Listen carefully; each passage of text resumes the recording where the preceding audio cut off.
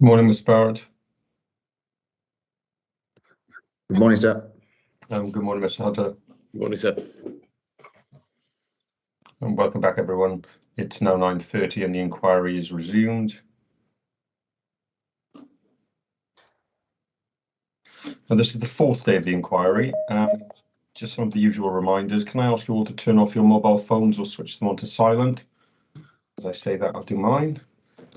And can I also ask you to, if possible, close your email software or set it to avoid notification sounds.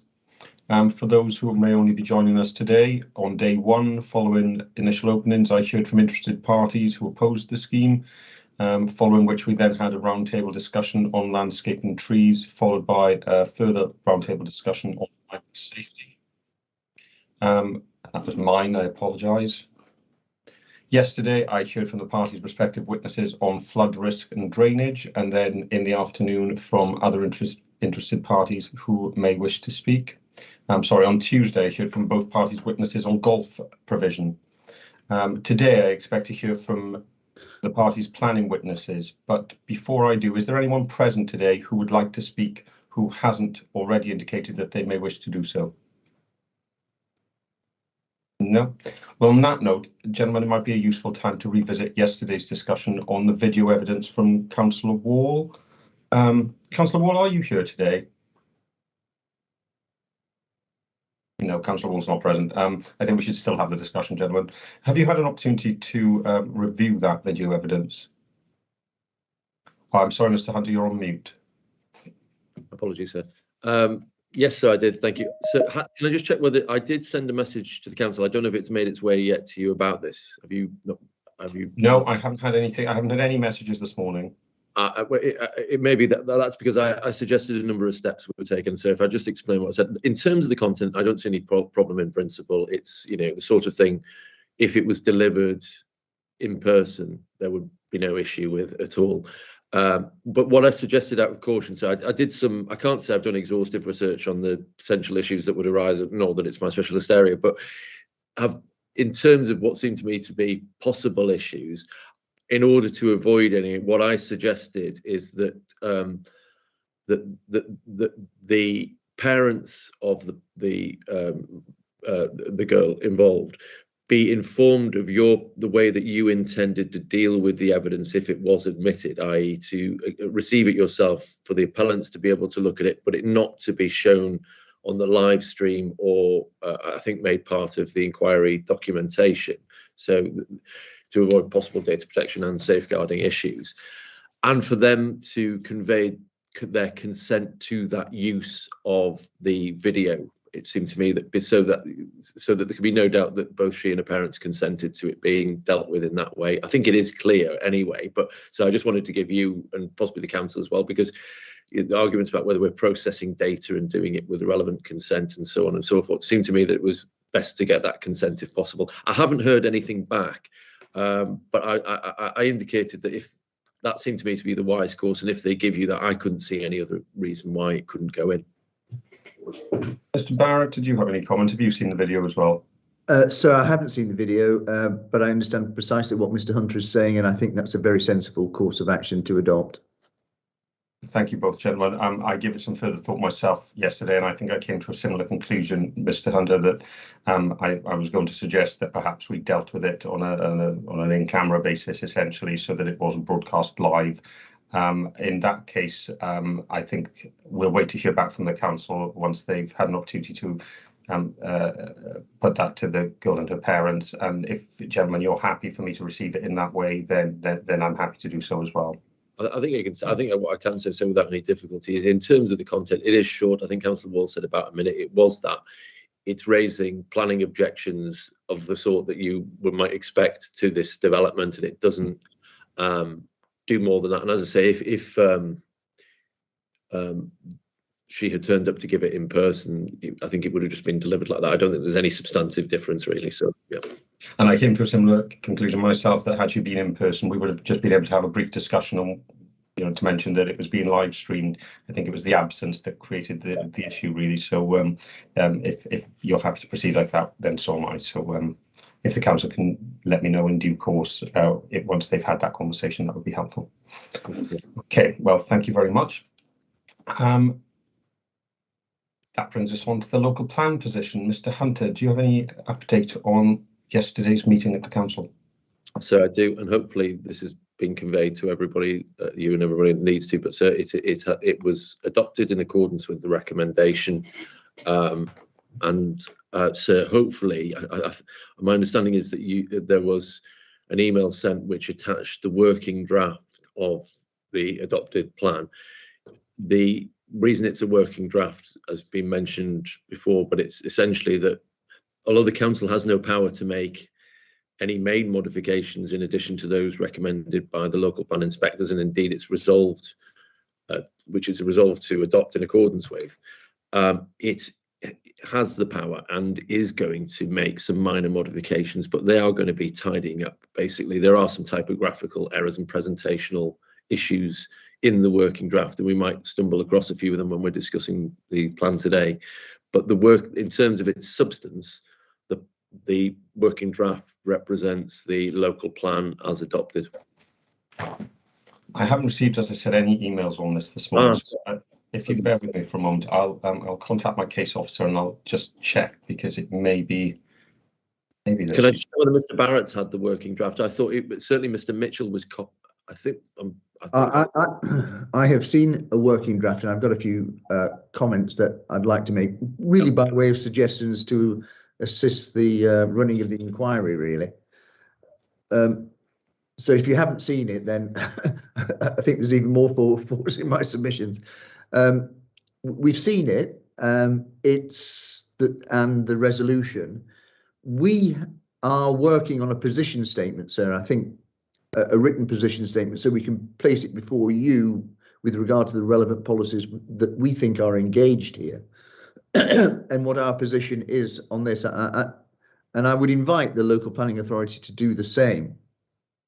Otherwise, we might spend an inordinate amount of time just discussing what policies are relevant, if they're relevant, and how they are to be interpreted. There is one little point that may develop into something of substance. We have detected a change to policy HE6, which we think is probably the most important policy that's engaged in the new local plan as far as my client's proposals are concerned.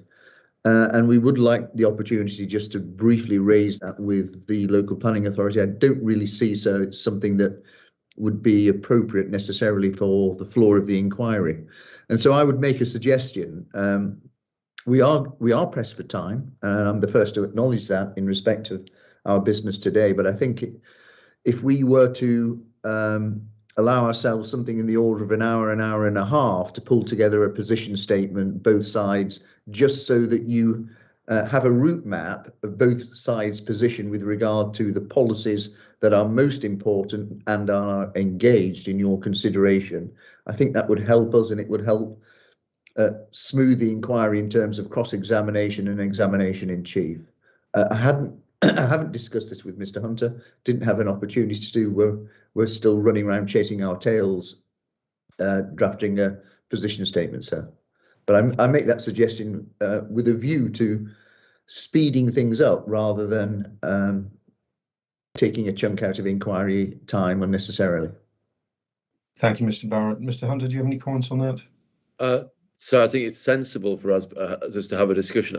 Whether it's an hour and a half, I don't know. I mean, I think that would cause an issue with the time scale. I mean, I wonder whether it's sensible to adjourn for a short period to enable. I would like to know what in particular what the change to HE6 the appellants say they've detected is, so we can consider what their position is on that. It may well. I agree with Mr. Barrett as well that it would be potentially fruitful if almost certainly fruitful for us to consider whether we can reach, or the extent to which we reach agreement on the relevant policies and those which are most important, because it will cut down time dealing with those matters in the evidence and clarify things. So I think that it's a good idea in essence. I just wonder, so whether it's given that an adjournment of an hour to an hour and a half would, I think, mean that we're not going to finish the planning evidence today in all probability, unless we sat very late, which would cause other issues. In fact, so I can't sit very late for other reasons. So we don't really want to, I don't think we want to minimise the time, the overrun, if possible. So all I would suggest is, if you gave us 15 minutes to have a sort of initial chat, if it turns out that we need to spend another hour talking about it, we can come back to you and do that.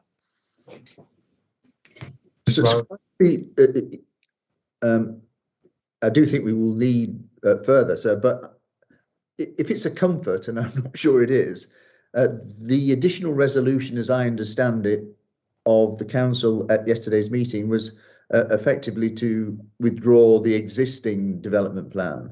So the UDP and any other documents no longer exist. So all the evidence that we had about GE6 and its application and the evidence base for it just goes quite out of the window, which I think is probably about half of Mr. I don't think it's a rough guess, but it's about half of Mr. Mitchell's evidence, and it's a very substantial chunk of Mr. Eaton's evidence, which will now no longer, as I understand it, not even be relevant. Well, so I'm in agreement on that. You see, I think there are some things we'll rapidly reach agreement on, such as that. Okay. Well, yes. I mean, my first comment is that we knew this was coming, and so it's quite frustrating to be in this position this morning where we're having to adjourn on an issue that we already knew was in the offing. But I do take your point that you haven't had a chance to discuss it between yourselves, and so I think initially let's have a 20-minute adjournment. Perhaps you can have the discussion that you need to have, and then after that we'll come back and you can let me know what the position is, and then we'll take it from there. Thank you, sir. So in that case, it's now 9:40. Shall we come back? Let's come back at 10 o'clock. So have a short 20-minute adjournment. You can have the discussions that you need to have, and then we'll come back and see where we go from there. Thank you, sir. Okay, thank you very much. It's now 9:41, and we're adjourned for 20 minutes until 10 o'clock. Thank you.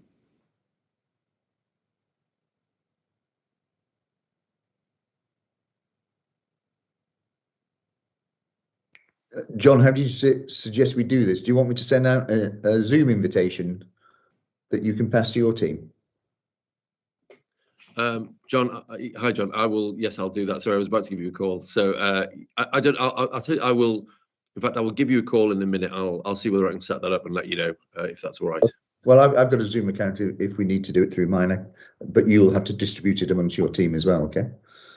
Yeah, I mean that might be the best actually, because I'm not sure I actually have a whatever the paid account is. So it might. I mean, it would. Although we need that time initially, but if you've got okay, one, well, call me about. I'll try and set up the Zoom account whilst we're doing that. Okay. thanks.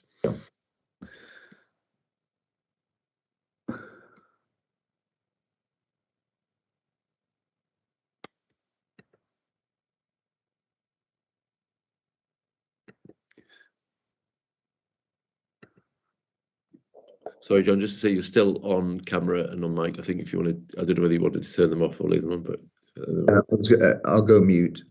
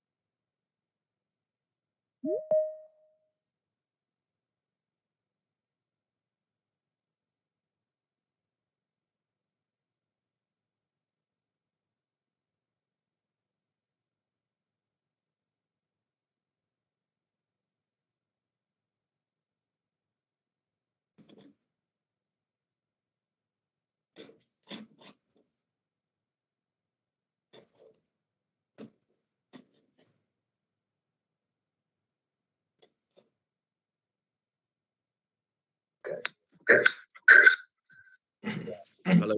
Well, welcome back, everyone. I'm sorry, sir. Would you just give me a moment, because I have we were in a Zoom meeting with the appellant's team to discuss it. Sorry, so we've had a sort of meeting of the teams to discuss the issues, and I think everyone's just coming out of that now.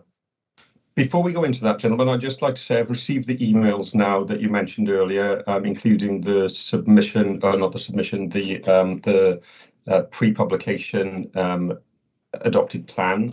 I've also received some further emails regarding the video discussion that we had earlier, and received confirmation from the individual's parents that they're happy for it to be dealt with in the way that was suggested. So unless you have any further comments on my acceptance of the video on that basis, Mr. Barrett? So I haven't seen it, but I'm entirely content to rely upon what Mr. Hunter has said. It's to its contents. I will see it in due course, and we'll have an opportunity to address it if I feel appropriate in my closing. Thank you very much. Can we arrange for Mr. Barrett to have a copy of it? I won't formally accept it until he's had an opportunity to see it. I think that's probably only right. Okay, yes. thank you. Again, okay. I'm sure that Mr. Plant or Mr. Eaton will be able to do that. In terms of where we are in for this morning's evidence, have you had a chance to discuss the matters between yourselves, or do you need some more time? So we have, but I think that we do need at least just a little bit more time. There was one that we didn't quite get through discussing the issue. Mr. Barrett flagged up about there being a difference between the working draft version of HE6 and the one in the appendix to the inspector's report. So we just hadn't managed to get through that bit, and there may be other issues as well. So we did our best. I think Mr. Barrett was right that we would need a little bit longer. So I don't know whether it's be worth adjourning for another. I don't know. In fact, I should let Mr. Barrett speak and give his views on that first. So we did indicate that there were changes between what the inspector was considering and what the final version is. I don't think that, I'm not suggesting for 1 minute there's anything sinister here. I think it's more an editorial error rather than anything of substance. But it may be something that the council, they haven't got much time, but they're going to have to reflect on it to state what their position is. And so I'm going to suggest something in the order of 15 minutes.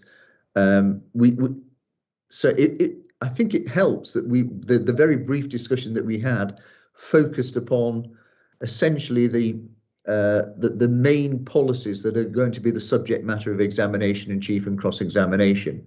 So it was useful in terms of identifying what the main issues now are and the most relevant policies are.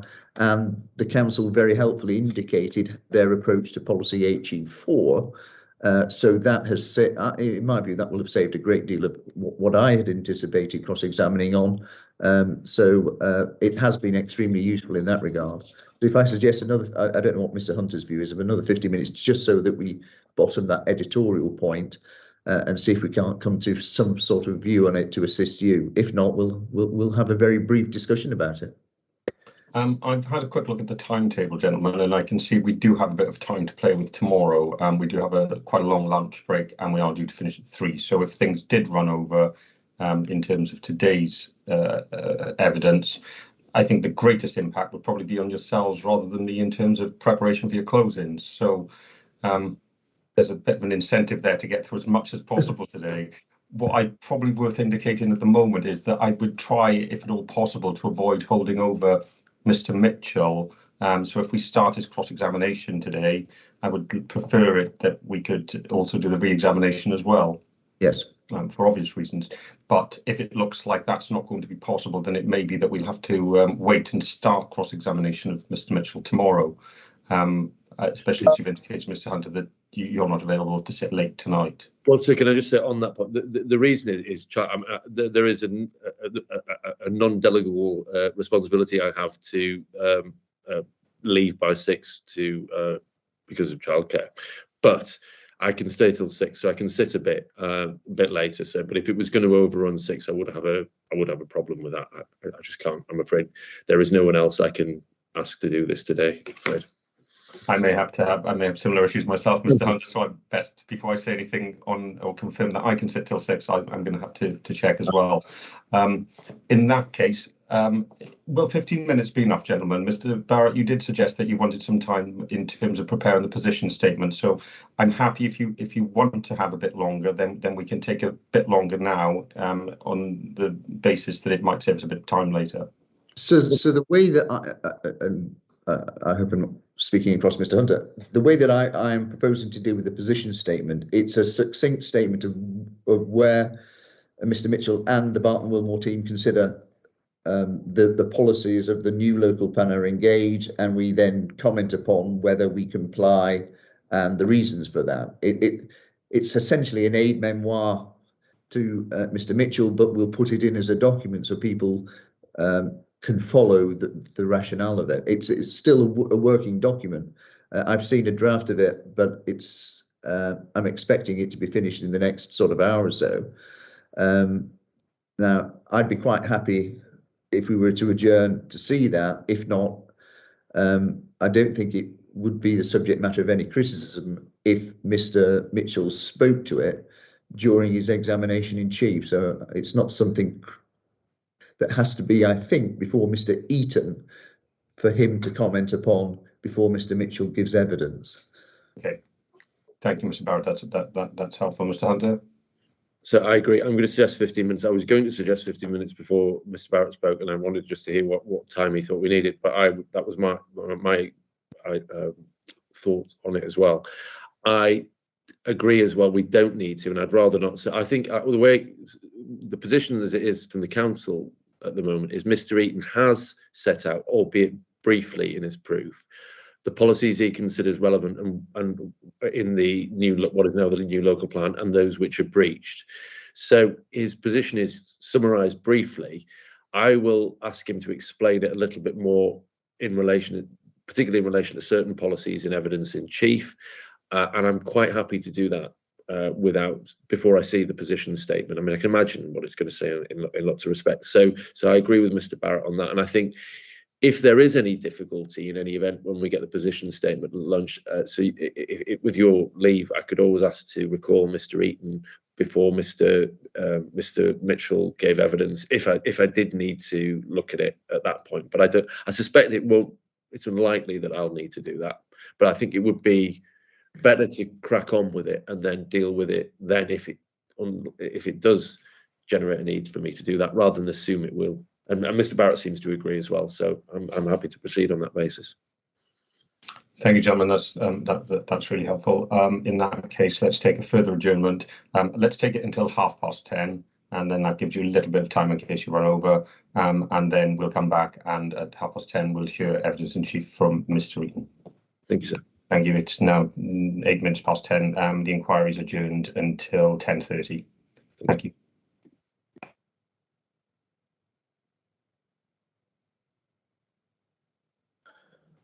All right. I'm just thinking, should we go back into that Zoom meeting if you can still do it, and we'll bottom out the change text issue.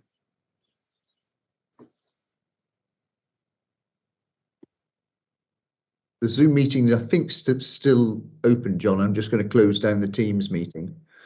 Okay, I'll try and get back in.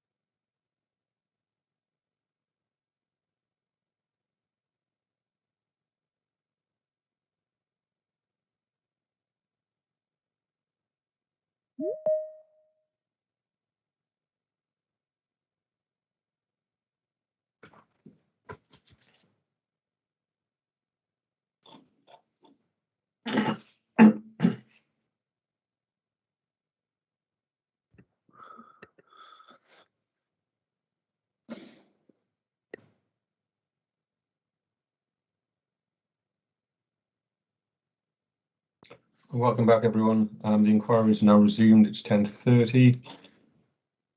Gentlemen, have you had enough time to consider the matters we discussed before the adjournment? So I think we have, unless Mr. Barrett says otherwise. And so thank you. It has been, I hope it will be helpful for you. So it's been helpful for us, I think. And so if Mr. Barrett has no objection to it, I think if it might be helpful for me to just try and explain the issue in terms of differences in text. I think we've reached. Before you do, Mr. Barrett, are you happy with that? Yes, entirely happy with that. So yes. Yeah, I think I don't know if there is any major difference between us on this, but I'll set up the council's case. Mr. Barrett can then respond to it. What has been pointed out helpfully is that there is a difference in the wording of one relevant part of HE6 in the working draft of the adopted local plan to the wording in the appendix to the local plan inspector's report. And so I'll take you through that. And what appears to have happened is this: when the main modifications consultation was carried out, so the main modifications which were originally recommended. These are the December 2021. Yes. So, and perhaps if I could take you through Mr. Dorber helpfully did this for me, so I'm going to do a similar thing, I think, for you. So if I can find the relevant document, it's PD 012 in the core documents, and I hope this will save. It was helpful for us, and hopefully it'll be helpful for you and save time. So within that document, I think it was page 174. PD 012. Yeah, 012. Sorry, I'm up here. Yes, so those are the December modifications. So this was the modification of the policy. What I do want to point out is this was the version that the inspectors were suggesting when we went to consultation. Was the wording that should be used in HE6 at that point. And so you'll find it as policy HE6 is page 173 onto 174. And in the left-hand column, you see it's made modification 4044.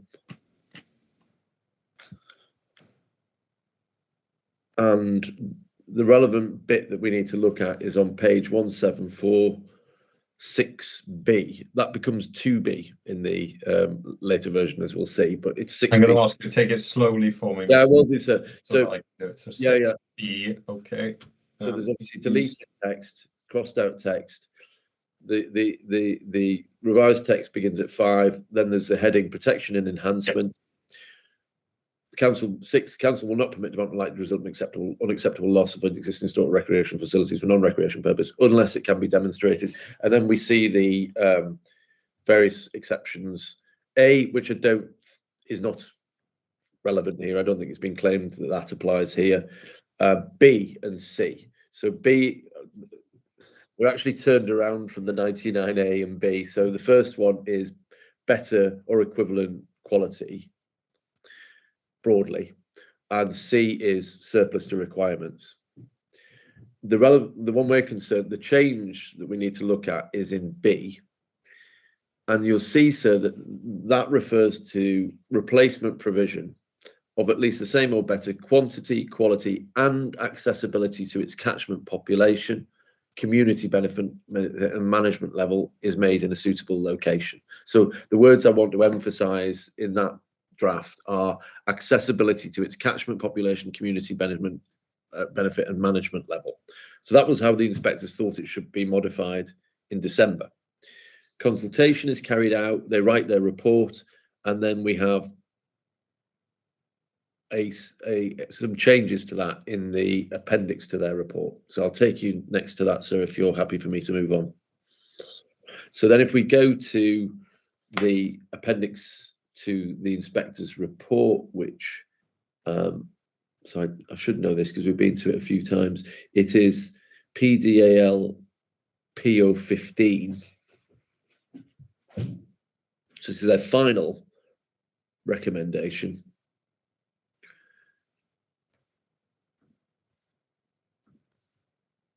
Yes, I'm in. And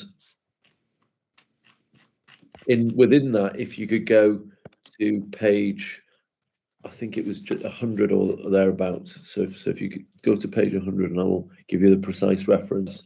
It is page 100. Yeah, thank you. So I probably should. On HE6 starts on page 99 and then go, but the relevant bit is on page 100.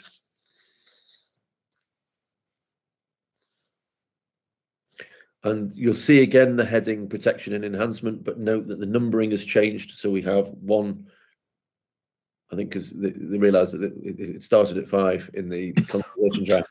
Now starts as it should at 1.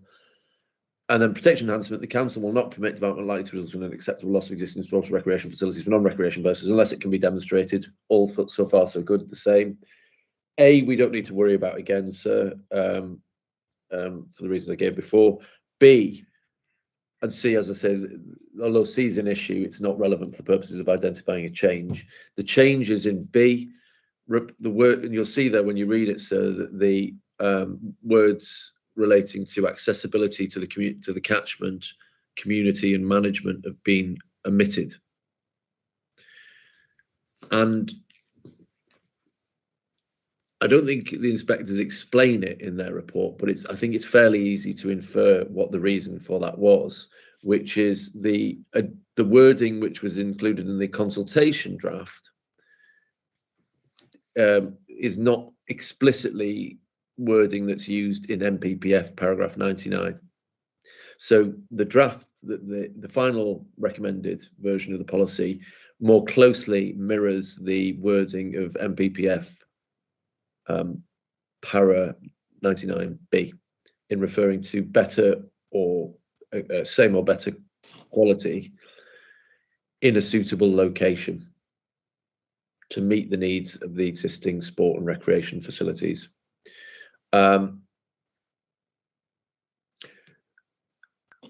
so what I would say on that is, I don't think this is a change of substance actually, because accessibility to the catchment, management and community issues are embraced within quality and in suitable location. So I think it's a change of form rather than substance, but I see why the inspectors thought it sensible to use wording that was closer to the MPPF rather than the wording they originally proposed. And the count, although I don't know if I can say the definitive position is, because but I understand that it is likely that actually when we finalise the publication version of the plan, the council will likely use the wording that we're looking at now rather than the December consultation draft for obvious reasons. So we wouldn't tinker with that unless we thought it was proper to do so. And I think the assumption would be we would use the same wording. So it's helpful for the appellant to have pointed out that perhaps in the working draft there's been a failure to appreciate that there was a change in the text, and it's likely we will make a change to the working draft before it's published to reflect the wording you're looking at now. But actually, it's not a change of substance in my submission. So, if I'm right, Mr. Hander, what's happened here? The change happened that was recommended in the December. It was consulted on the basis of those words being removed, but in the working draft that's been sent to me this morning, the adopted version still contains the words, so the modification hasn't been carried through. So not quite. The version, what was consulted on was the version with the additional wording included. But having done that consultation, having been carried out, I don't know if it was a result of actual consultation or just the inspectors themselves realising it. They don't explain in the report. But okay. For whatever reason, the inspectors have decided that they should omit words they originally proposed to include. Okay, yes, I see. But I mean, so what I'm saying as well, if just be clear about it, is it seems to me in principle the authority could stick with that wording if it doesn't make a material difference, because it would be a minor modification. But then we wouldn't want to give room for argument or doubt about it generally. So my instructions are at the moment from Mr. Plant, who isn't the officer responsible directly for the plan, which is why I'm a bit hesitant to say it. But I think it's likely that this having been pointed out, the council will revert to the wording in the appendix to the inspector's report. That would be its default position.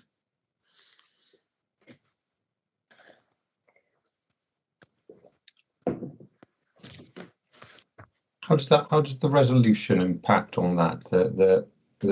Presumably they have room to do that without going back to. Oh, so I'll check, but there was, as I've already pointed out, the resolution was, I think, to adopt with provision for minor modifications to be made, so we can tidy up the plan if there are. So if this is essentially a mistake, because the intention was to reflect the wording in appendix. In the appendix to the inspector's report, the resolution gives officers the authority to do that. They're clearly not committed to the work. There are typographical mistakes in the working draft, which we clearly can sort out. And this is really an error of transcription.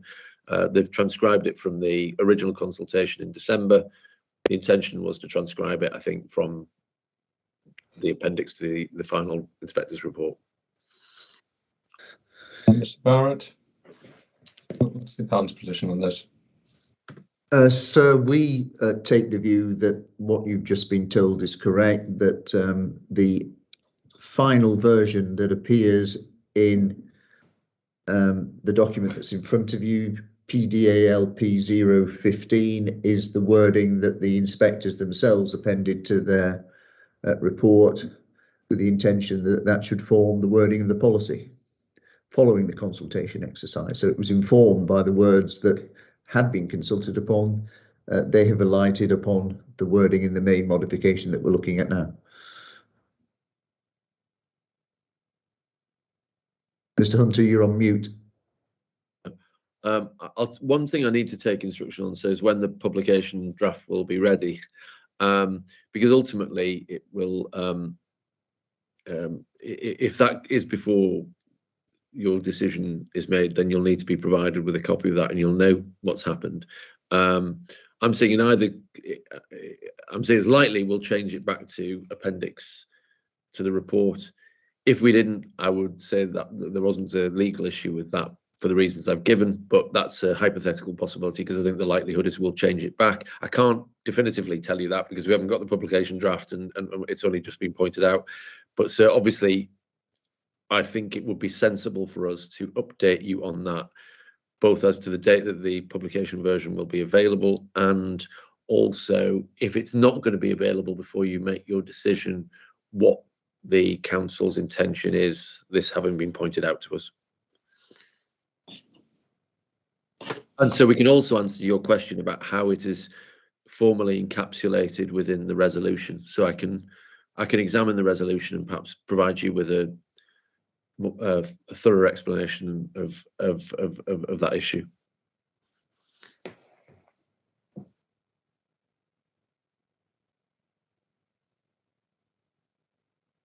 Okay, so these words and accessibility to its catchment location, community benefit and management level. In your view, Mr. Hunter, that's really going to the issue of location, which would be, if I understand you correctly, already encapsulated by the main modification that was proposed by the inspectors. Yes, because it's same or better quality in a suitable location to meet needs, which must be the needs of, which, well, reasonably interpreted, I'd say, as needs of the people within the catchment. It's the needs of the facility. So, but so that it's broadly similar. So, but it would be, I don't want to complicate matters if I can. So if we can make it very straightforward, we will make it very straightforward. Okay. Mr. Barrett, presumably you're happy to proceed in terms of the evidence on that basis. You're on mute, Mr. Barrett. Sorry. Yeah. Yes, sir, I'm happy to proceed on that basis. Obviously, we've got to discuss the meaning of the policy as it appears in what we think will be the adopted version. That's the best we can do right now. I suppose my concern is that in the event that it turns out the council decides that they won't make that change, and that the wording in the current adopted plan that I've been given is maintained, then that puts you in a very difficult position, and puts me in a very difficult position, in that I'll be applying a policy that you haven't been given an option. So I don't know if you can hear me, sir. I can't hear Mr. Oh, well, Mr. Hunter's on mute, but sir, you've frozen.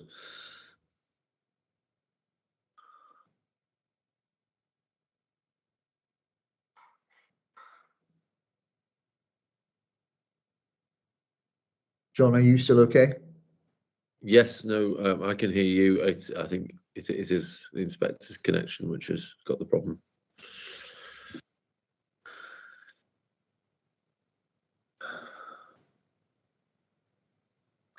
Just in terms of timescale, John, does your team know when they'll be able to publish the publication draft? You're mute.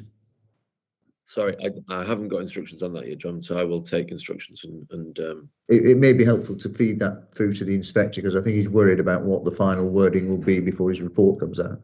of course, yeah.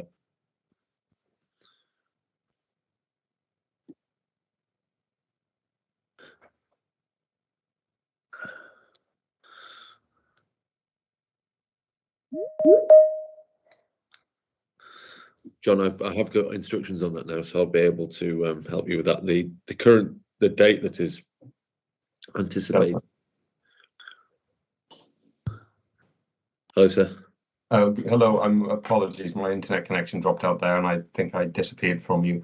What I think I was saying at that point, Mr. Barrett, that I do have a bit of concern around the idea of, if the council were to change their view and to maintain or stick with the wording in the policy, the adopted plan that I've been given, does that put you in a difficult position that you're then I'm being asked to determine on a policy that you're not putting forward arguments on, or wording on a policy that you're not putting forward arguments on? Yes, I think it would put us both in difficulty, because you may well be addressing a policy that wasn't a statutory development plan policy. Would be something else. But one of the things that Mr. Hunter and I just engaged with is, when do they think the publication version, in other words, the final version, the definitive version of the plan, could be made available? And Mr. Hunter was taking instructions on that. I have been told the anticipated date is the 11th of March, so 8 days. So it's inevitable, I think, then, that it is going to be, or if unless there's a problem with it, we can't meet that date, that it is going to be before you make your decision. And so all I'd say in that case is, if we work on the assumption that we will revert to the inspector's final text for HE6 in the appendix to their report, and if that turns out not to be the case, I'd have thought it's possibly something we'll be covering anyway. We can cover it to some extent in evidence. I can put my point to Mr. Mitchell, for example, about that there's not really any substantive difference between the points. But in any event, so I mean, I don't know if this is obviously for you and Mr. Barrett as well, but it is something which might be capable of being addressed by additional written submissions if necessary. Would that mean that I'd have to keep the inquiry open? And so I wouldn't be able to close technically on Friday and then accept further written submissions without having to try and reopen the inquiry, which is fraught with issues in itself. I think it's, I mean, I think, so I don't want to overcomplicate it. I just want to I understand your concern. I'm just thinking about, I mean, where I'm being asked to reopen an inquiry, or on Friday being asked not to close it. So I think, I mean, the first thing I'd point out is we're dealing with a contingency that neither me nor Mr. Barrett thinks is likely to occur. My instructions are that's not likely to occur. So if we work on the basis that we will revert to text, in the unexpected event that it does that, it may be complicated. There may be complications, and I'll answer to it. And I think I just suggest that we'd have to face that problem in the unlikely event that it arises. But it is unlikely, I think. So, and I'm not sure there's much else we can do about it, sir, because we don't have the publication draft. The working draft is what it is. There is this difference, and I can't take the matter further than that. So, if I may help, I think it's the least worst option that we've got. We proceed upon the basis that the policy as appears in PDALP 015, the inspector's main modifications, is going to be the policy. And so the inquiry is not closed save for your receipt of the final version of the document, and in the event that the policies are not as discussed on the floor of this inquiry, both parties will have a very short time frame, I would suggest, 7 days for the local planning authority, 7 days after the local planning authority's response for us, and then the inquiry is closed. I think that's the only attractive practical solution to the problem that we've got. Like Mr. Hunter, I don't think it will arise, but I think so. We ought to reserve to you the ability to receive the final publication version after the close of the inquiry, or close of the inquiry in terms of the admission of evidence, just so that you can receive the final version.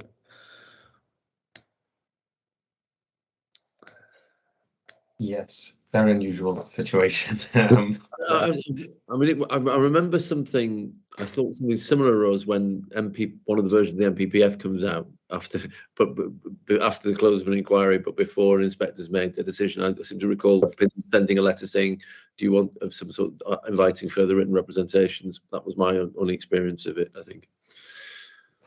But so I mean, I think in practical terms, it's unlikely that this difficulty will arise, but you do certainly, I absolutely agree, you should get a copy of the publication draft if that comes out before your decision. Well, what I have done in terms of Section 106 decisions previously, and in fact it comes up quite regularly, is to close the inquiry subject and then give an indication, as you said, that within these timescales these documents will be submitted. So yeah. I'm very hesitant about leaving it open. But I think that's a slightly different situation, isn't it? Because it doesn't really go to the heart of the evidence. It's just we've already discussed the issues, and it's about signing and formalities in those situations. Well, I'll give the issue around closing a bit more thought. I'm not going to make a decision on that right now, but I think the best thing to do, as you said, is to proceed on the basis that we're working on the modifications in PL 015. Yeah, and on the wording there, and then if things change, we'll deal with it as and when. Well, so the only other option, I'm not suggesting this. I think but the other option would be, or the one that occurs straight away to me, is to adjourn closings in this with the possibility of it. But I think, as you said,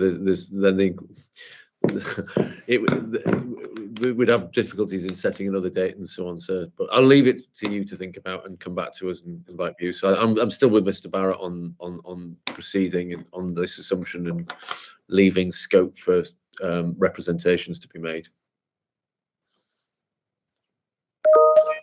Mr. Barrett, do you have anything else that you'd like to add? No, sir, I think that's the way forward, quite frankly. I think we are where we are, and these are unusual circumstances. They couldn't have been foreseen in the precise form that they've come to us, so we have to deal with it as best we can. Okay. As I said, I'll go with the basis that you've suggested, but I'll reserve my position for now in terms of how best to deal with the closing of the inquiry and whether to leave it open or find some other method of dealing with the submission of the plan. In that case, is there anything else before we get into the evidence? No, no, sir. Thank you.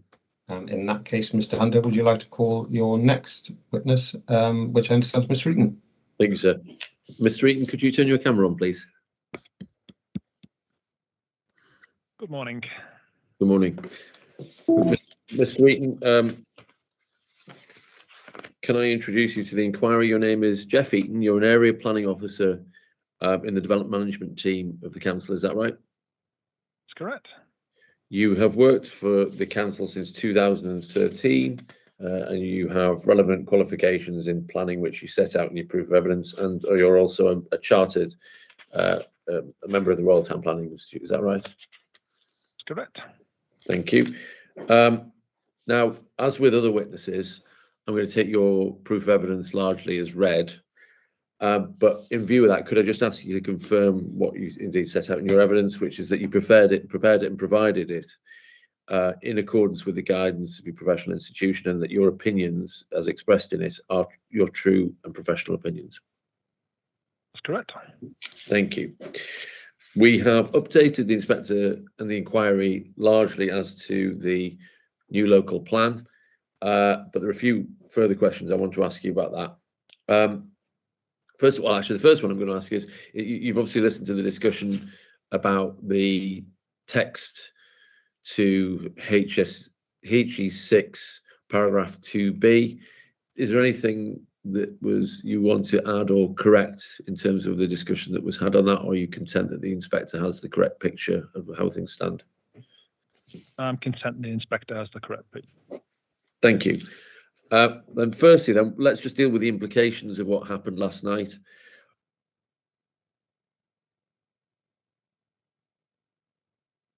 UDP, which formed a considerable part of the, in particular, the evidence of Mr. Mitchell, and also a substantial part of your evidence. Are they still part of the development plan or not now?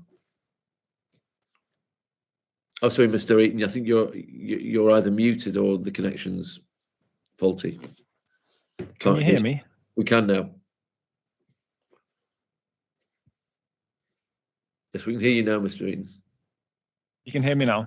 Yeah. I lost connection briefly there, so if you just repeat what you said, and then I'll. Yes, sorry. So I was asking about the status of policies G6 and G10 of the UDP, which were perhaps a major part of Mr. Mitchell's evidence, and also a substantial part of your evidence for obvious reasons. What is the status of UDP policies G6 and G10? Now, are they part of the development plan or not now? Following the adoption of the DELP, they're no longer part of the development plan. Okay, so is there any need, do they have any relevance, or is there any need to consider them further at this inquiry in your view? Those particular policies do not need to be considered. Thank you. Now, in terms of the policies that do need to be considered, in your proof, you have contemplated this issue, and you, in particular, you have set out at paragraph 7.2 on the 19th page PDF numbering, document numbering, the policies which you say are relevant and which you say the application doesn't comply with. That's correct.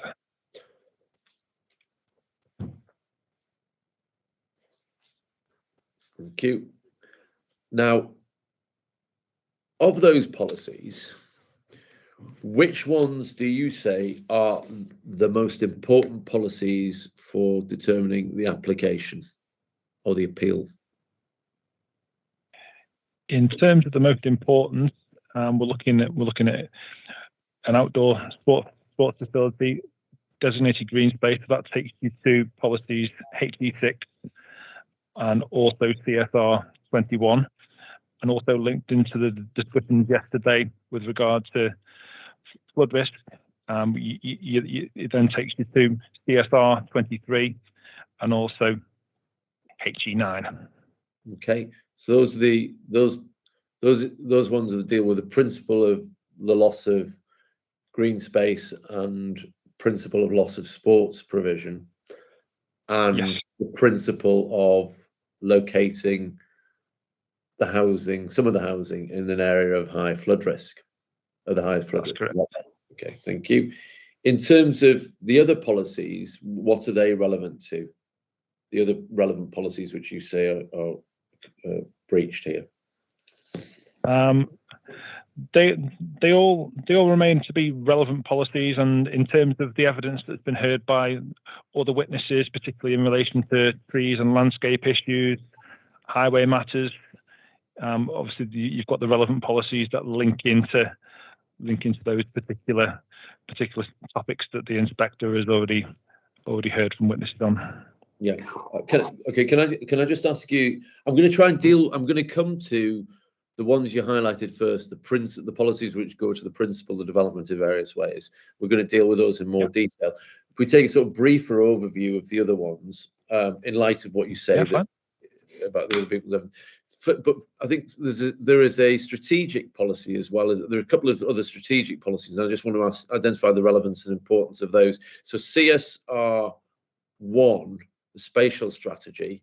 So for the purposes of my questions, save in relation perhaps to HE6 because of the textual difference we've been discussing, I'm going to refer to the copy of the working draft local plan, because it's obviously more legible and it's at least substantially what will be adopted, or is adopted and will make its way into the publication version. So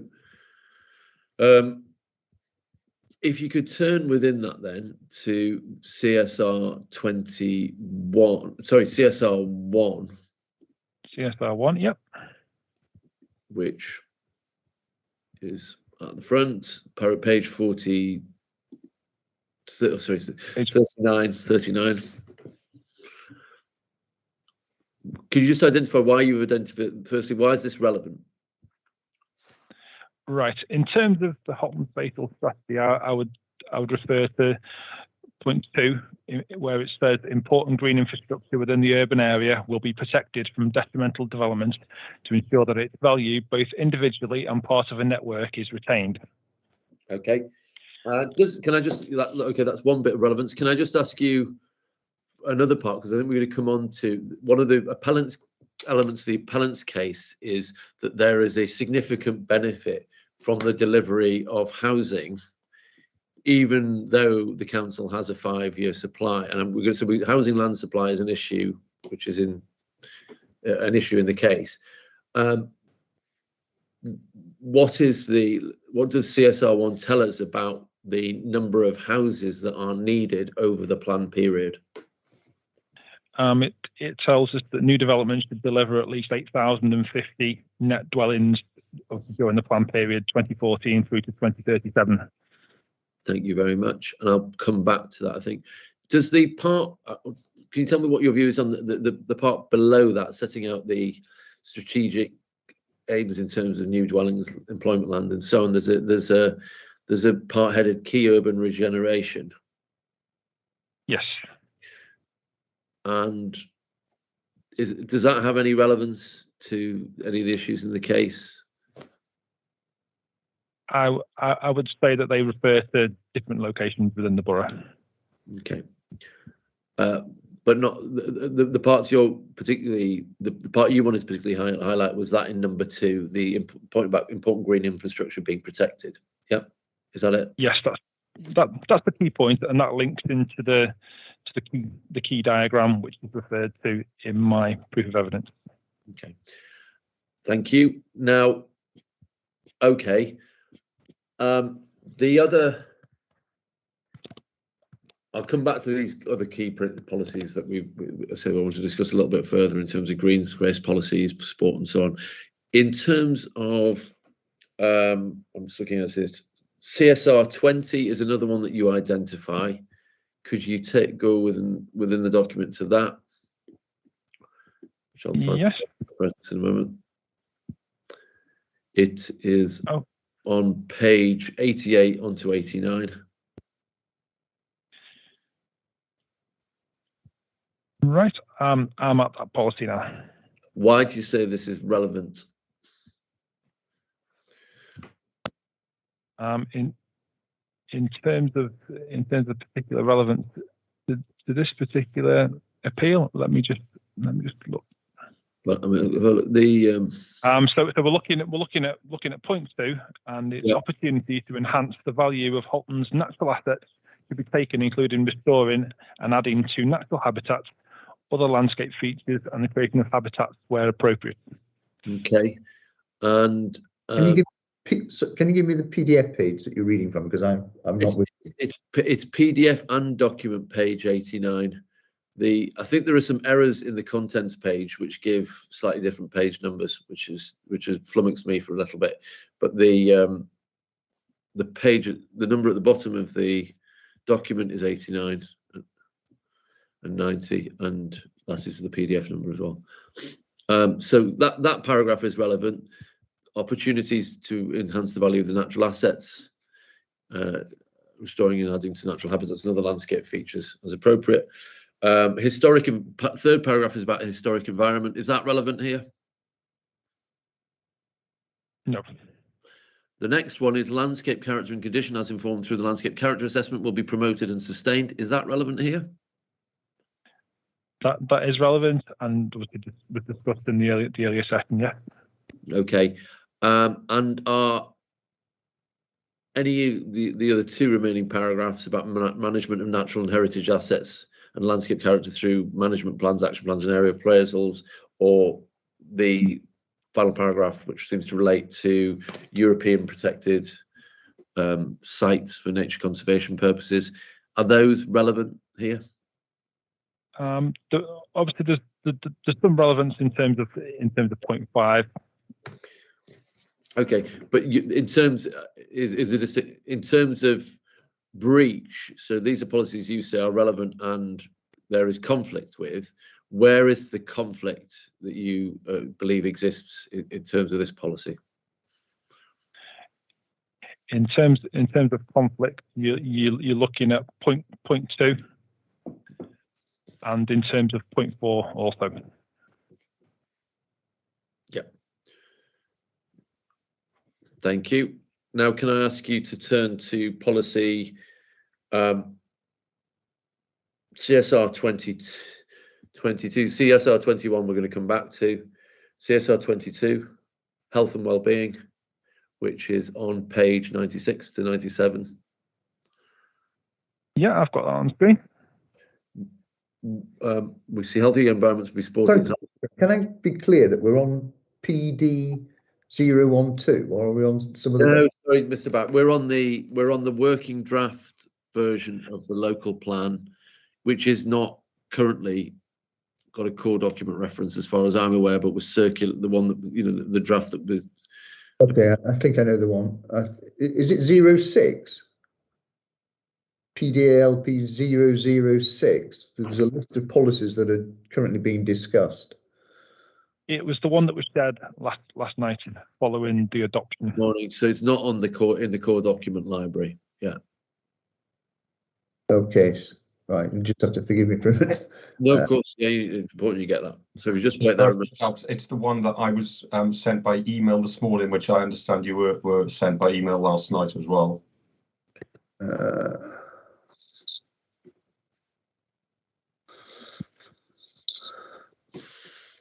Do apologise if you give me a moment. Of course. While Mr. Barrett's doing that, Mr. Eaton, sorry, Mr. Hunter, I wonder whether we could have this put in as a core document. Yes, it should be a core document. Yeah.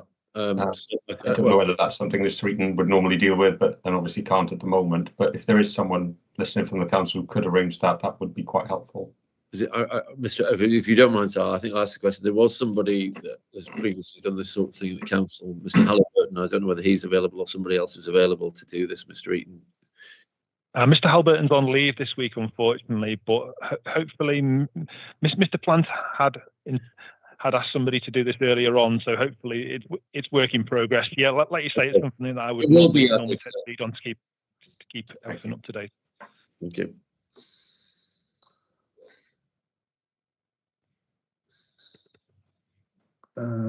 Is it the document that says it's adopted 2nd March 2022? Yes. Thank you very much. Sorry, sir. Page 96 within that is both the printed number and the PDF number. Okay. Got it. Thank you. So health environments will be supported and healthy lifestyles encouraged across the borough by various things. So what could you just identify why this is a relevant policy in your view? Right, there's 2 points to note here. At point 2, it says applications for large-scale major developments supported by a health impact assessment to enhance potential positive impacts of development and mitigate against any negative impacts. So we're looking at a large-scale major development here. So the appellants provided a health impact assessment as part of their application submission. So we have that firstly, and then moving on to point 4. You're looking at opportunity to widen the borough's cultural, sport, recreation and leisure offer are supported. So you have that, which is also relevant in this case. And in terms of conflict with the policy, what kind of conflict are you identifying? In terms of conflict, we've certainly the council considers that we're not widening the borough's sport, recreation and leisure offer by what's being proposed by this development. Okay, thank you. And there is also links back to obviously the title of the policy being health and well-being, and obviously if you look at my proof, when obviously we were looking at earlier policy compliance with policy G6, which obviously we now consider not to be relevant. However, there is a point in there which is basically states a contribution to the health and sense of well-being of the community. So that is a key point that's come out of that as a consideration, and also through the representations received. So we don't consider that the proposal will be positive in that regard. Linking into point 2. Okay, thank you. And the next policy which I want to deal in this sort of brief way is CSR 23. I think I'm going to deal with when we come to flood risk, actually. Because I understand it, again, Mr. Barrett doesn't mind me doing this. I understand the policies that are relevant to flood risk that you've identified here are CSR 23 and HE9. Is that right? Yes, that's correct. So we'll come back to those. That leaves us with C1, transport, HE1, HE5, so natural environment, HE1, trees and landscaping, HE5, GR1, design, GR2, amenity. And in fact, so I'm going to take them even more briefly, and if I need to come back on them, depending on what happens in cross-examination, I will do that. But in terms of HE1 and HE5 and GR1 and GR2, to what issues are those policies relevant? They link to the discussions we were having the other day with regards to trees and landscape issues. Okay. That would result. And overall, what's your position in terms of compliance with those? Why do you say there's conflict with them? Well, if we look at in particular the wording of policy HE5, looking at point 2, So planning permission will not page. Yeah, we need the page reference. Page 207. Thank you.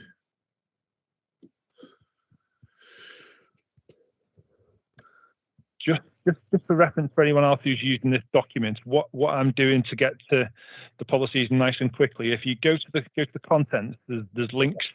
The hyperlinks. Click on the hyperlinks. Take you. The page numbers are incorrect, but the links are working. Yeah, I think. Yeah, the links working really well. So that's the way I'm doing it, nice and speedily. Is go back to the content, click on the relevant policy to get there nice and quickly. Excellent. So HE5, go on. So you're going to tell us why there's conflict with HE5. So planning permission will not normally be permitted where the proposal adversely affects trees, woodlands, hedgerows, and then obviously it goes on to by TPO. Yeah. Number points. So in this case, as we heard, we have trees that are protected by a tree preservation order on this site. So that's relevant. And then then obviously moving on to the landscaping aspects. All development will be required to conserve and, where appropriate, enhance the character and quality of the local landscape. That again is also relevant. Obviously, there's lots of points that I could refer to in those policies. I don't know how. Yeah, no. Well, I want to deal with them briefly. How much reference you want? No, I'd like to deal with this briefly because I think we can understand that these are the sort of policies one finds in development plans all the time, and the answer to whether there is conflict may turn on whose evidence the inspector accepts in terms of the landscape visual evidence that we've heard. Now, but just as you picked up this policy, can I just understand your position in relation to points 3 and 4 in HE5? You see there's a presumption in 3 in favour of retention and enhancement of existing tree, woodland and hedge cover of arboricultural, landscape or visual amenity on the site. Is this part of the policy complied with, or is there conflict with it? There is conflict. Okay. We see then in 4 is that whether development is likely to result in unavoidable loss or threat to continued life, health and life expectancy of woodlands, trees and hedgerows, the council will require the impacts to be satisfactorily addressed through appropriate mitigation, or if not feasible, compensation or offsetting. Is that policy relevant? That part of the policy relevant? Not of particular relevance, no. So 2A, 3 and 4 are the points you think are at least of particular relevance and there's conflict with. Is that right? Not 4. Sorry, I beg your pardon. 5. I mean 5. Sorry, landscaping. 5. Yeah, 5. Yes. Yeah, thank you. Okay. Unless there are particular features of GR1 and GR2 amenity or HE1 that you want to take, you feel we ought to go to, the inspector needs to look at in detail. I'm not going to do that, Mr. Eaton. It may be that Mr. Barrett needs to do that, and as I say, I'll pick that up later if I need to come back on it. But do you think there's anything in particular in those policies that the inspector needs to look at now? I think in terms of those topic areas, like you said, the development plan policies across the country, and in those kind of issues, remain pretty similar. And in terms of the position, it's as on those topics, it's as set out in the proof. So yeah, no, I don't think we necessarily need to go over that any further at this point. Then the final policy, I think, before I come to the ones I want to discuss in more detail, is C1, transport network and accessibility. Presumably this relates to Mr. Peake's evidence and Mr. Woolliscroft's evidence. Correct. The issue of highway safety. Yes. Do we need to look at it, or can we say that the answer to, or is your position that it turns on whether or not the inspector accepts which of those witnesses' position the inspector accepts? Yeah, I agree. Okay, thank you. As I say, if we need to come back later, we can, but I just want to make efficient use of time and concentrate on the most important things. Right, issues of principle then, and the other policies we've yet to go into. There is a loss of designated green space, a loss of outdoor sports provision, which is why we're going to look at CSR 21 and HE6. And I want to touch on HE4 for the reason for you to explain why it isn't one of the policies that you've identified as relevant and breached in this case, because that also deals with green space. So starting with CSR 21, can we go to that policy in the working draft, please? And again, I will give the page reference. It's 92 into 93. Right. I'm at that point. Yeah, and we see the policies headed green infrastructure, and we see green infrastructure, Halton's green infrastructure network will be protected, enhanced and expanded where appropriate. Then there's some words about working in partnership, responsible in order to achieve this through, and then there are a number of number points which tell us how the council wants to achieve these aims. Which of these numbered points do you say are relevant in this case? So just to support the fact that the application of this policy is correct, if you look at the justification, it makes reference to outdoor sports. Yes, sorry, Mr. I was going to come to that, yeah. Outdoor sports facilities. I just wanted to pick up on that point first, but in terms of... That's important, actually, if you're going to deal with that, because I was going to come to it, but if we're dealing with it, let's just explain that thoroughly for the inspector. The policy relates to green infrastructure. Where is green infrastructure defined in this document for the purposes of policy CSR 21? It's defined in the justification at paragraph 7.135. Okay, and does it include or not include sports facilities? It includes sports facilities, and there is particular reference made to golf courses. Okay. We see all the other bullet points as well: parks and gardens, amenity, green space. Above that, I just want to pick up one point on page 92. The supporting text above CSR 21 7.134 talks about multifunctional green space, capable of delivering wide range of environmental quality life benefits for the local community, and then the various things that it can do. Can I just understand the position when we're talking about does the fact that one area of green infrastructure fall within, say, one category, one part of the definition, outdoor sports facilities, mean that it can't fall within other parts of the definition as well? So could one have an outdoor sports facility that's also amenity green space or natural or semi-natural green space? You certainly can, yeah. And what about, in terms of this site, looking at that definition, are we in just the category of outdoor sports facilities or in other categories as well, in terms of physical characteristics? This site performs more than just an outdoor sport facility, yes. Thank you. Now, so the question I asked, and I go back to the policy, was which we're told that the objectives of protecting and enhancing and expanding the green infrastructure network as defined in the supporting text will be achieved through various things, and which of these things are relevant here? So firstly, number one, ensuring new development maximises opportunities to make the provision for high quality and multifunctional green infrastructure, taking account of deficiencies in the standards for green space provision. Number two, resisting loss of green infrastructure where there's identified deficiencies in provision. So also, in order to speed things up, do you want me to refer to numbers just to try and? Yeah, just don't read them all out. The inspector can read them. Yeah. Exactly. Number three. Yeah, protecting, enhancing, and creating linkages. Yeah.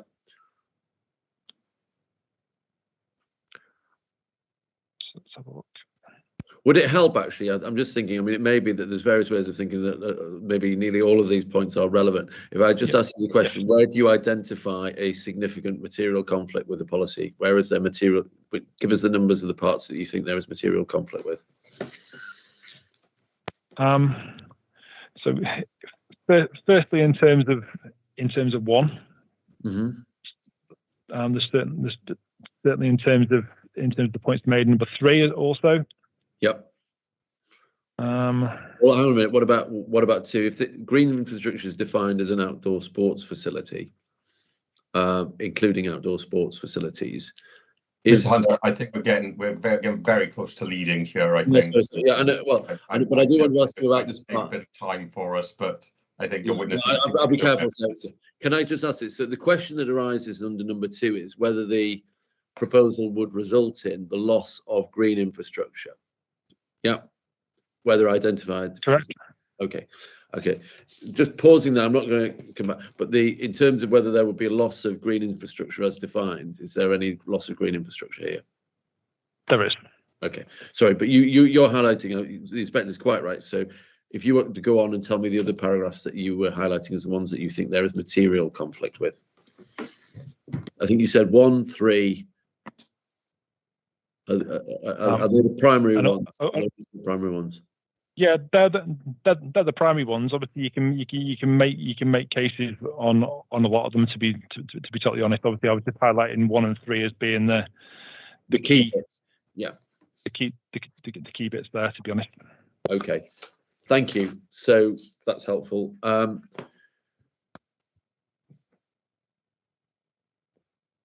And in terms of 3, actually, in particular, that's about protecting, enhancing, where possible, creating linkages and connections between natural habitats, landscape features, which contribute towards a network of green spaces and corridors of value for biodiversity, recreation and amenity needs.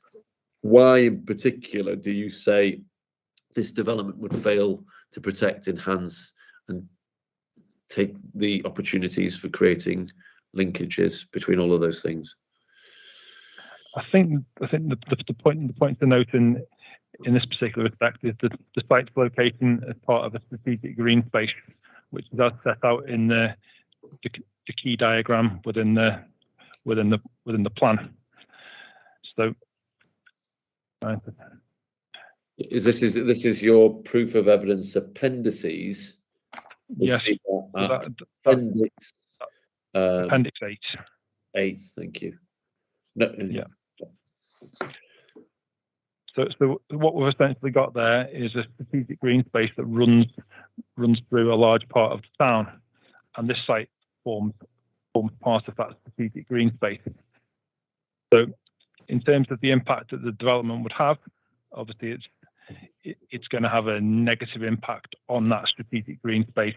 Hence, number 3 is of particular importance in this case. Thank you. Okay, that's helpful. I mean, essentially, that's for the reasons that you've. Is it right to assume that that's for the reasons that you've set out in more detail in your proof, albeit by reference to the old UDP policy, in particular GE10, rather than by reference to CSR21? Exactly, the case made there. In terms of, you can look at, obviously we're now looking at Appendix 8. However, if you were to look at Appendix 4 in my proof, for instance, you have a very similar strategic green space also running through the town at that point. So in terms of the points made in my proof, yes, they continue to remain relevant. Thank you. Could we then go to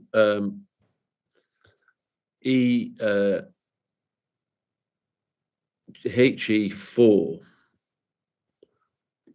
and just if you would explain, I'd ask you to explain a few things about this. It's not we know it's not in your list of policies that are breached, but I want to just explain the reasons why that is. So if we have a look at, so it's on page 203.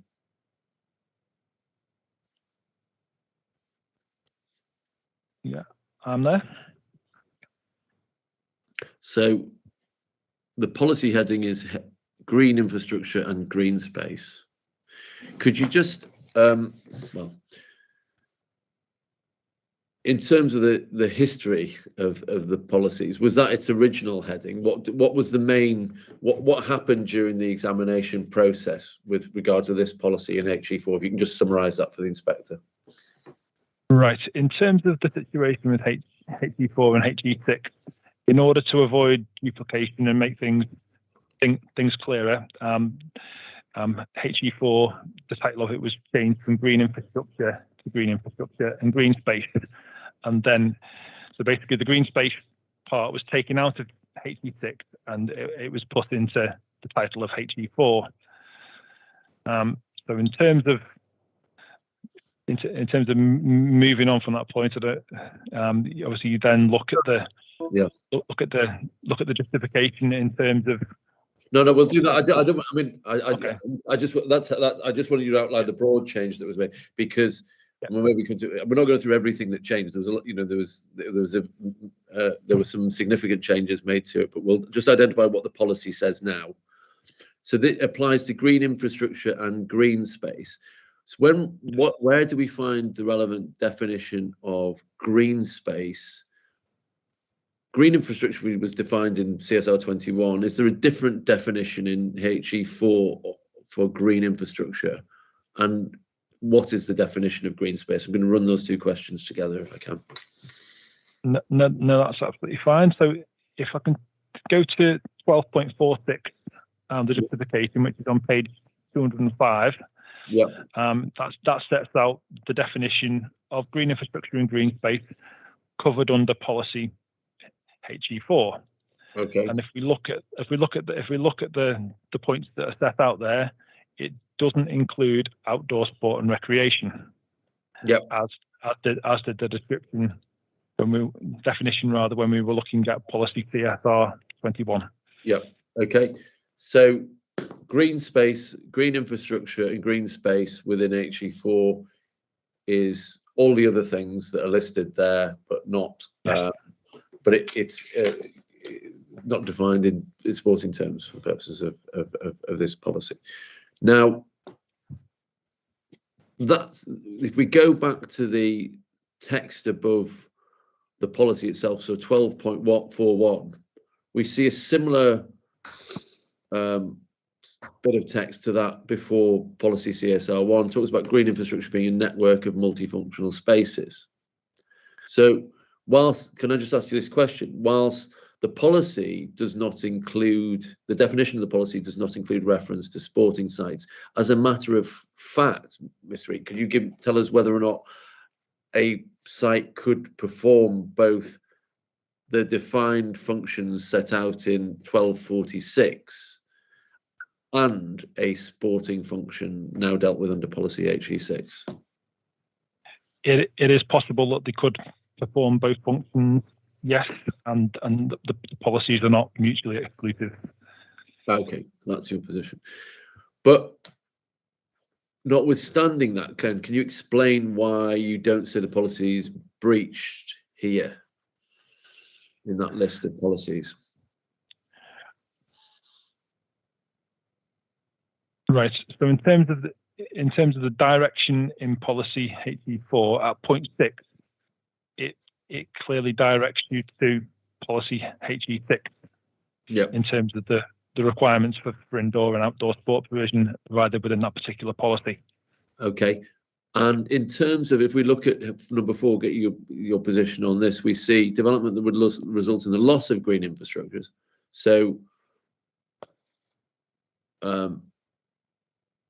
assuming we have a site which falls within one of those categories in 1246, and perhaps also yes, is a sports site,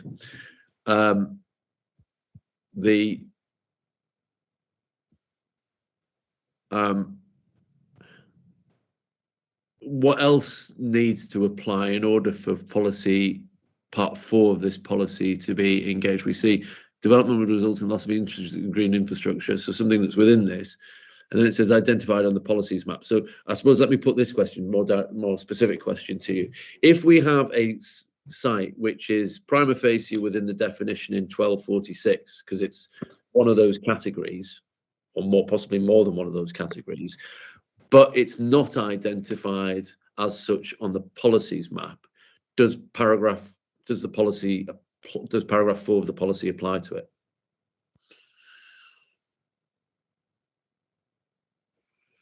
Does it have to both fit the definition and be identified on the policies map, or does it just have to fit the definition? I think in terms of definition on the policies map, obviously, if you look at some of the things that are referenced to there, particularly D, it's difficult to reference on the policy map, isn't it? So therefore, on that basis, obviously we have a position on that. It's difficult, isn't it, to show all those things. Yeah. Okay. No, but just as a matter of fact, the position where we're up to here, you said the policies aren't mutually exclusive. You can have a site that's both sports and green space within the narrower definition in HE4. But as regards this site, what is the position, the council's position as to whether or not it is HE4 is applicable and conflicted with? The council's position with regard to this site is that it's shown as a golf course on the policies map, and that link takes you to policy HE6. If you look at the key, yeah, this is the appendix 8, appendix 5. Appendix 5 and appendix 6 are useful to look at. This sets out what we've got. Just slow down a little bit, just because the inspector's moving between documents, and so will everybody else. Just a second. Yeah, I've got it now. Thank you, Mr. Hunter. I'm a little bit lost, if I'm truly honest. Yeah. I'm not sure what document I'm looking at now. I was on. I thought so. We're moving between them very quickly. The extracts from the local plan, the new local plan policies map, are in Appendix 5 and 6 and 7 of Mr. Eaton's main proof. Oh, yes. Okay, I see. Yes, I have those in front of me. Okay. So, Mr. Eaton, just tell us how the policies map, as it stands at the moment, so the council's policies map, but the what does the notation on the policies map tell us about this site? It tells us that it is a golf course. Well, hang on, let's by reference E. Okay, so Appendix 5. This, just to explain to the inspector what we've got. Appendix 5 is the close range view of the policies map during this site in particular, and a little bit of its surroundings. Yes. Appendix 6 gives you the key to interpreting the policies map, and Appendix 7 is a view from further out to show you a wider area, the site within its wider. And also the linkages in the green spaces. Yeah. Focusing on this site, you pointed out that it's notated E, which we see from the key means it's a golf course. Yeah. Yes. We also see it's washed over in green. What does the washing over in green mean? What does the key tell us that means?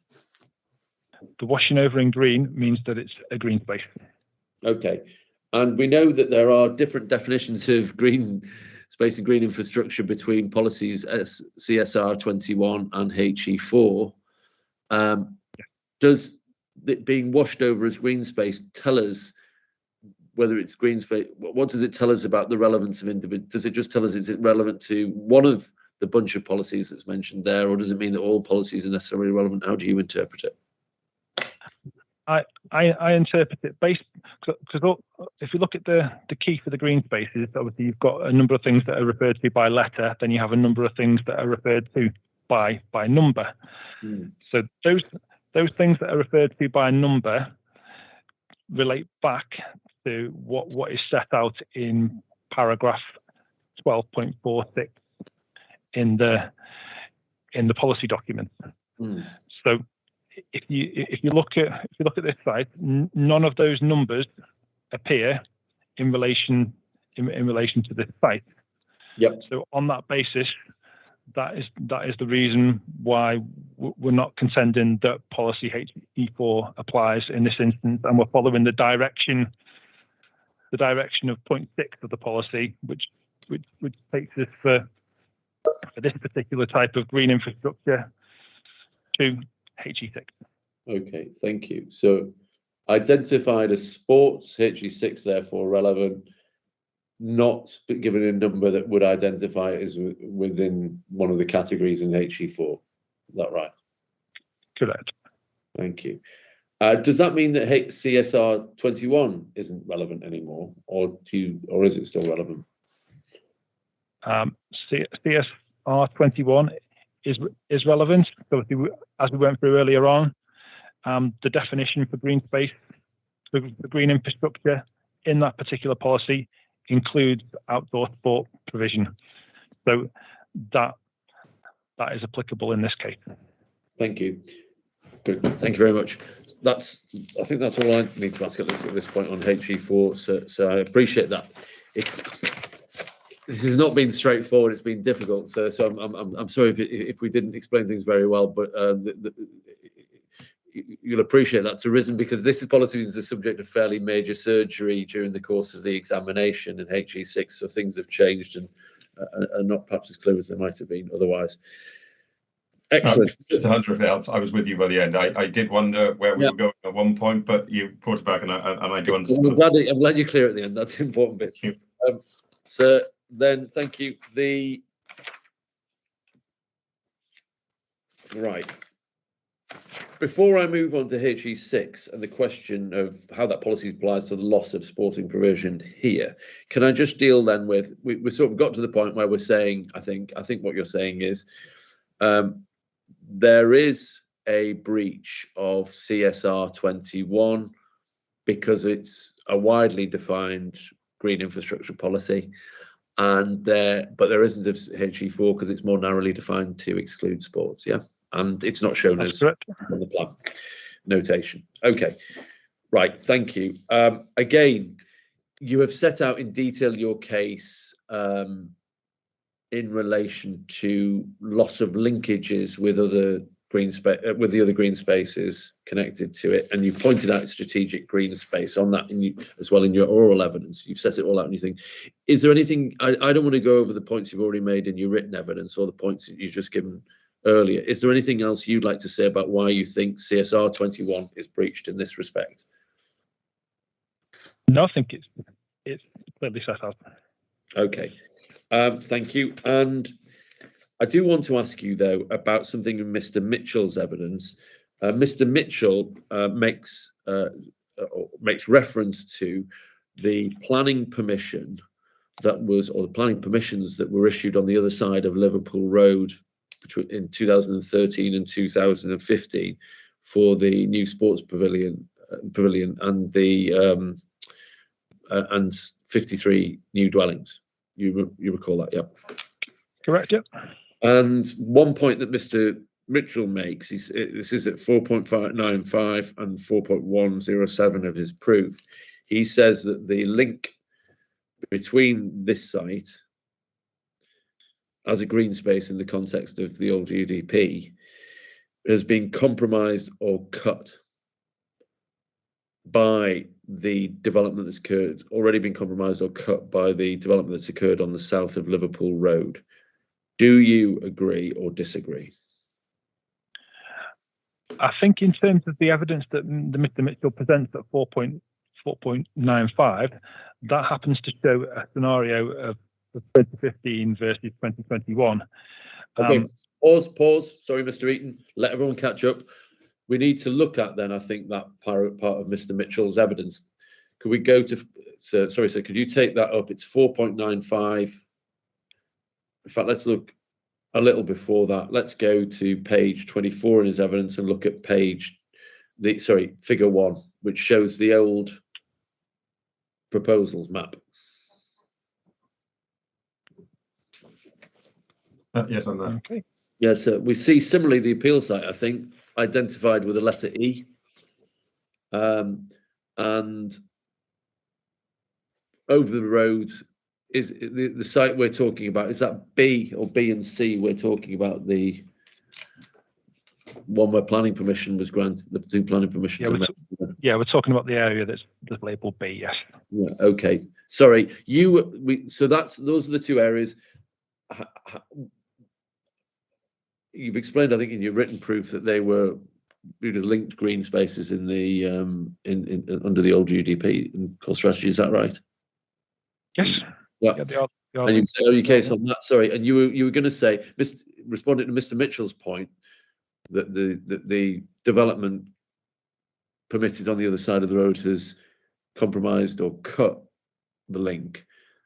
You were saying something about the photographs in figure 2 on Mr. Mitchell's page 25, and I stopped you. Could you say what you wanted to say? Yeah, not a problem. And I think it's useful that we've now referred to figure 1 also. So yeah.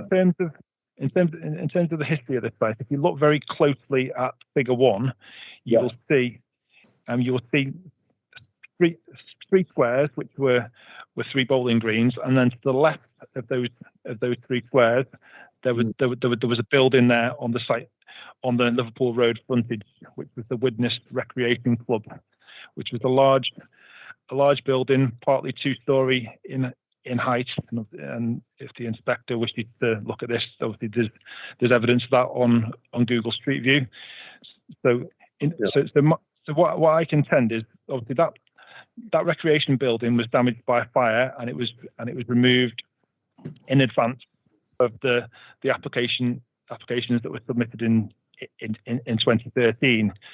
So what I contend is that the gaps that you've got in between the built developments are not dissimilar to what existed previously when we had the recreation club in relation to the housing to the east. So in terms of distances and the two scenarios, they don't they're not dissimilar in terms of distances between built forms. So in my view, the linkages haven't been unduly harmed by that particular residential development that has occurred. Okay, thank you. And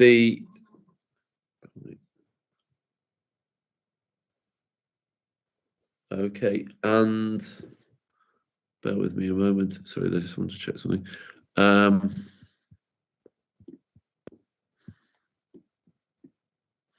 Yes, the land, if you go back to the proposals, the extract from the proposals map, next to the building that you pointed out was originally present on the site. Yes. To the left of that building, to the right of the three, or were the three bowling greens. To the left was, what was that?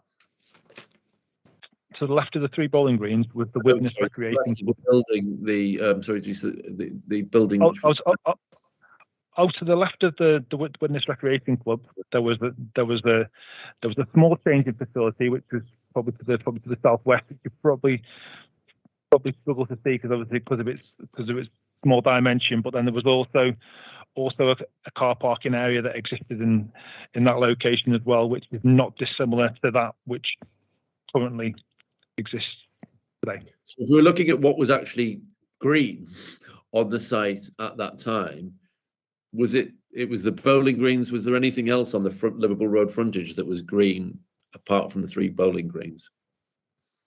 No, because you had the Widnes Recreation Club, and then you had this extensive hard standing which formed the car parking area, and then obviously you get to the dwellings further up Liverpool Road to the west. Okay, thank you. Thank you. Even if you were of a different view and thought that Mr. Mitchell was right and that oh, sorry, let me put this. If contrary to your view, the inspector were to conclude that the development which was granted permission on that side of the road had significantly compromised the linkage that previously existed, could I have your view on whether or not that would be a reason to grant permission here if that would cause further harm to that linkage? Would that be a good reason to grant permission here or not? It would not be a good reason, because this development would further reduce the gap over what is currently in place. Thank you. I'll come back to this. I think it's raised in two connections by Mr. Mitchell. Firstly, in relation to the loss of linked green space, but also in relation to loss of sports facilities. So I'll come back to that in a moment as well. Right, yeah. Let's move on to that issue. And consider policy HE6. So could I ask you to turn back to the local plan working draft, and when you have that, could you go to page 211, please? I'm there.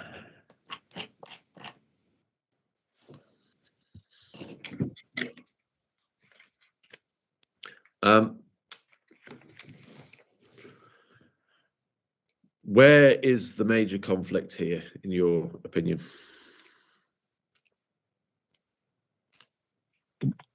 The major conflict is in point two. Okay. Point A, as we've seen, that's about whether the development is ancillary. Is this development, is it common ground that this development isn't purely ancillary to the sport and recreation use? There are, as acknowledged in my proof, there are aspects that are ancillary, i.e. the replacement clubhouse. But beyond that, you know, the residential development is not ancillary to the sports and recreation use on the site. No. And what's your position on whether or not it would, as a matter of fact, reduce the overall recreational function of the site? It would reduce the overall recreation function of the site. Obviously, we're going from 18-hole golf course to a 9-hole golf course. And obviously, the evidence that the inspector heard from Mr. Smith the other day. Yeah. Then we have B and C. Again, I think, unless Mr. Barrett has an objection, I think I can lead on this, which correspond to an extent with the paragraph 99A and B exceptions in the framework, albeit put the other way around. So we have B, which is about replacement sport and recreation provision at least the same or better quality, and then C, surplus to recreational requirements. Now, to what extent do you rely on the evidence of Mr. Smith in relation to whether or not these requirements, these exceptions are made out? So, to be honest, I'll look at it in terms of C first, which obviously corresponds to 99A, which I think is the probably the first one to touch on. So in terms of it being surplus to requirements, obviously for the evidence presented by Mr. Smith, obviously we don't consider that 18-hole golf course is surplus to requirements. It's the only one that we have in Widnes, and for all the evidence that he presented, the site is not surplus to requirements. Looking at point B, so obviously it needs to be the same or better quality, quantity, in a suitable location. We don't consider that the qualitative improvements proposed by this development go anywhere near far enough to demonstrate compliance with point B for the reasons that I've set out in my proof, and also the evidence that's been presented by Mr. Smith. Okay, and obviously we read B with the qualification that we were discussing before you started your evidence. Yes. That it's likely that text will change and revert back to the one in the inspector's report appendix. Is that right? That's right. Yeah.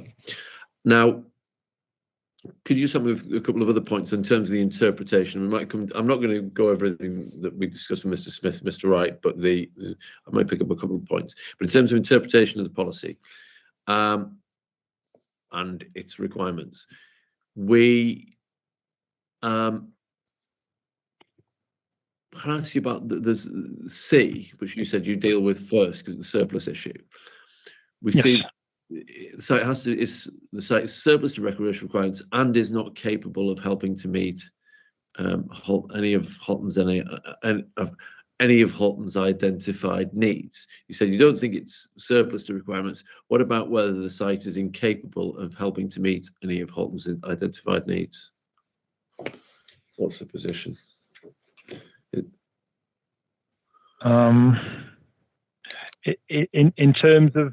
In terms of recreation provision, is it incapable of meeting? Is it been demonstrated it's incapable of performing a function for outdoor sports or recreation? If we start with that, there isn't any evidence presented that says that it's not capable. No, so it hasn't been presented. Is there any reason to think it's incapable? Of the site, the part that's being lost, the southern part to housing, is that incapable of being used for sports or recreation? I wouldn't say that it's not capable, no. Okay, but Mr. Wright's answer to this point, I think, was, or response to this point, was saying, well, the council's need for playing fields in the study that he was worked on was essentially going to be met, or largely going to be met, by qualitative improvements rather than additional quantitative provision.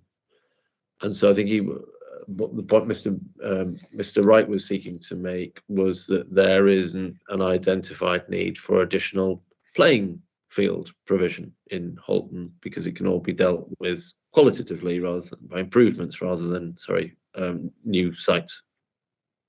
Is that understood it? And do you disagree with that, or agree with it? It's the position that's set out in the playing pitch study. Okay, but exactly, does the playing pitch study include all forms of sport and outdoor recreation? No, it doesn't. Does it cover golf? It doesn't cover golf, no. Okay, thank you.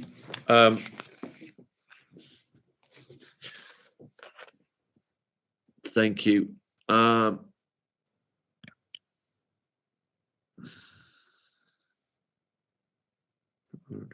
Thank you.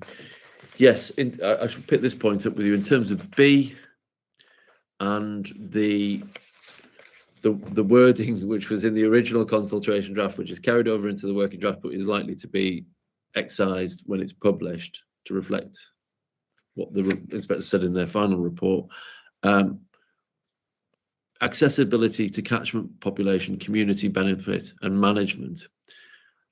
Firstly, accessibility to catchment population.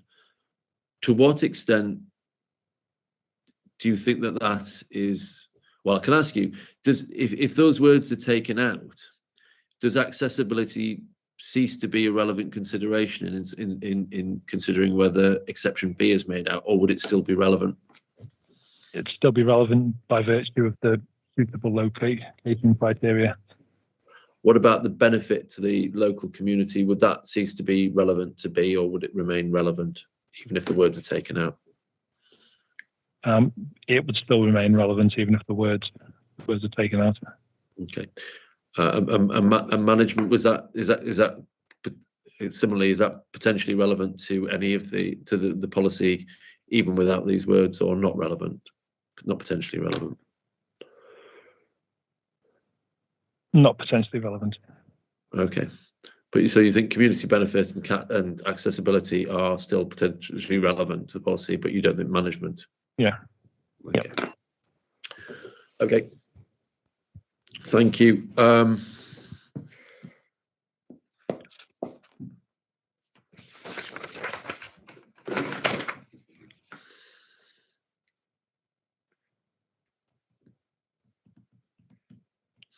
Okay. On policy interpretation, and before I come to issues of substantial compliance, can we go to the MPPF and look at paragraph 99 briefly? Because I think there is a difference in interpretation between or possible difference in interpretation between the council and the appellant on this. So we perhaps ask you to set out your position.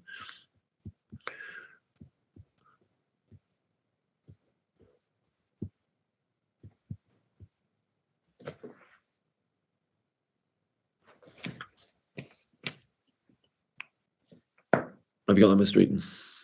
Yeah, I've got 99 in front of me. Yep.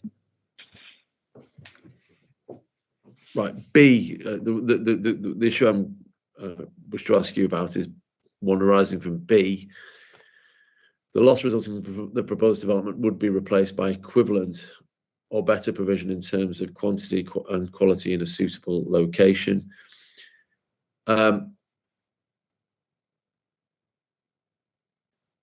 Does Mr. Barrett put to Mr. Smith that the loss was the loss of existing buildings or land used for the purposes described in the opening words of the paragraph, and therefore that, as I understood it, that is what has to be replaced by better provision in terms of quantity and quality in the suitable location?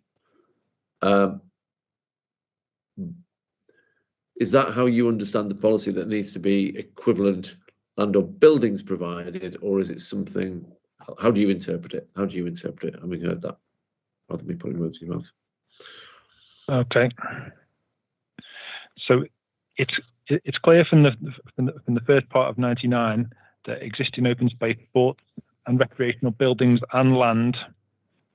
So there's a clear reference there, and then obviously you then take it to B, and then it's looking for would be replaced by equivalent or better provision, linked back to what is said at the start of paragraph 99. I think this is so. Okay, I think this what Mr. Wright says in his evidence is by reference to the Bicester decision. He says, well, he accepts that there is a loss of land and golfing holes on this site, but that he says that doesn't mean necessarily that there is a quantitative loss. And Bicester, he says, shows this because that was also a site where there was an 18-hole course reduced to 9, and the area of the course as well as the number of holes was reduced. Do you accept, and I suppose what I'm asking is, do you accept in principle one can have equivalent or better provision in terms of quantity as well as quantity in a situation where the land area being replacing the land area, the land area being used for, which is being lost, the existing sports land is not being replaced by additional land, it's reducing overall. I'm sorry, I'm putting that really badly. I'm trying to. I understand the point you're making, and basically my position is that it doesn't necessarily have to be an identical parcel of land in order to be compliant with point A. Okay, I'm sorry, it's point B. I think we're talking about surplus. Point B. Sorry, yes. So you accept the principle, I think. I accept the principle, and obviously you can link it back to a football pitch and a 3G pitch, obviously, which has got the additional playing capacity, etc. Yes, I accept. That's in principle. Okay, well then that in principle, however, not in this particular case. Excellent. We'll come to the reasons for that then. Mr. Hunt, it might be worth me just pointing out here to you, Mr. Barrett, that's probably something that you might want to focus on, or no doubt you will focus on in closings, and just so that it's clear to me the point that you're making there. I think I've got it, but it's something that you might want to address in closings. I will do. I will do. I was proposing to deal with it in cross-examination as well. Yes, thank you. Right. So if we then look to the reasons why you say there's conflict with A and B of MPPF Para 99 and HE6 as well. Firstly, the question of whether it's surplus to requirements. KKP needs assessment and Mr. Wright's evidence. Do they set out, to what extent do they set out an account of what is required in this area by way of golfing provision in terms of quantity or quality? Can you just repeat that? Yeah, so what I mean, like, for example, if we read KKP's report, does KKP tell us how many golf courses are required to meet the needs of Halton's population? No. Do KKP say what Halton's population requires in qualitative terms from its golf courses? No. Thank you. And what KKP do say in their report is that the fact that there are a number of golf courses, 16 or 14 if you exclude 2 which are on the furthest edge of the catchment, and that all but one were accepting new members, and a few of them, or some of them apparently actively recruiting, shows there wouldn't be a problem in terms of supply being unable to properly meet demand. That, and so Mr. Wright said that's what the upshot of his evidence was. Is that, do you have any comment on whether you think that demonstrates that there is compliance with 99A or HSE6B in terms of demonstrating surplus? I would refer back to the evidence presented by Mr. Smith. Okay. In respect to this point, the fact that a golf course may be taking on new members doesn't necessarily mean that this site is surplus to requirements, and all the members could be accommodated, because Mr. Smith was presenting.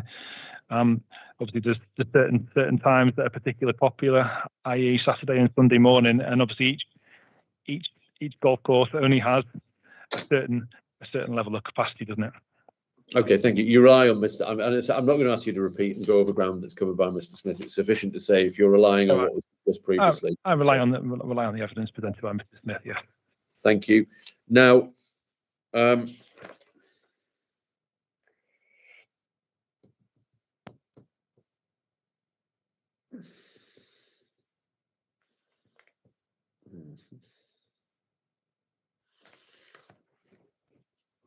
yeah.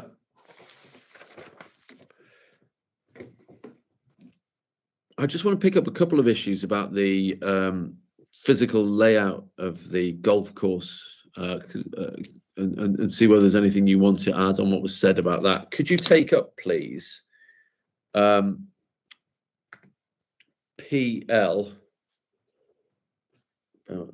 Get the right reference. The plans section of the core documents. PL 35, the course layout. Okay, I've got that on screen. Thank you.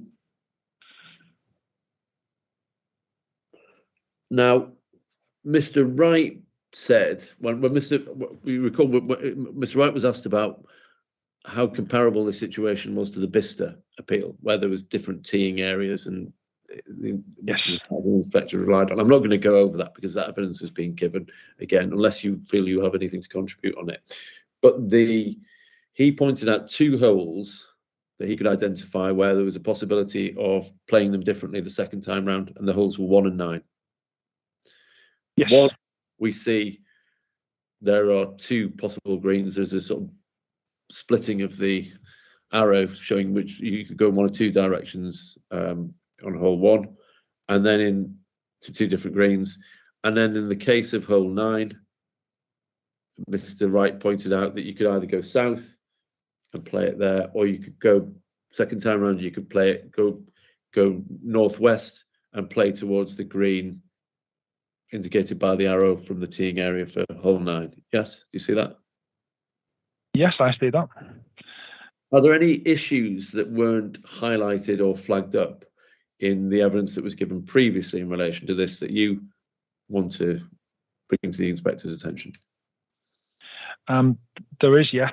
I'll admit I'm not a golfer. However, when this plan was on the screen the other day and I was looking at it and I was thinking there could very well be a conflict here, particularly when you're playing hole 9 in a northwesterly direction. Essentially, you both people people who are playing hole 1 and hole 9 are both going towards the same hole ultimately. So I just thought there's a potential conflict.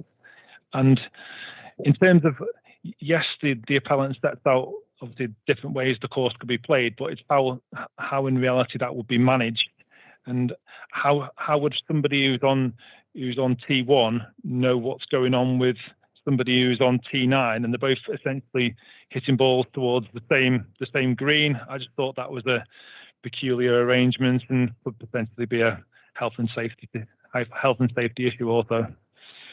Thank you. Are there any other comments? As I said, I don't want to go over the evidence that's been given. If you're relying on the evidence that's already been given, you don't have to restate that. But if there are any new points that didn't come out that you wish to give evidence on, or is that it? That was the point which I wanted to raise in terms of the way in which that particular arrangement would work, and I just see conflict in it, to be honest. So in terms of the capacity and the playability of the golf course, I don't think it would work well in this regard. Okay. Now, in terms of criterion or exception B, equivalent or better provision under para 90A, or same or better provision under HE 6. B, sorry. Is your position the same as or different from that of Mr. Smith? My position is the same as Mr. Smith. Okay. Is there anything further you want to add into relation to that issue that's not already set out by Mr. Smith or set out in your proof, or that we've not already covered in oral evidence? Or does the inspector have your position adequately covered by those things? I think the inspector has the position adequately covered. Thank you. Now, Sport England's position. It's what weight? Well, let's start with what weight do you give to the fact that Sport England is not satisfied, based on what it's seen, that either of the exceptions in paragraph 99 are made out? The council concur with the position of Sport England, and that position should be afforded significant weight. Thank you. I said I'd come back to the development on the other side, on the south of Liverpool Road, in this connection as well, because I think it's said that there is an analogy here, an inconsistency by the council, because in the case of the development over the road, the council granted planning permission despite the fact that it involved the loss of sports playing fields. Could you just explain to us, first of all, what the were you involved with that application, first of all? Yes, I was involved with that application, yes. So, let's take up the officer report, just so we're clear about things. Officer report is PH, core document PH002. So this is a 2015 permission for the housing, 53 houses.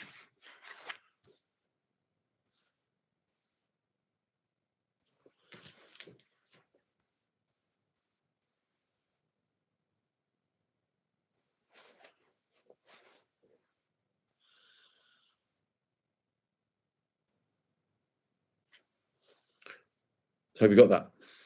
I've got that in front of me, yep. So, I've managed to lose it.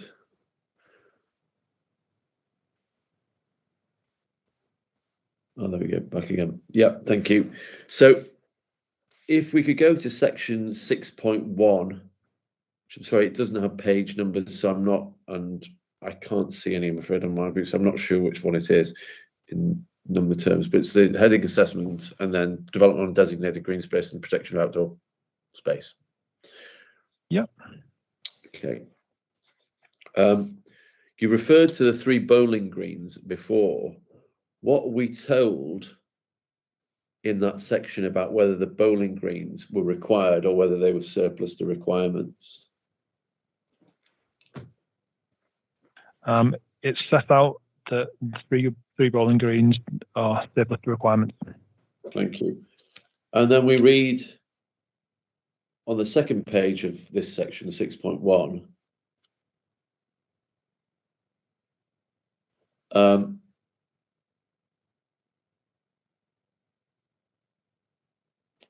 the final paragraph, it's in several places actually, but the final paragraph, with regard to the outdoor loss of outdoor playing space for formal sport and recreation, there is a sufficient quantity of playing field to include playing fields, including a strategic reserve to maintain a demand and supply equilibrium until 2017. The qualitative pitch improvements have previously been secured through the grant of application, and then a reference is given to a 2013 application. What application was that? Yes. Which application? What was that for? That full application was for the sports pavilion on the adjacent piece of land. Thank you. And it concludes by saying the proposal is considered to be compliant with both paragraph 74 of the MPPF and policy GE12 of the UDP. Paragraph 4 of the MPPF in 2015 corresponds to which paragraph of the MPPF now? 99. Thank you. And so in saying all of that, was this your report? Yes.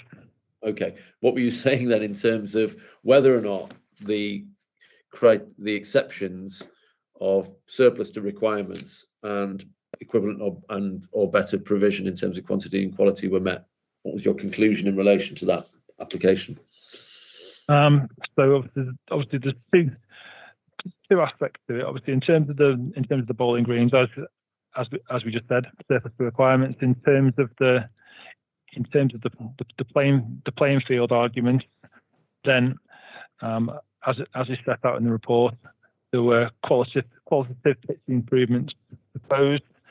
The changing facilities at this particular site were particularly poor, so there was a need for a new pavilion. So this delivered a 10-team changing room pavilion plus another space which has been beneficial to the local community. This has allowed increased participation in pitch sports. It's also delivered a multi-use games area. So in terms of the qualitative improvements proposed, it justified it justified the development. Okay. And I'd also like to point out that there was obviously we were only talking 53 dwellings in this case, and the land receipts didn't quite cover the cost of all of those improvement works that were then delivered. So there were significant investment into those facilities and that particular playing field. Okay, so what's your view? What's your position on whether this was a comparable situation, and whether, if it was comparable, it shows the council acted is acting inconsistently in some way? The situation isn't comparable. There were the qualitative improvements proposed on the developments on the southern side of Liverpool Road to justify what was being proposed. The council does not consider that to be the case with the current development on the northern side, and obviously as was we consider that there aren't the level of improvements proposed to justify the amount of residential development as is set out in the proof. Thank you. I'm going to move on to flood risk next. And I'm not going to go over old ground, and in fact I'm not, because I'm conscious of the time. Because of the new plan being adopted, this has taken a lot longer, and we're eating into a lot more time than I thought it would. So I'm going to leave that to one side and come back to it later if necessary. The issues that were left over from you, which, however, for you and Mr. Mitchell to deal with from yesterday from the flood risk witnesses, were not necessarily small, I'm afraid. So there was. The first issue was whether or not that it would be possible for the site to be reconfigured itself in some ways so as to accommodate the housing elsewhere, which is currently located on the areas of highest flood risk. What's your opinion on that as a planner? As was discussed yesterday, a significant percentage of the dwellings are in the flood zone 1 area. So in terms of the area of conflict, it is, it's obviously a relatively low percentage. So in terms of the number of dwellings that would need to be relocated, yes, there isn't obvious ways of achieving that. But however, if you were to look at different dwelling types, it may be feasible to achieve the same number of dwellings and avoid that area of high risk. Okay. Have you seen any evidence to show that the quantum of dwellings proposed is required in order to enable what the appellant relies on as claim benefits of the proposal to be delivered, that they need the full 233 houses and these particular house types perhaps as well? Have you seen any evidence to demonstrate that? We haven't seen any evidence. Obviously, there's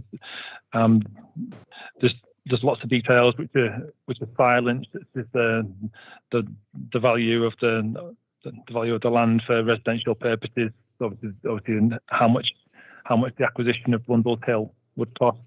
So that information isn't there. Okay.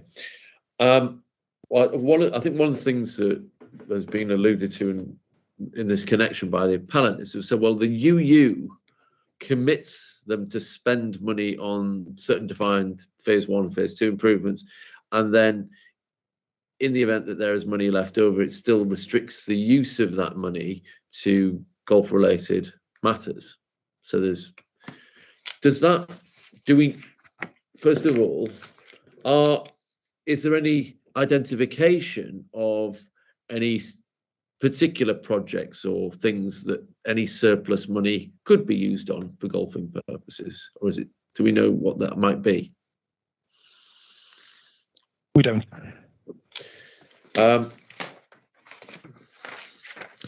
And can I just ask you a question about this in terms of enforcing any breach of that? So let's say there was a question about whether actually the monies were being kept or used just for golfing purposes. How able is the council to monitor that? Do you have any view on that? Very difficult to monitor, as is set out in the council's position statement with regard to the UU. If the council doesn't know how much money they have received, does that have any impact on how able it would be to monitor whether the money received is being dissipated in ways it shouldn't? Well, if you don't know what the proceeds are, then you don't know what money there is to be spent ultimately, do you? Okay, let's come back to that. Without identification of any significant, let's assume there is a surplus, so there is some money, and let's assume that the UU is complied with and that money is kept and used only for golf-related matters. Without knowing what that might be spent on, what weight do you give to that, even assuming it's relevant and enforceable and all the other things? What weight would give you in the absence of knowledge as to what it could be spent on? In terms of a planning obligation, it should be precise. And it's clearly not. Okay. So would you give that part of the UU significant weight in favour of the proposal? Limited weight, no weight? Can you help just quantify on that? Does it carry any weight? If it's not precise, it's difficult to apply any weight to it. Okay. Thank you. I'm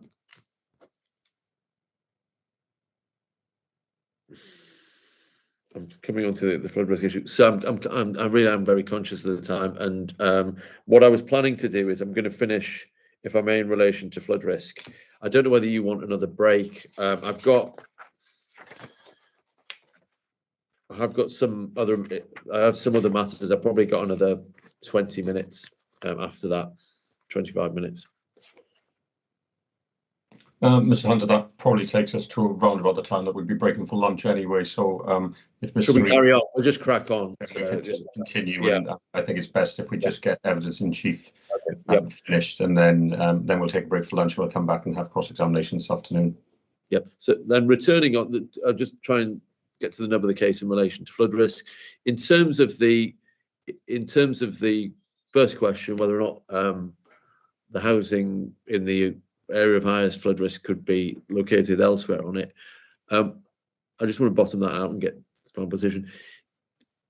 What you said, there isn't any obvious position to put them. Were you talking about, no obvious position to put them on the proposed layout, or no obvious to put them anywhere, even if you had freedom to redevise the layout? No, I'm talking on the proposed layout, the area that's been defined for residential development. Because obviously it's the land is used efficiently, shall we say, so it doesn't give you any obvious areas where you could resite them to without making alterations, like I said, to the layout, perhaps by using different dwelling types to achieve the same quantum of development. But then the same question, but in the situation where you are contemplating possibly revising the layout, is your view as a planner, have you seen anything that suggests that you wouldn't be able to revise the layout to achieve 233 dwellings on the southern portion of the site? We're talking about a site here which is 25 hectares in area. So, what does the retained golf course need to be in the exact position that it is in currently? Could things be redesigned to design away from that high risk area? That's a question, something that should be looked at.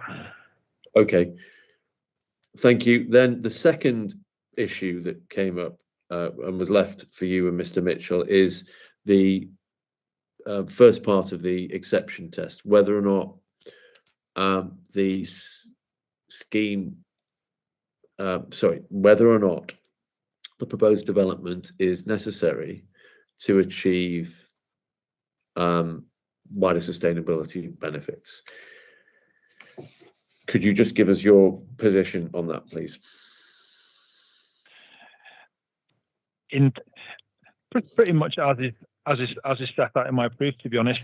Just let me find the paragraph that I wanted to refer to. Right. So, in terms of what I set out in 7.7 of my proof, whilst I accept the site is within walking distance, cycling distance of essential retail, education and health facilities, this in itself does not make the proposal sustainable development. And obviously, if you look through some of the other points in terms of the other social environmental impacts that the development would have, I don't consider this to be sustainable development. So if you're linking it into, I don't consider that there are those wider sustainability benefits in this particular case. Okay, one of the you recall the PPG, part of the PPG I refer Mr. Aldridge to, which gives us one way of considering and demonstrating that there are wider sustainability benefits is by reference to the sustainability appraisal of a local plan and its objectives. I don't think we've got that in front of us. I'm going to ask you a slightly different question. It's not, I just highlight, it doesn't say that's the only way or it's mandatory, but it's one of the ways it said it can be demonstrated. If we consider the proposed development from the perspective of what the local plan to which the sustainability appraisal relates views as sustainable development, is this sustainable, are the benefits which Mr. Mitchell relies on behalf of the appellant in order to demonstrate this exception, to what extent are they consistent with the view of the local plan as to what constitutes sustainable development in this location?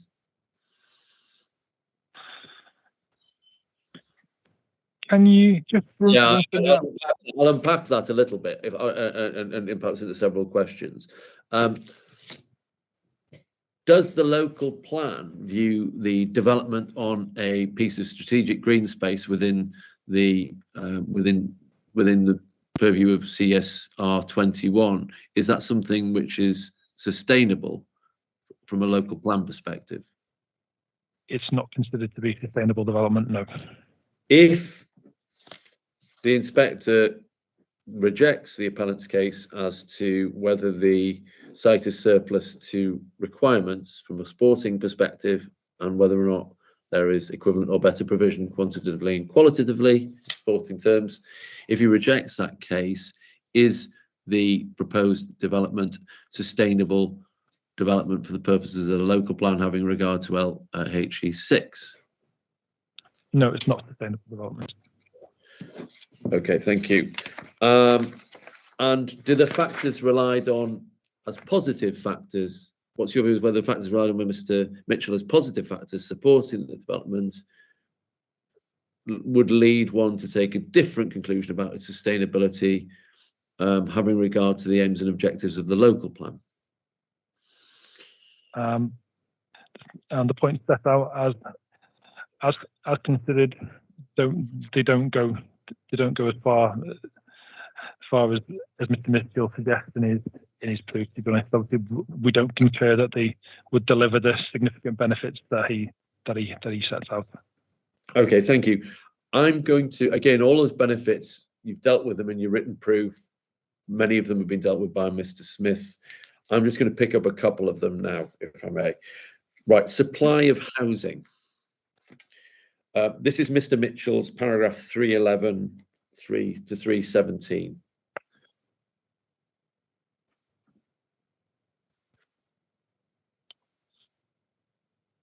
Okay. He says, in short, that the provision of 233 homes in a sustainable location is a benefit that should be given significant weight, and he relies in this respect on, or refers for support for his case, on the Nantwich Secretary of State appeal decision, which is at CW003. Could you the paragraph references again in? Yes, it's yes. Oh yes, sorry. Yeah, it's Mr. Mitchell's proof, paragraphs 311 to 317, which are on pages 8 and 9. Yep. Yeah, and we know he gives that significant weight. So I think he says that somewhere there, but he also says it in his table at the end. And in support of giving significant weight to it, even though it's not contended by the appellant that we can't demonstrate a 5-year supply, and he refers to the Nantwich appeal decision, and I just want to take you through that a little bit, if we may.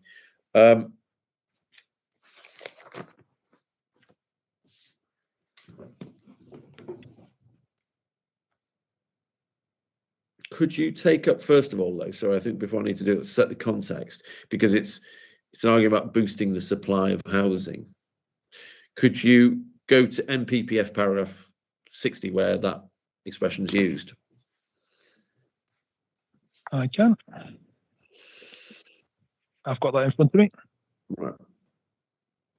So the words boosting the supply of housing, which are quoted in Mr. Mitchell's proof, or boosting the supply of homes. Could you read the full quote out, please, actually? Right. Paragraph 60. To support the government's objective of significantly boosting the supply of homes, it's important that a sufficient amount and variety of land can come forward where it is needed, that the needs of the groups with specific housing requirements are addressed, and that land with permission is developed without unnecessary delay. So a question arising from that. Is it the government's objective simply to boost the supply of housing without end and anywhere and everywhere? No, it's caveated with the words where it is needed. Okay. Is additional housing needed in Widnes at this time? The council can demonstrate a 5-year housing land supply, and we've allocated sufficient housing sites over the plan period. Okay. So therefore, we have sufficient. Okay. Turning then. Therefore, there's not the need. Okay. Can I ask you then to turn with that in mind to the Nantwich decision and look at what happened there and get your opinion on that? So that's CW003.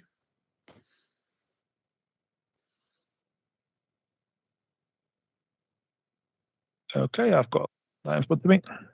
Okay, and when you've got that, could you go, the relevant parts of the Secretary of State's decision are in Mr. Mitchell's brief, but I want to go to what the inspector's report said and the reason why the inspector recommended that significant weight be given to the supply of housing in that case, even though there was a 5-year supply.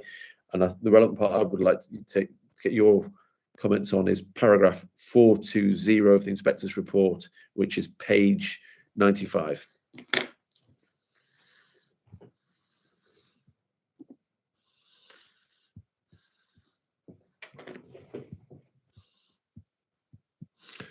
And I'll just read it out if I may, and ask some questions. So it says against these identified harms, which he's discussed, some harms above, the development would deliver up to 189 dwellings. In the context of the national imperative to significantly boost the supply of homes, the identified shortfall in housing delivery over the plan period and supported by the indicators that may come to market relatively quickly, this is a clear benefit meriting significant weight in favour of the schemes. Right. Pausing there, in the middle of the second sentence, the inspector said, in the context of various things, including the identified shortfall in housing delivery over the planned period. Is there an identified shortfall in delivery over the planned period in this case? There is not an identified shortfall in this case. In fact, that we're allocated over and above what is set out in policy CSR 3. So what's your view on whether or not the facts of this case are similar enough to those of the Nantwich decision to justify reliance on Nantwich in support of an argument for significant weight being given to supply of housing? The situation is different here, and my view is that this issue should not be afforded significant weight as is set out by Mr. Mitchell. Okay, thank you very much. affordable housing next, can I just understand the factual position? Mr. Mitchell points out that there has been that affordable housing is not being delivered in the area via 106 agreements on private sites. What do you say in response to that? I think in terms of the data that's presented, obviously he makes reference to affordable housing secured by Section 106 agreements, and obviously we don't disagree on the data that's presented. However, it doesn't actually present the actual position with regard to affordable housing in Halton, and I'd refer the inspector to Appendix 9 of my proof of evidence, where there is a diagram which gives some indication over completions and whether or not they're market homes or affordable homes. So if we just get to that point. Okay. And just to understand the overall, I mean, what is the position in terms of delivery of affordable housing? So, well, you're not delivering anything via 106. Does that mean no affordable housing is being delivered? No, in Halton we have active registered providers who deliver homes, you know, and a lot of those homes in particular are often delivered on brownfield sites. Okay. Yes, sorry, go on. I'll cut you off. I was just gonna pick up the point with regard to brownfield sites, and obviously the issue of viability. Yes, I acknowledge the policy position that was in the core strategy. Now we now have a different affordable housing policy, so I don't know if we want to go to that particular policy. Yes. Yes, I think we should probably. Yes, and then we'll pick up a relevant point in that. Okay, so can you give us the page reference, or I can do it? Yeah, It's page 70. No, I can do that for you. I can do it. It's page 71, policy CSR 13 initially, isn't it? Yeah, CSR 13. That's correct. And the point I wanted to pick up with, particularly in relation to affordable housing moving forward in Halton, as is set out in CSR 13, this policy will not relate to brownfield sites. It says with the exception of brownfield sites. Therefore, on brownfield sites in Halton, we won't be expecting on-site affordable housing provision.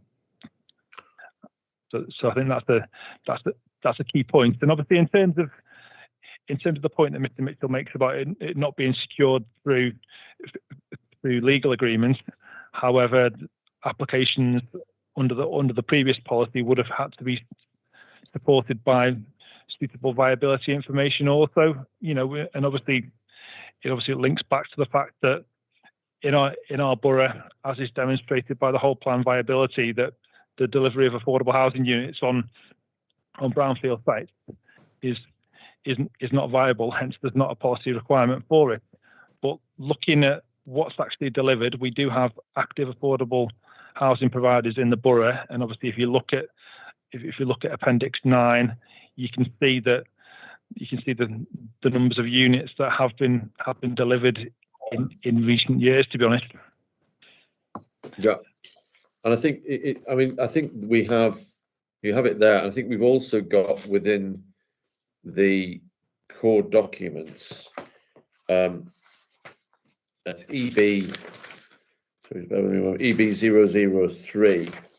the monitoring report. I'm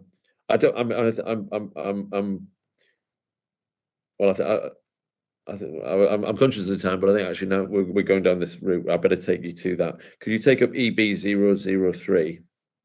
Yep.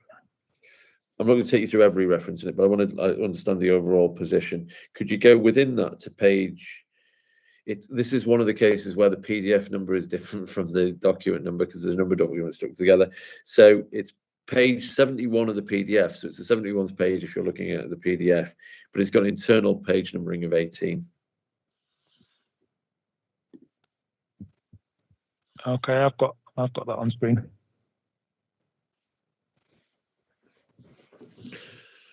And it's referred to by Mr. Mitchell in his evidence. It's table 11, the proportion of affordable dwellings over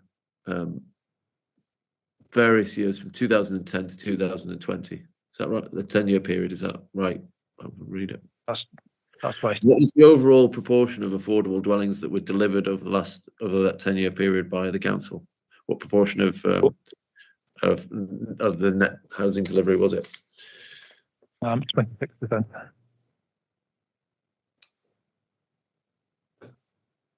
The gross housing delivery, sorry.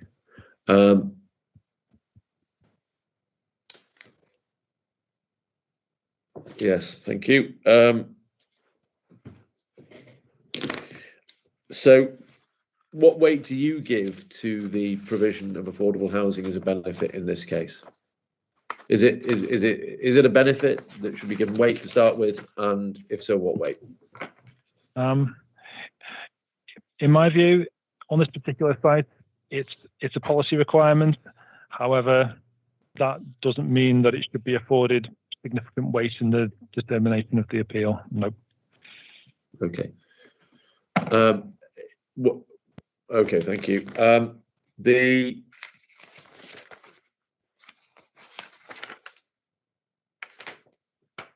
Yes, just a couple of questions then, and then we're done, I think. So the provision of the Neep, Mooga, and Greenway. So there's various areas. There's the play areas, the public open space, and the Greenway, or football, as it's described on the football. What weight do you give to those benefits, and why?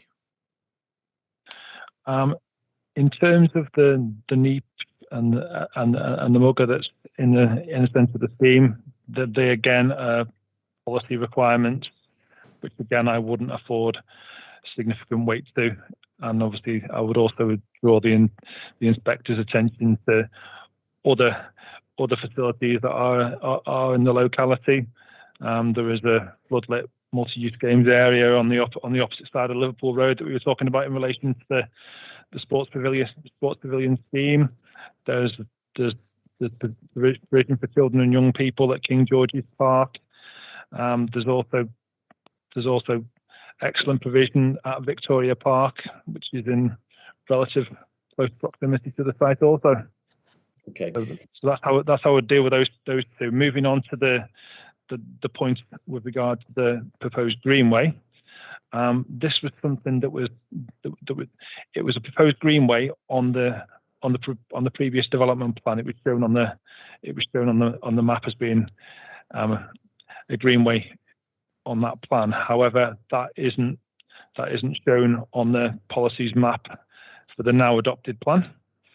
So, whilst improving linkages for pedestrians, cyclists is clearly a positive, I don't consider that should be afforded significant weight in favour of the proposal. Is there a policy requirement for it to be provided now under the new local plan? What that particular link that was identified previously and under the UTP, there isn't a particular requirement for that link under the for that link. However, connectivity is clearly a good thing. Yeah, in general, it's a good thing. Okay, thank you. And the residual public open space, because it gives, I think, medium weight to the provision of public open, apart from the Neep and the Mooga, the residual open space. In fact, could you go to the plan? Let's have a look at it.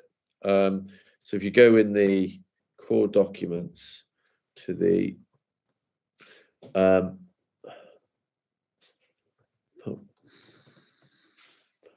I think it's core document PL008. We'll just, in fact, no, it's not. Sorry, I beg your pardon. There is another.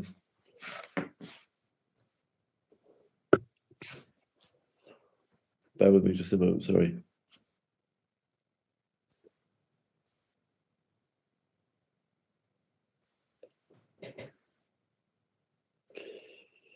There you go. Sorry, PL 046.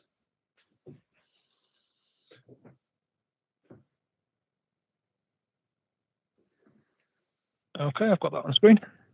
So, aside from the provision for children, which is highlighted in pink, and what is the public open space that's been provided on this site? We've got. I think I'd look at the key at the top right hand side of the plan that sets out the different types of vision that the appellant's looking to make. Yeah. Okay. I mean, we see that. We see that there is. I mean, what if I go through it then? There is some additional parks and garden space to the left or west of the pink children's play area. Yes. Yeah. What's that going to be in practice?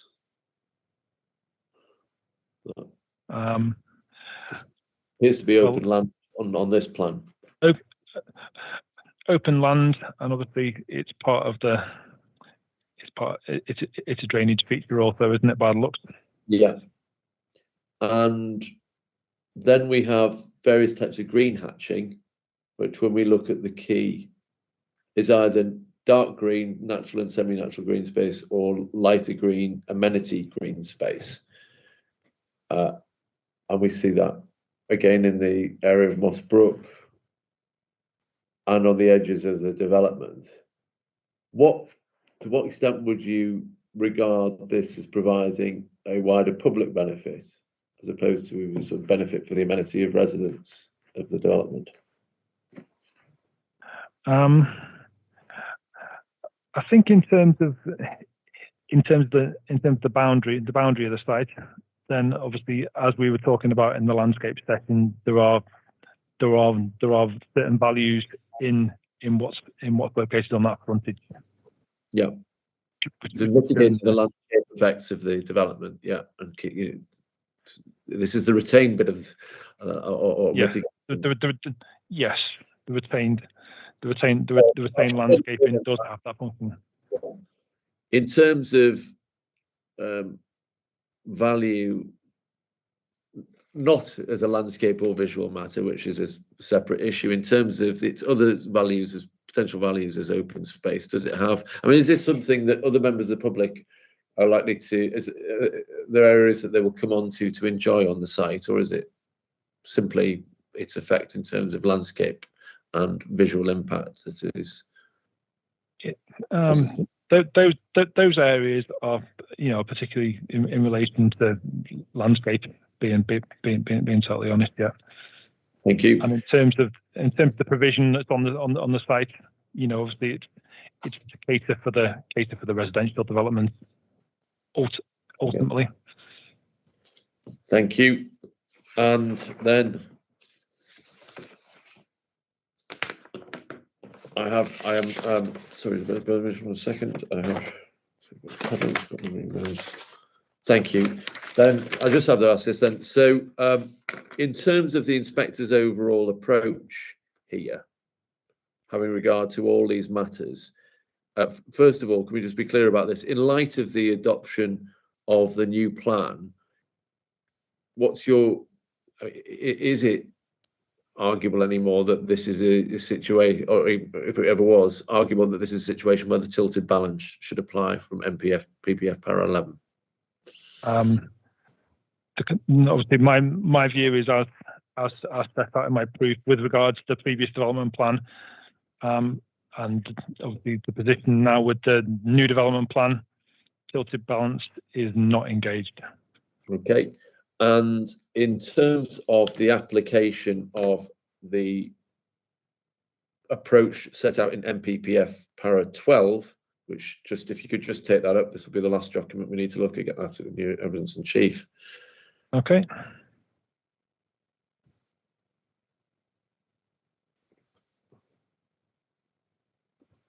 We're told that the presumption doesn't change the statutory status of the development plan as a starting point for decision making, and where a planning application conflicts with an up-to-date plan, we can omit the words in brackets, permission should not usually be granted.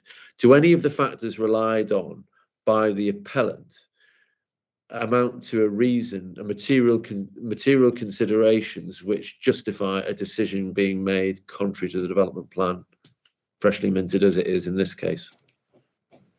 No. Thank you very much. Thank you, Mr. Eaton. I'm sorry, thank you, because it's taken a fair bit longer than I anticipated and been more difficult because of the situation with adoption. And thank you, sir, for bearing with me, and Mr. Barrett as well. And I apologise for taking so long. I think I was far too optimistic in thinking that we could deal with the adoption really swiftly. Fine. Thank you, Mr. Hunter. Thank you, Mr. Eaton. And I would say, Mr. Hunter, that you have generally kept your time throughout the week. So going over on this isn't really that much of an issue. Hopefully won't be moving forward. Mr. Barrett, are you with us? We've just got a blank screen. Oh, yes, you are. I hope so. Oh, I'm not sure what happened there. I could see your screen, but it was all greyed out. In that case, gentlemen, it's now 10 to 1. I'm going to suggest that we take a break for lunch and then come back and have cross-examination this afternoon. It looks as though at this point we might sit a bit later tonight to try and get through things, but I am conscious, you did say, Mr. Hunter, that 6 o'clock was the latest that you could sit, so I will keep an eye on the programme this afternoon. Mr. Barrett, do you have an indication how long you would be planning cross-examination for? Again, I'm not going to hold you to it. I understand that this is a Sir, I think I'm certainly good for about 90 minutes. I may go up to about 100, 120 minutes, but I think I can be quite focused, and my best guess would be about 90 minutes right now. You have told me 2 hours previously, so again, you would come in roughly within your time estimate anyway. So that would be so 3, 4. It looks as though we'll certainly, hopefully, get to Mr. Mitchell's evidence in chief today, and then we'll take a decision depending on how long that takes. We'll take a decision on whether or not we'll deal with cross-examination as well later on. So I won't hold it up anymore. Can I suggest that we take a slightly shorter break than we had programmed, and we come back at 1:30, and hopefully that's enough time for everyone to get some lunch. Okay, thank you. In that case, it's 12:52. Inquiry is now adjourned until 1:30. Thank you.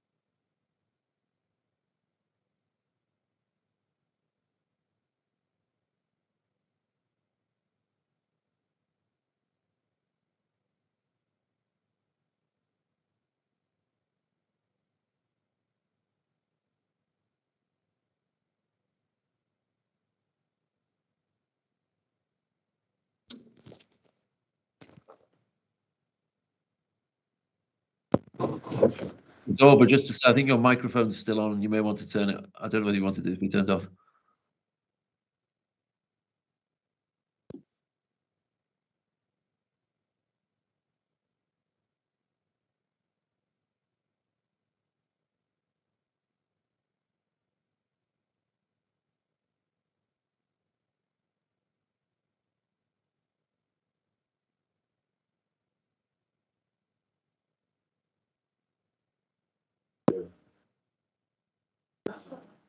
I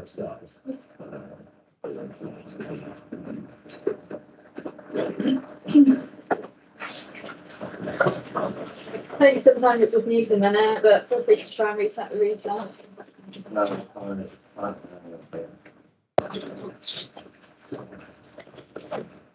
Is it lunchtime?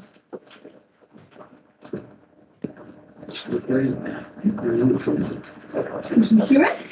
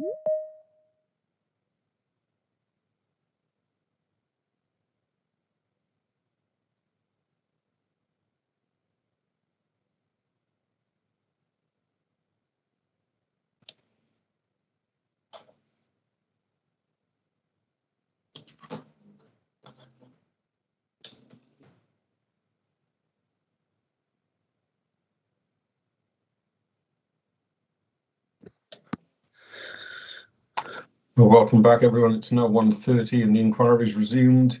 I hope you've all had a chance to get some lunch. It was a bit shorter than expected, but I have a cup of tea with me, so I'll be drinking that while I listen to cross-examination, and I suggest everybody else gets a drink if you need one as well. I'm not going to go into a lengthy speech now. If there isn't anything else, gentlemen, Mr. Barrett, you could start cross-examination, but before you do, does anyone have anything? No, very well. Do we still have Mr. Eaton? I trust we do. So can I just raise one thing before Mr. Eaton starts with cross-examination? There was reference to a note, an aid memoir note on the new plan policies. I don't know if that's been sent through. I checked at the start of lunch. I've not checked coming back, or if it's forthcoming. I just wonder whether you've had it, just to check what the status is of that. I haven't had anything. I'm glad you haven't had it, Mr. Hunter, because nor have I. So Torb was working on it. There isn't one yet. There isn't one yet, and I don't want to. If something comes, we'll deal with it when it comes up and see what it is. But yeah. Presumably, we'll receive it, Mr. Barrett, before we hear from Mr. Mitchell. Yes, I'll ask as soon as it is ready, and I suppose people will just have to accept that it may be something of a work in progress. It's the best that we can do in the time available to us. As soon as it's in a shape that can be shared with the inquiry, I'll ask copies to be sent. Thank you. Including to myself. Thank you, Mr. Barrett.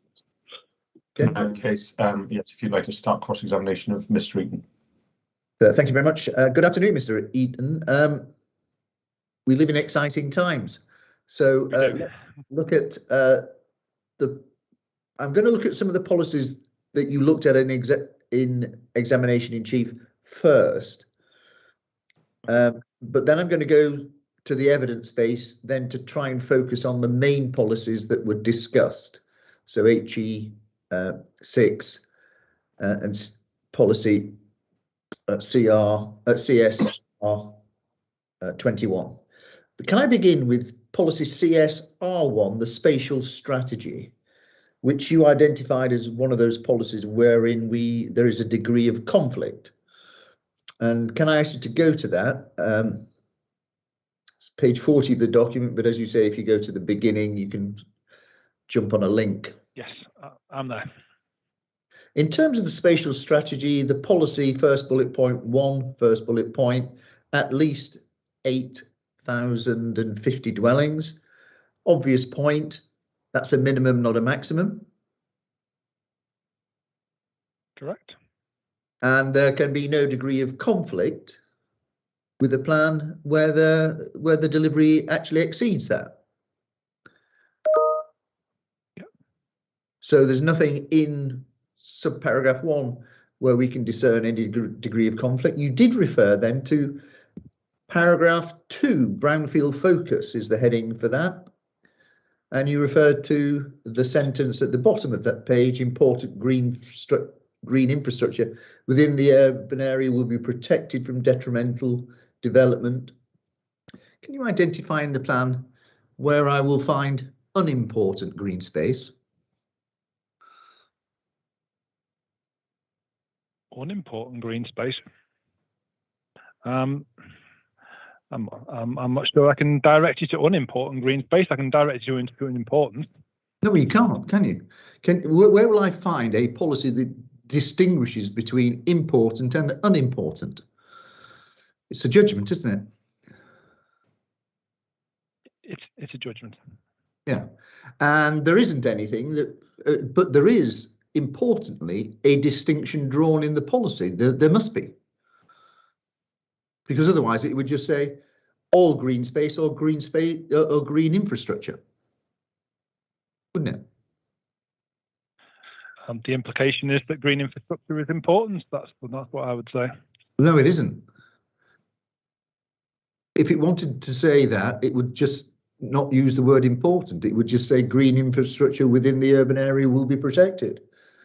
It says important. Well, okay, in terms of important green infrastructure in this context, then I feel that strategic green space falls within the definition of important green infrastructure in this particular case. It's in the T diagram that follows the policy. No, well, it doesn't say that, does it, Mr. Eaton? That's an interpretation you're putting on it, because it doesn't even say strategic. If it meant to use the word strategic green infrastructure, it would use that. It didn't. There is a distinction to be drawn, and the decision maker must make a judgment, mustn't he or her? The decision maker must make a decision. Yeah. Yep. And we're going to come back to the green space issue in a moment. But can I also ask you to go to CSR 22, which was another policy that was discussed. CSR 22. Okay. Health and well-being. Okay, I'm there. You've told us that we complied with Roman 2 health impact assessment provided. We know as a matter of fact that in the statement of common ground that it's accepted, as I understand it. My client's proposal will provide a healthy environment for the future residents. That's correct, isn't it? It would create a good living environment for the people who reside in those houses. I don't dispute that point. Well, let's not argue over it. Let's go to the statement of common ground, if you would, on planning.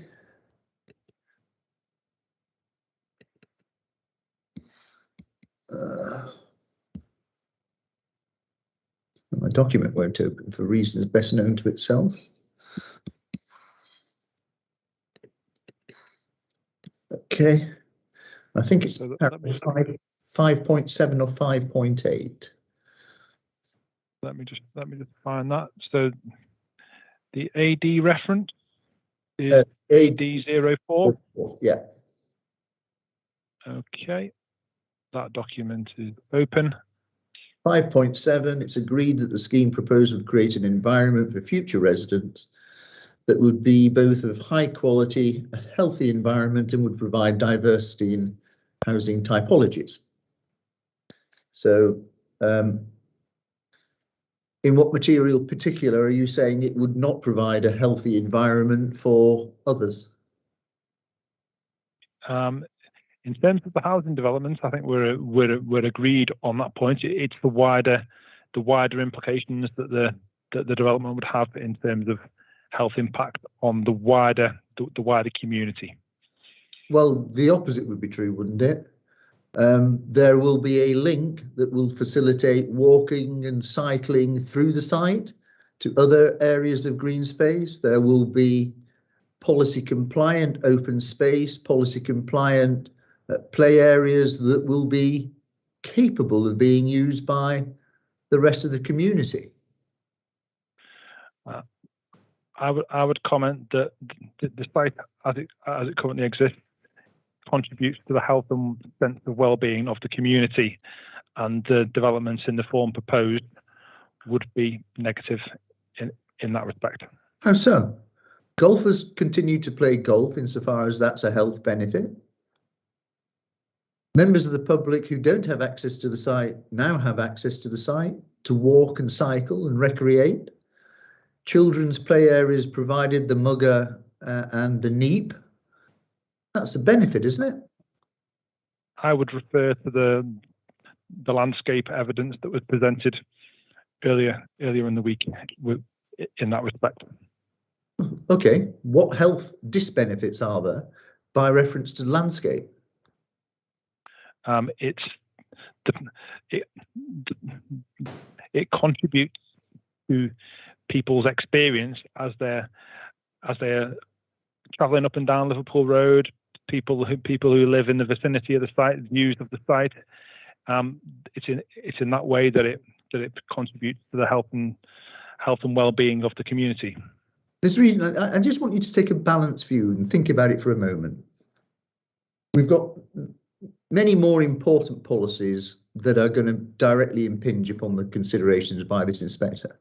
I mean, is it really going to be the council's case that there's a health disbenefit created by the proposals when looked at overall? A health disbenefit. The council's position is that it would have a negative impact in that regard, obviously for the reasons presented. I can only ask you, and you're a professional man with considerable experience in development control matters.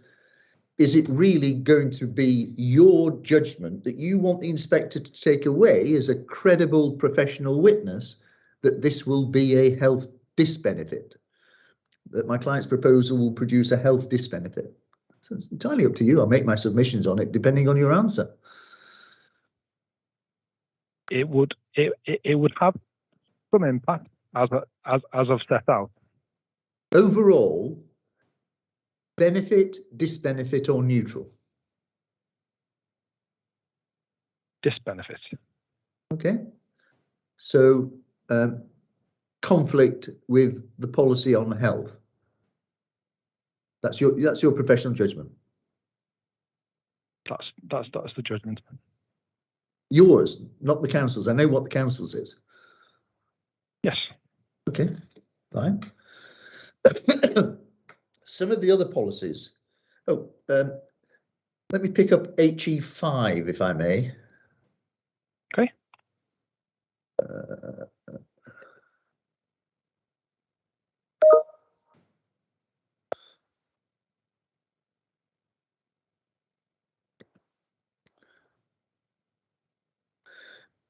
Quick couple of points on trees. Subparagraph 2. Planning permission will not normally be permitted where the proposal adversely affects trees, woodlands and hedgerows, which are, one of which is protected by a TPO. I want to be absolutely clear on the correct interpretation of this policy, Mr. Eaton. If any development involves the loss of a TPO or a number of trees protected by a TPO, should I regard that as contrary to policy in the sense that that is used in section 38 subsection 6? In other words, the development must of necessity be contrary to the development plan. I think the words in the policy says will not normally be permitted. You hit the nail right on the head. It is not intended to be a complete prohibition on any development that involves the loss of trees, is it? No. No. Because otherwise, a proposal that might produce a loss of a TPO, but it then is replaced by significant landscape infrastructure that outweighs that loss would be prevented by this policy, wouldn't it? So you've got to give this policy a more balanced approach, haven't you? Focusing on the word normally. I acknowledge that, yeah. Yes. So we can agree that it's not a prohibition of all and any development involving the loss of a TPO. Correct? Correct, yeah. Landscaping, all development will be required to conserve and where appropriate enhance the character and quality of the local landscape. Question of judgment, isn't it, that? It is a question of judgment. Interestingly, it doesn't cross-reference to landscape character areas. I can't think of any reason why it doesn't, but I just note that it doesn't. That's a wider judgment. There's not a focus, in other words, Mr. Eaton, on landscape character areas that are part of the evidence base associated with the local plan. I don't think you were involved in the local plan preparation, were you? No. Something I noted, but I don't think I could take it much further. Okay. Right. There are a number of other policies, C1, GRs 1 and 2, and other policies. I hope I'm not being unfair when I say this. These are criteria-based policies for the most part. And so the inspector's judgment in respect of those issues will determine whether there's conflict or otherwise with policy. So Yes. putting it at its simplest, if the inspector accepts the council's evidence, there will be a conflict with policy. If he accepts the appellant's evidence, there won't be, in respect to these criteria-based policies. Correct? Yes. And that's how we'd invite him to approach it. Let me just see if there's...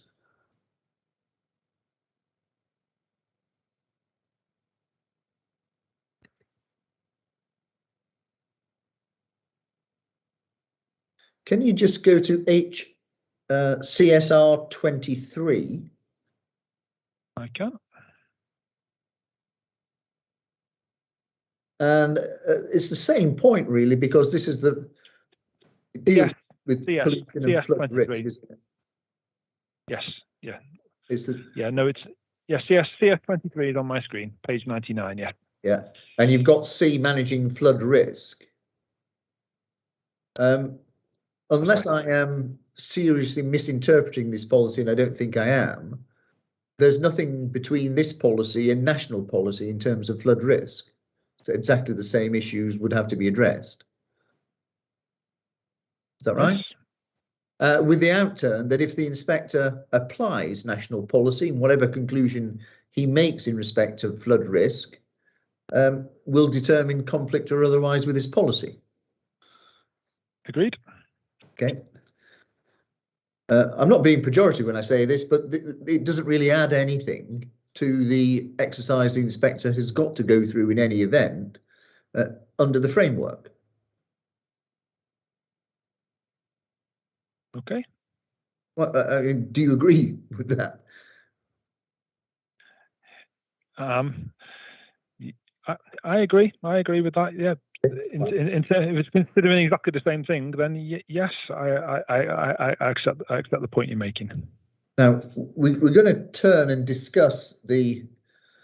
I'll come back to those issues in a moment. The main policies that you and Mr. Hunter identified in your examination in chief. But what I want to do is have something of a look at the archaeology of these policies and how they were dealt with. Can I ask you to go to PDALP 014, which is the inspector's report?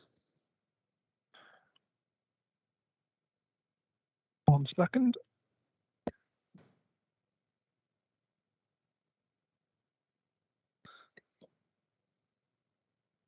Okay, I've got that open. And if you would be so kind as to go to page 44 on the PDF, where you see beginning at 234 open space and green infrastructure. Yes. Here's what I found.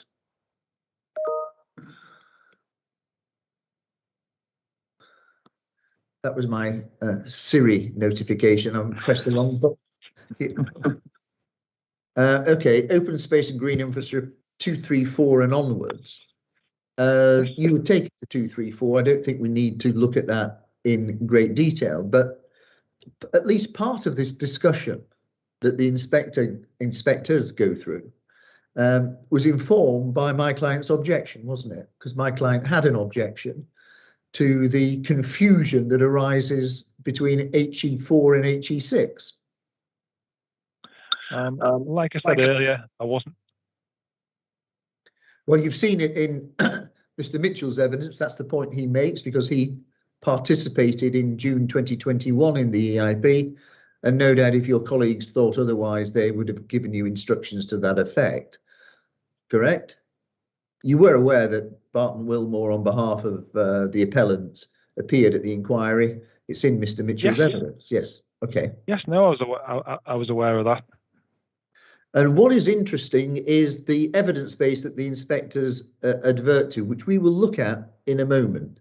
235, in terms of evidence to support the council's approach to identified green infrastructure and green space, they submitted Halton Open Space Study 2021. That was prepared by KKP, wasn't it? Yes. And Mr. Wright. Only covers a quantitative update on open space and a review of the open space standards. The previous comprehensive open space study, 2005, is dated. However, there has only been a relatively small increase in the population of the borough since the preparation of the original assessment, and whilst there have been some changes in the open space typologies in some areas, the latest study highlights the continued overall surplus of green infrastructure and green space across the borough. Moreover, a number of proposed allocations provide key opportunities to secure meaningful green space in accordance with RD4, HE4 and HE6. I'll just stop there. Clear finding of fact by the inspector in the light. I see Mr. Hunter's come up.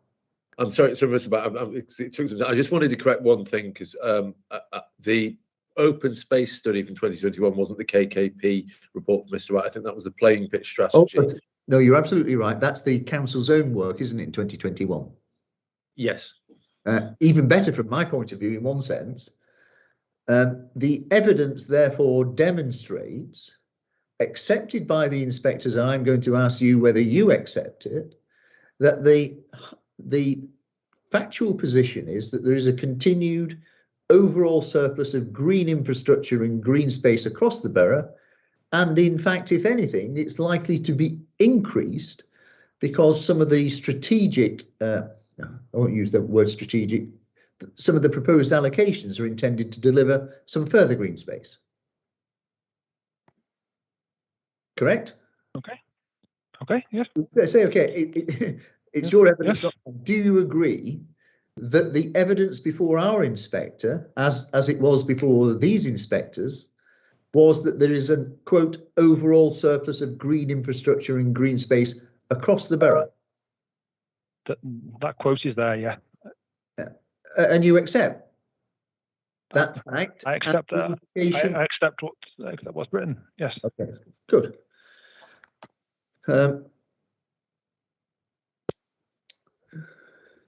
Then goes on to say this: the policies map identify the green infrastructure and green space to which these policies CSR21, HE4 and HE6 apply.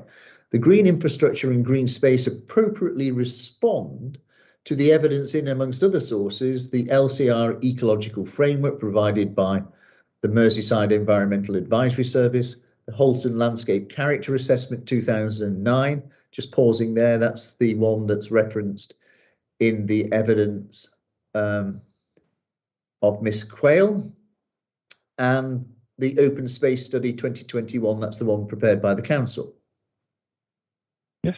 Additional work has been undertaken during the course of the examination, including a comprehensive open space assessment to support and more clearly define the different categories of green infrastructure and green space identified on the proposals map.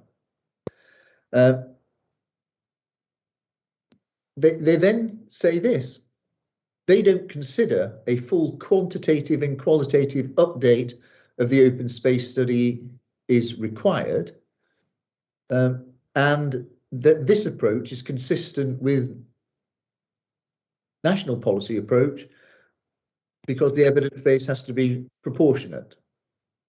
The Open Space Study 2021 also provides adequate justification for green infrastructure and green space standards used in the plan.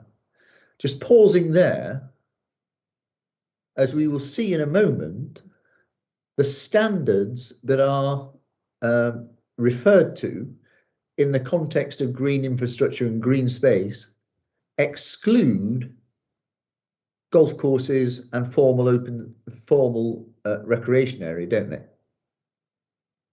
In what context? Well, there's a line through figure 10, which had previously listed the quantum of land. Do you want me to take you to it? Should be able to. Yep. No, we'll go. Take me to the table. Yep. Okay, we'll look at it in due course. I'll take you to it, promise.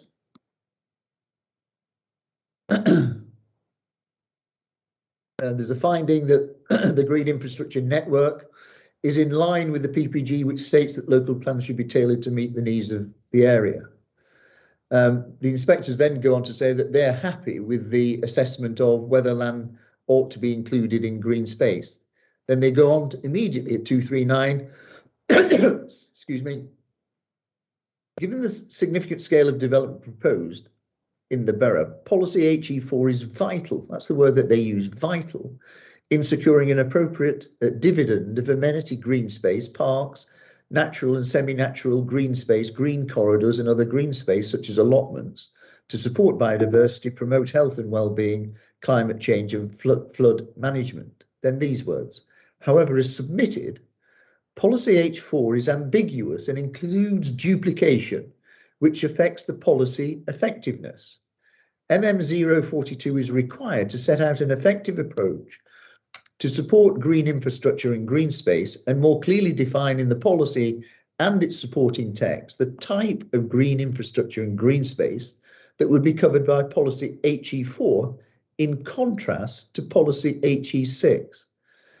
Now, just pausing there and unstitching that, what the inspectors are finding is that there is ambiguity in how HE4 and HE6 interact, and they want a clear definition of both, don't they? They do, yeah. Ambiguity is referenced in paragraph 239, yeah. Okay.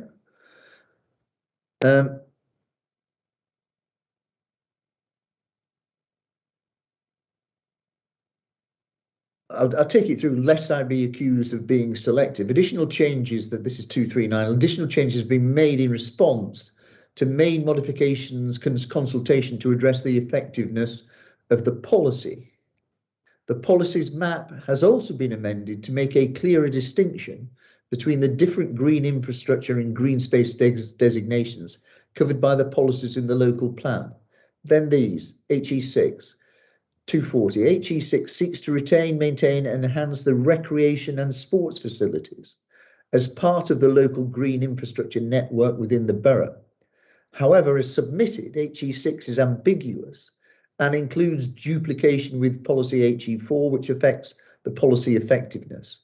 Main modification 44 is required to set out an effective approach to recreation and sports facilities, including indoor and outdoor sport provision, taking into account the particular demands and identified needs for sports and playing pitch facilities in the latest Playing Pitch Strategy 2020. That's the one prepared by KKP. The amended policy wording to HE6 and its supporting text deals specifically with this issue in line with advice from Sport England. We recommend this for effectiveness and consistency with national policy. MMO17 is also required to remove the outdoor sports facilities and formal playing field standards in table 10 under policy CSR 21 in order to be effective and consistency with national policy. Now, I'd be right in saying, wouldn't I, that the inspectors recognise the effectiveness of policies HE4 and HE6 were being undermined because the ambiguity in both and duplication in both were likely to affect policy effectiveness. They use almost identical words in their criticisms of the originally submitted policies, don't they? Yes.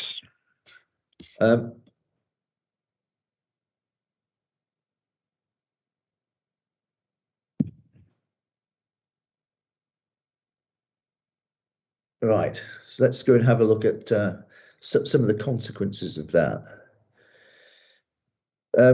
Can I ask you to go to document PDA LP no, PDALP 015. It's the main modifications that we've looked at quite closely this morning. With me. Let me just. Okay, I've got them on screen. Yeah. Get it in the core documents.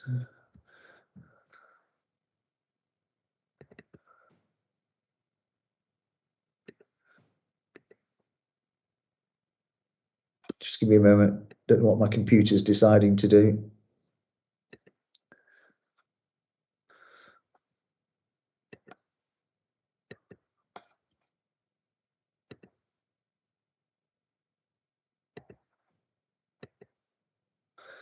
Um, 15. And I think the first thing we need to do is to main modification 017, which is on page PDF page 26. Okay, I'm there.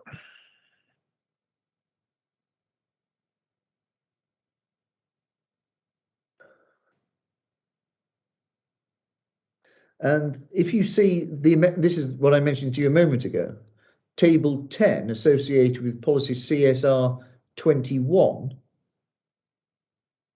removes from the standards of provision outdoor sports facilities.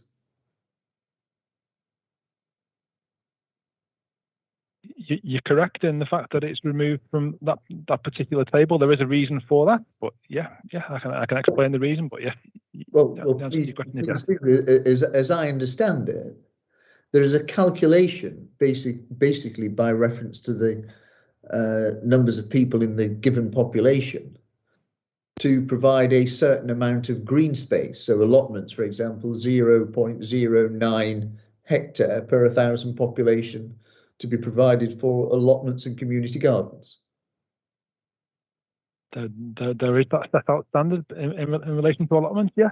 Obviously, outdoor sports facilities and former playing fields works differently, hence it's been crossed out. Yeah, and it's been crossed out. Well, you please explain it then, because I don't think the inspectors do explain it. The reason why it is crossed out is because facilities are not stored based on a standard based per 1,000 population. They're based on the council playing pitch study. Okay. So there's not if there's development, obviously the council is not going to seek further contributions, etc., towards outdoor sports facilities if the playing pitch study says that there isn't a shortfall that requires additional provision. That's the reason why it's been removed from there, and obviously it appears in policy HE6 if we look at the wording for that in respect of those issues. And I will take you to HE6, but I want to take away from that a very, very clear point that I had intended to come to. My clients cite, when we address policy HE6, as we shall do in due course, is not therefore required for an alternative recreational use that involves playing pitches, because there is an adequacy of provision. There is an adequacy of provision with regard to playing pitches currently, as was set out by the appellant's witness, Mr. Wright. Yes. He drew on the conclusion of that report in his evidence, didn't he? Yes. And you agree it. And the inference that we draw from that is one of the introductions that's out with national policy, but is in local plan policy, is whether there's a prospect or whether there's a need. I think need is probably the word used, for land which was in former recreational use to be used for other recreational purposes. Correct? Correct? Whereabouts are we talking? HE6. Right, let me just go to, can we just go to HE6 then? Yeah.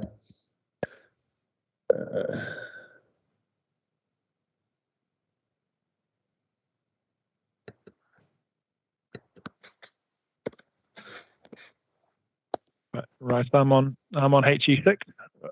And if you're on page 100, so are we talking about the document that was circulated following adoption last night? HE6. no, I'm looking at page 100 of the modifications, PDALP 015, page 100. Okay. And we had Okay, that fine. debate this morning at some length that arrived at the conclusion, unless I'm very much mistaken, that this is the wording that one would expect to see in the policy, not the wording that actually appears in the document that we were actually looking at this morning. Okay, fine. Well, you keep saying, okay, fine, but I think that's the position we got to, isn't it, Mr. Eaton? That these are this is likely to be the policy that the inspector's going to have to address in terms of the issues before. Yeah. And so paragraph 2C says this, that the site facility is surplus to recreational requirements. We've got a big debate on that, and is not capable of helping to meet any of Halton's identified needs. So that's the incapability of helping to meet Halton's identified needs is an additional matter over and above national policy, isn't it? It is. Yes. And so looking at that and going back to the question that I was asking you, there is no identified need for further playing pitches, is there? Agreed. So we can dismiss that. Nor is there a shortage of open space, is there? That's the conclusion of the open space study. Agreed. It referenced the surplus that you took me to. Yeah. So not capable of helping to meet any of Halton's identified needs, not needed for playing pitches, not needed for open space or other open space, not needed for golf because golf didn't form any part of the studies that informed the local plan. There wasn't a golf needs assessment at all, was there? Golf is not assessed. That does not mean that the site is surplus to requirements for golf purposes. But Different issue. Yeah. Different issue. We've got to have the debate about surplus to requirements, and we've had that debate to some extent. The second issue is, even if you do find it surplus to requirements, and so your case is, well, you don't even get to consider that because it isn't surplus to requirements. But if my client's case is right, I've got to go on to say, and it can't help to meet your other identified needs. And that's quite an important word, isn't it? Identified. If I look at any of the needs that have been identified, my client's site is not required, is it, to meet those identified needs? Playing pitches, open space, whatever you like. That's your client's case, isn't it? Well, no, that's your evidence. That's the evidence that informed the local plan as well. There isn't any identified need for an alternative use to golfing on this site. Your client's case, the local planning authority's case, is that it is not surplus to requirements. Correct. Golf.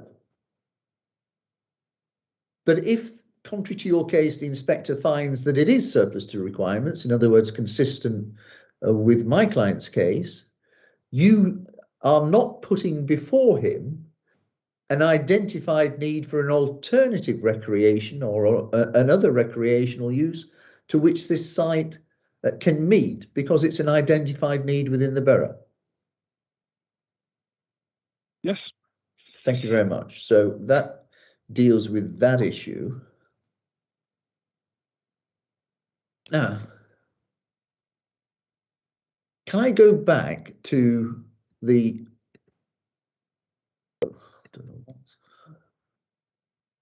going to start all this again, I'm afraid. and go to the document that was distributed either late yesterday evening or this morning. The plan that's dated 2nd of March. Yes. And I want, if I may, to go to HE4. Now, you were very clear in answer to my learned friend's questions in examination in chief that this policy does not apply. HE4, let me get it. No, not interested in shop fronts. It's HE4. Right. What I was very interested in is the answer that you were given earlier, that there will be instances where policy HE6 and HE4 apply. I don't think I misunderstood you when you were saying that, did I? You didn't misunderstand me, no. And that, as I understand it, we might need to go back to policy 21. But so that I'm clear, when I see subparagraph 6 of policy 4, it talks about the requirements for formal indoor and outdoor sports provision are within HE6. It then, as you pointed out, 1246 defines green infrastructure and green space as a number of things. Now, we know from the changes document that golf courses were expressly removed from this, weren't they? Yes. And they were expressly removed from it because that's how the inspectors themselves wanted the policy to read. They didn't want, in other words, golf courses to be included. They wanted it to be dealt with under HE6. Yeah. And avoid the duplication. Yes. Can you think of any circumstances in which a golf course would not have a degree of 1246C?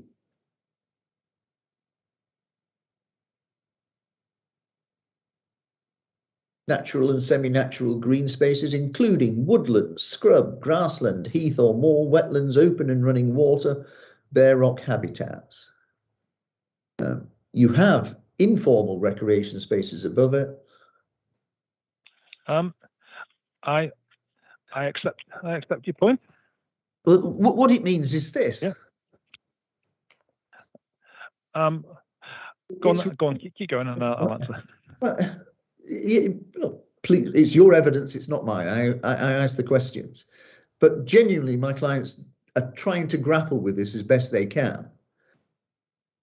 On the one hand, the inspectors made it clear we're concerned about ambiguity, we're concerned about effectiveness of policy, and those matters were clearly articulated. And golf courses were expressly removed. We then have a position, as I understand it, where golf courses having been removed, and we're told quite clearly in subparagraph 6, not just golf courses, because it's a formal outdoor sports provision or in HE6, we then can get back to a position where policy HE4 would be applied to a golf course.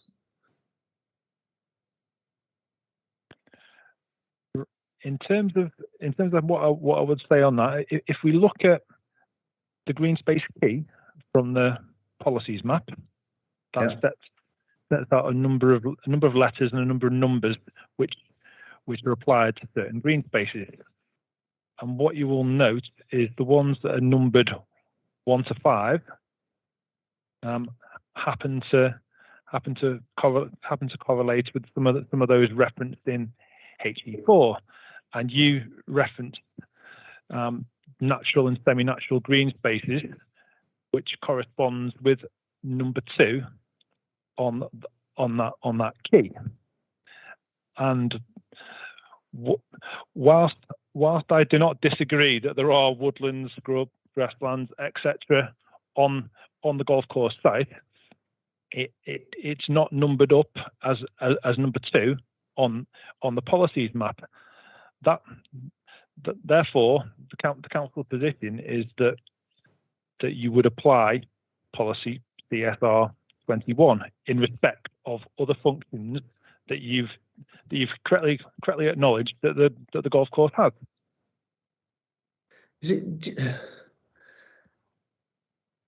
I think there is an ambiguity because the whole area is washed green, isn't it? The whole area is washed green, yeah. And that's intended to convey the application of, or could convey the application of HE4 and 5, couldn't it? Sorry, HE4 and 6.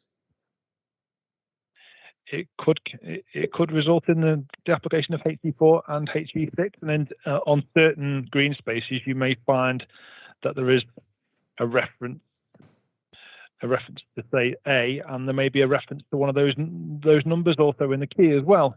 So therefore you'd be looking at two policies in that particular respect.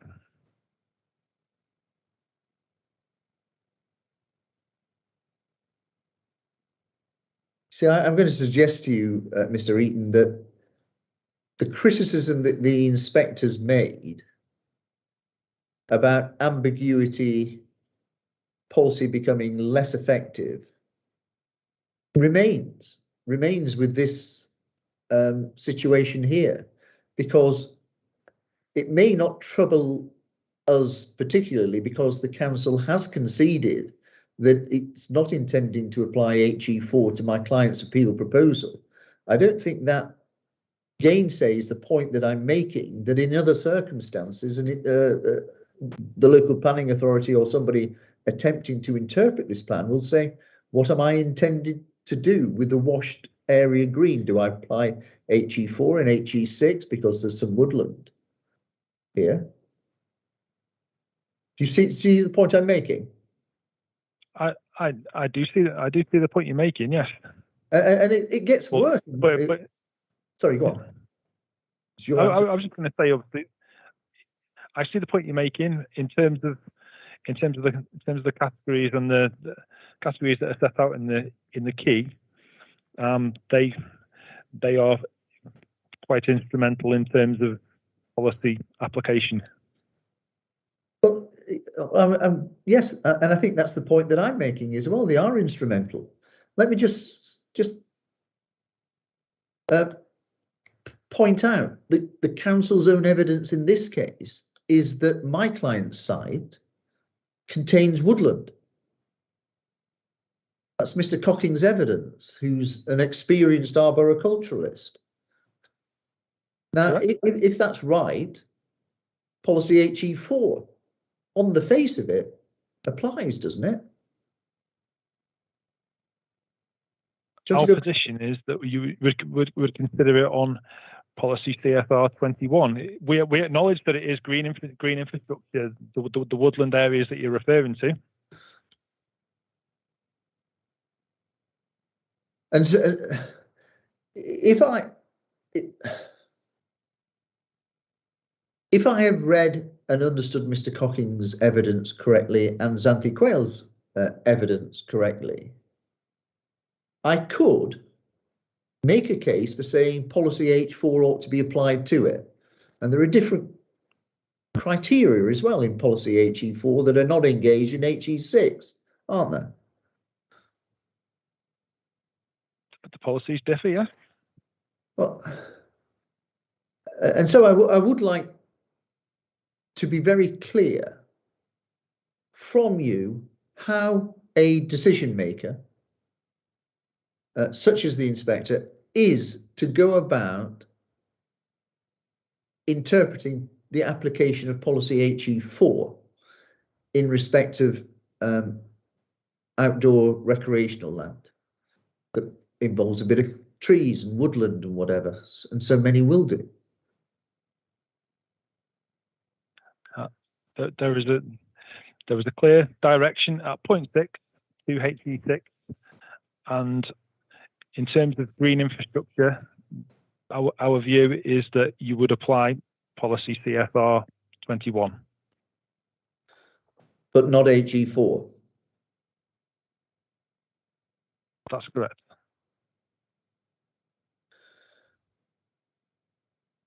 Okay, let's go back to the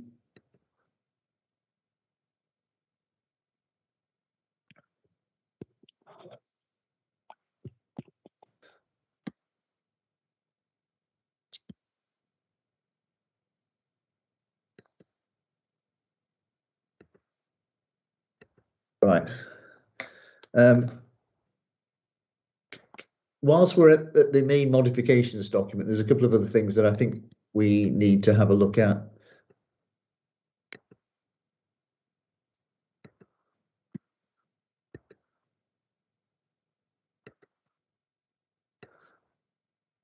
Just let me clear some of these documents from my laptop.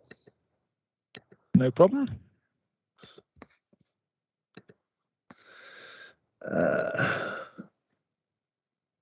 So back to PDA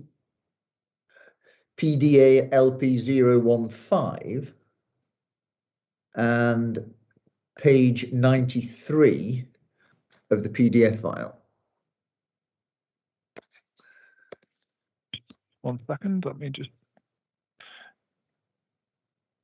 So I'm on PDALP 015. Where did you direct me again? It's page 93. It's main modification 42. Page 93. Okay. And I know we're looking at HE4, and there's nothing. We agree for the purposes of this appeal, HE4 doesn't apply. But I'm trying to go through it on the basis that I'm following the inspector's lead and trying to dispel any question of ambiguity. If I go to then page 95, the new wording of the policy we've looked at a moment ago has added the words, the requirement for formal indoor and outdoor sports provision are contained within policy HE6. Isn't that the clearest indication that we've got that the inspectors regarded the two as mutually exclusive? Those sites covered by HE4 and those covered by HE6 should be regarded as mutually exclusive. I would refer you back to the green space key, and it all depends on what is highlighted on that particular green space. Ultimately, some are highlighted with more than one function. This one is highlighted as a golf course, and obviously we're suggesting the policy should be applied in the way that I've set out. And if I go over to page 96, the deletion of outdoor sports facilities, including playing fields, golf courses, and other outdoor sports areas, again, that's entirely consistent with the two being mutually exclusive, isn't it?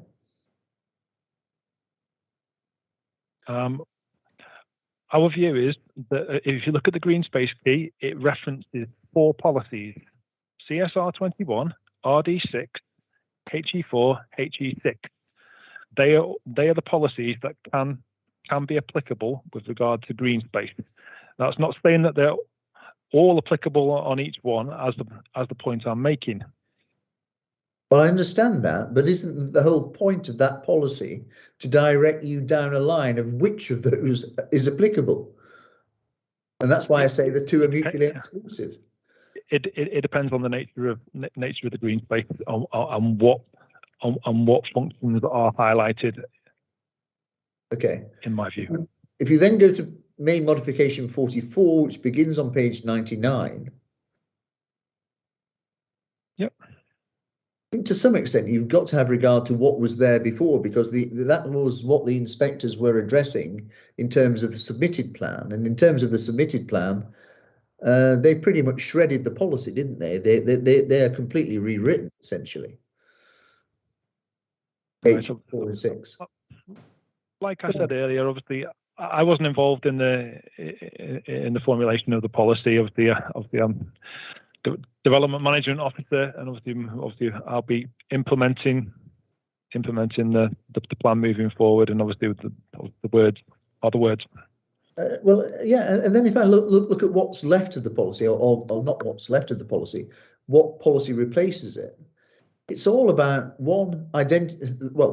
paragraph 1, to help meet identified needs for sport and recreation, as set out in the most up-to-date evidence-based development affecting indoor and outdoor sports facilities will be supported where it meets these policies, 21 of which is 21. See?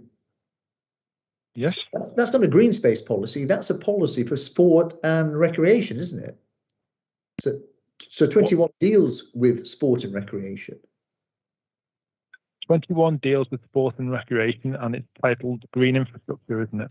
Yeah, and that's why the point that I'm making is that you still got a subdivision of policies, and 4 and 6 would appears to me to be mutually exclusive. And then if you again, I'm just talking about the subject matter of the policy, protection and enhancement. That's a specific policy that reflects very closely paragraph 99 of the framework, save for that point that we discussed a moment ago. So that's an application of national policy, is it not, about sport or recreational facilities? This is not a policy. Yes, 99A. Yeah. It's not a policy for the protection of green space per se, is it? This policy is in relation to sport and recreation, yeah. I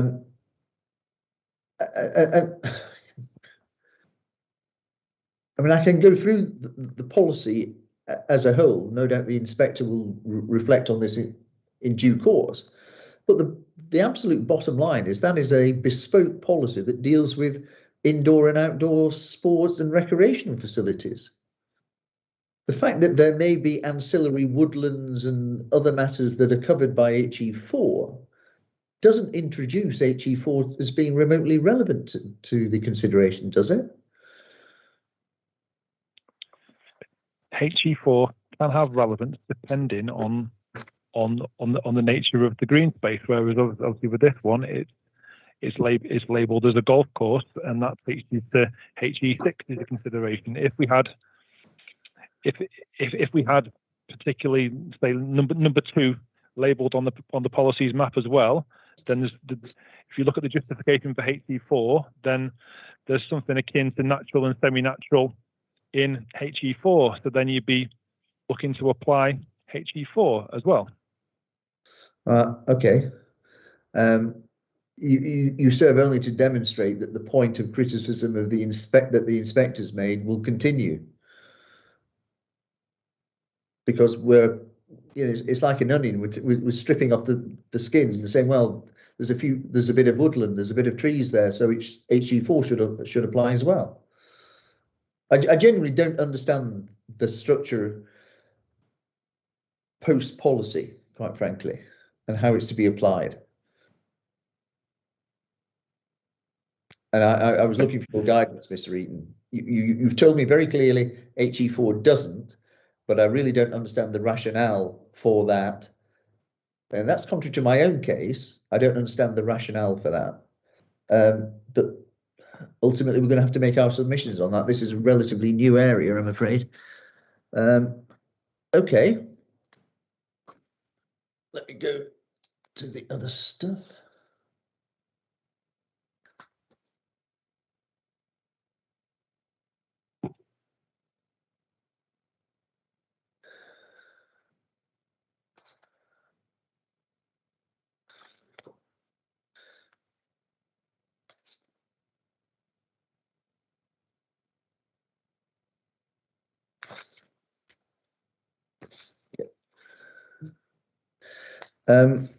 Okay.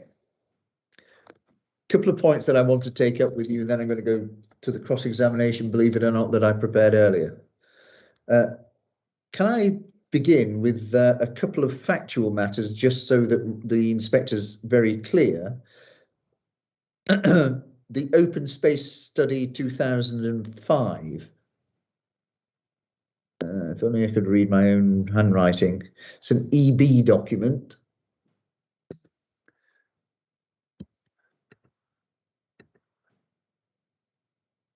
It's EB1, I think. Thank you.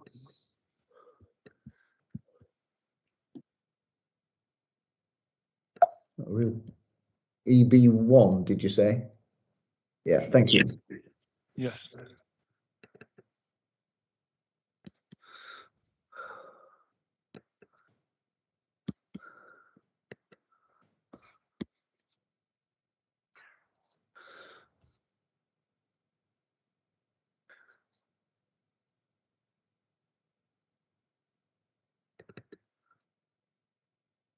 And can I ask you to go to paragraph 13.8? Okay.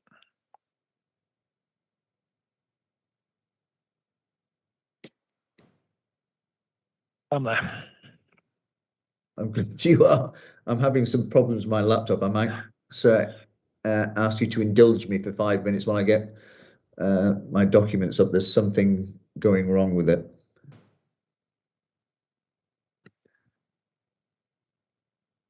Certainly, Mr. Barrett, with my technical issues this week, I'm having an echo myself now. So yes, I think we seem to be dogged with them. Do take your time. Okay, I am. Too many documents, too many windows, isn't there, at the moment? Well, it's something. It's not allowing me to close some of the windows, which is a little bit frustrating. So it's filling up my laptop screen rapidly.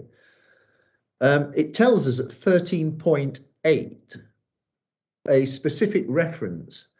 What's this, about 15 years ago now, 16 years ago, to Widnes Golf Club there. There are 4 golf courses within Halton Borough. Facilities at Widnes Golf Club are now considered to be inadequate for an 18-hole golf course, and the club is hoping to relocate to the edge of Widnes in order to improve these facilities, although some of the existing golf course site would be developed for, I think that must be for other reasons, not public open space. It is proposed that the remainder would be available as public open space in context. It doesn't make sense, does it? It doesn't make sense as two lots of public open space. So that would be for other development, wouldn't it? And I think it's residential development. It's difficult to understand what's being implied with those 2 references. Okay, but what I is wasn't involved in that document, I couldn't say. No, you're absolutely right. And but what is clear is that the view that was expressed in 2005 was that it's now considered that the golf club to be inadequate for an 18-hole golf course. No reasons are given for that, but it's a clear enough conclusion, isn't it? The words used, facilities at Widnes Golf Club, and it has been acknowledged by our witness, Mr. Smith, that the facilities, namely the clubhouse, etc., are poor. So in terms of facilities, in that respect, I take the point. However, in terms of it being inadequate for an 18-hole golf course, it's been operational for near on 100 years. Yeah. So is it necessarily inadequate for an 18-hole golf course? Well, this is the council's own study, isn't it? And if I may say so, it was regarded by the inspectors as a document to which they found some support for their conclusions very recently, didn't they? This is part of the evidence base for the local plan. I know it's been there's bits of it that's been updated, but where the conclusion is facilities at Widnes Golf Club are now considered to be inadequate for an 18-hole golf course, and the club is hoping to relocate to the edge of Widnes in order to improve these facilities. That's relevant to the 18-hole component, isn't it? In context, that's the only rational meaning that one can give to that. Well, that's the view of the golf club, is that they consider it to be inadequate, isn't it? the facilities at that 18-hole golf course. That is. Well, I'm not so sure it is, isn't it? It will be the view, as you know, of my clients, the golf club, but it's not challenged or disputed or even disagreed with. It's adopted, isn't it, in this study? The study doesn't go on to say, well, we disagree, the facilities are perfectly adequate. They seem to accept that as a proposition. It acknowledges that the facilities are inadequate. That's the point. The point I would make. It doesn't say that an 18-hole golf course is inadequate. It just says the facilities at Widnes Golf Club are now considered inadequate. So that's how I would read it. Well, it's for the facilities for an 18-hole golf course. Well, that's what it is. It's an 18-hole golf course. Okay. So the facilities that accompany an 18-hole golf course. And the final sentence, should this proposal be accepted, the findings of this strategy could inform the selection of the most appropriate land use for the site. Whilst it's not pushing at an open door, I don't see any component of resistance to the principle of alternative facilities being provided. Do you?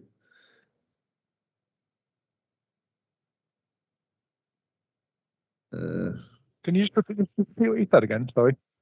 I don't see any degree of resistance in principle to an alternative use being brought to the golf course.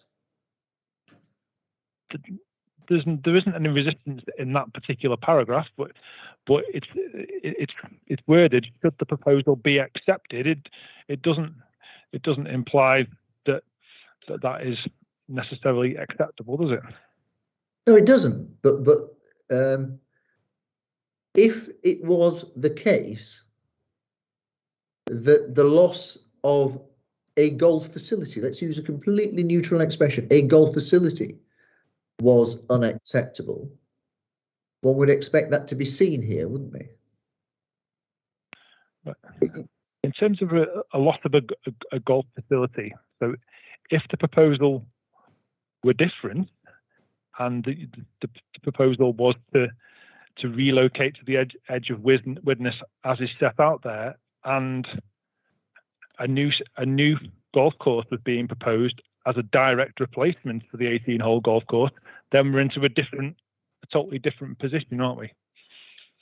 Well, I can see that for us, but there is not therefore any case for the retention of an 18-hole golf course at this location. What alternative provision it arises is another matter altogether, isn't it? Well, whilst I've not been involved in the local plan, the site remains a designated green space used as a golf course, doesn't it? Yeah. The designation remains. So that we're absolutely clear, Mr. Eaton, that decision was not informed by any assessment of golf need.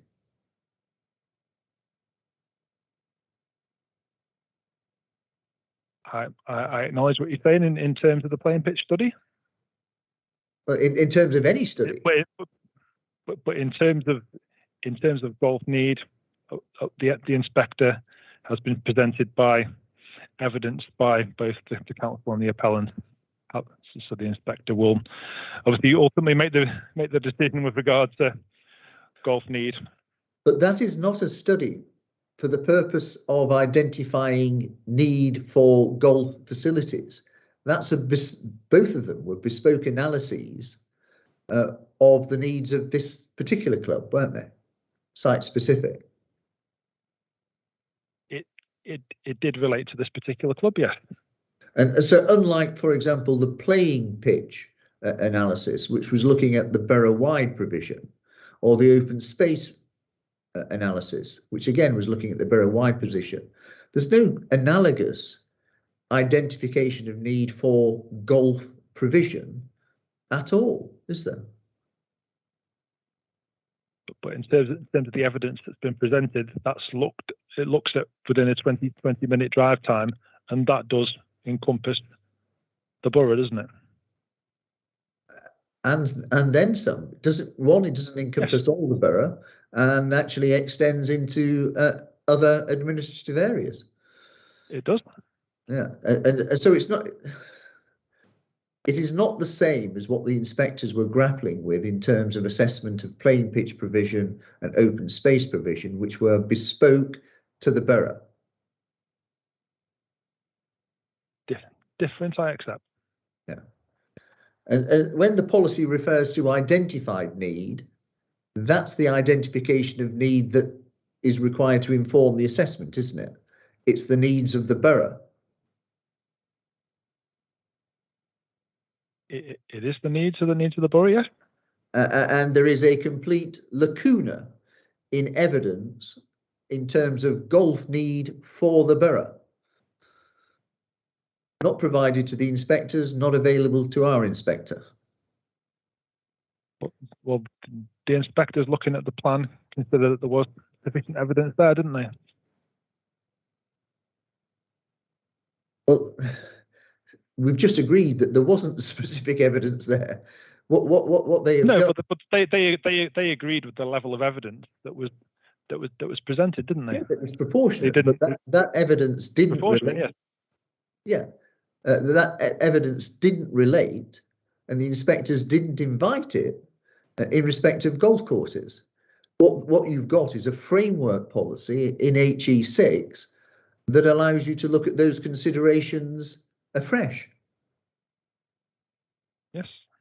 But in the application of subparagraph C, paragraph 2 subparagraph C, where we look at identified needs, there isn't any document that identifies needs for Halton in terms of golf provision. I understand the point you're making. Okay, thank you. So can I ask for your indulgence for about 5 minutes while I clatter the side of my laptop and hopefully get rid of all these documents that are all over the place and then reopen it. I'm having... Barrett, shall we take a 5-minute adjournment, or do you need a little bit longer, and then you can try and turn your computer off, which sometimes helps? No, 5 minutes would be absolutely fine. So I'd like to carry on if I may. I know we're under the cosh in terms of time. Sorry, Mr. Hunter's there. Yeah, so no, I suppose it's I'm not going to say anything about that. I mean, I was thinking that we might be getting close to the point. We're probably still a bit early for taking mid-afternoon break anyway. But so I'll leave that in your hands. I'm just trying. I think just something to bear in mind rather than do it now. I mean, it's looking, I think, almost certain now we're not going to be able to deal with all of Mr. Mitchell today. And so you indicated, I understand why you think it would be right for him to do all of his evidence. I think you wouldn't want to leave him hanging over in cross-examination in murder. I just want to flag up the issue then is whether or not we're going to be able to close it tomorrow. I think I have a view on that if that happens. But I just wanted to raise it so you can think about it perhaps in the break and we can come back. And because I think, Mr. Barrett, I mean, for understandable reasons, as with me, you spent longer than anticipated dealing with the implications of the new plan. Yeah. So I imagine there's quite a long way to go in cross-examination still. So I think if we get Mr. Mitchell done in chief, we might be doing well today. Yes, I think that's probably right. And I would like to get Mr. Mitchell done in chief if possible, but I wouldn't like to start him unless we can finish him. And I think it's almost inevitable that we won't be able to finish him if cross-examination has started. But if I have my 5 minutes, I think I'm more or less done on the local plan, the new local plan stuff, but there's quite a bit of planning balance material that I wanted to go through, sir, if that would be okay. My best guess would be about another half an hour, maybe 3/4 of an hour, but I think it'll be of that order. So if we did get Mr. Mitchell's done, are you suggesting, Mr. Hunter, that we wouldn't close tomorrow, putting aside the issue of whether we close subject to anything else coming in terms of... The problem is that if we don't get Mr. Mitchell done in cross-examination, it's hard for both myself and Mr. Barrett to write closings on, really, it's the planning and the policy side of things isn't peripheral here. It's actually quite important. So the written closings would not take account of Mr. Mitchell's final evidence, which is not very desirable. And I mean, my experience in this is quite. I can't really assume he'll agree with everything I have to say. So, and neither can Mr. Barrett assume that he won't make any concessions. So, it puts us in that difficulty as to how we close quite an important section of the inquiry. But so I'm just flagging up. So, I mean, it seems to me to be difficult and not particularly desirable to do closings in that situation. And for that reason, we might need to think about another date, if not others. It would also already indicated, I think, in our case management conference, Mr. Hunter, that you wouldn't be available next week. Is that still the case? I think so. I think it is. I mean, it's possible that the inquiry that I have next week has got too much time allocated, but it is allocated for that time. So I can't suggest that. I've got a full 4-day inquiry next week as well. Instead of holding things up now, it might be useful then, gentlemen, if before we have this discussion, you can have a look at your availability. I'll have a look at my availability, and then at least we'll have some idea of how long a delay would be, and maybe we'll touch on this before the end of the day. But I think it's probably best now if we carry on with cross-examination subject to Mr. Barrett's 5 minutes to sort his screens out. So I'll adjourn for 5 minutes. We'll come back at 10 to we'll carry on, and then maybe in the mid-afternoon break we can all have a look at our diaries and move it on from there. Thank you very much, sir. Thank you for flagging that up, Mr. Hunter. Yes, Mr. Barrett, hopefully you'll get that screen sorted. Mr. Eaton, you are being cross-examined, so just a quick reminder not to correspond with any members of your team or anyone else in the council on these issues.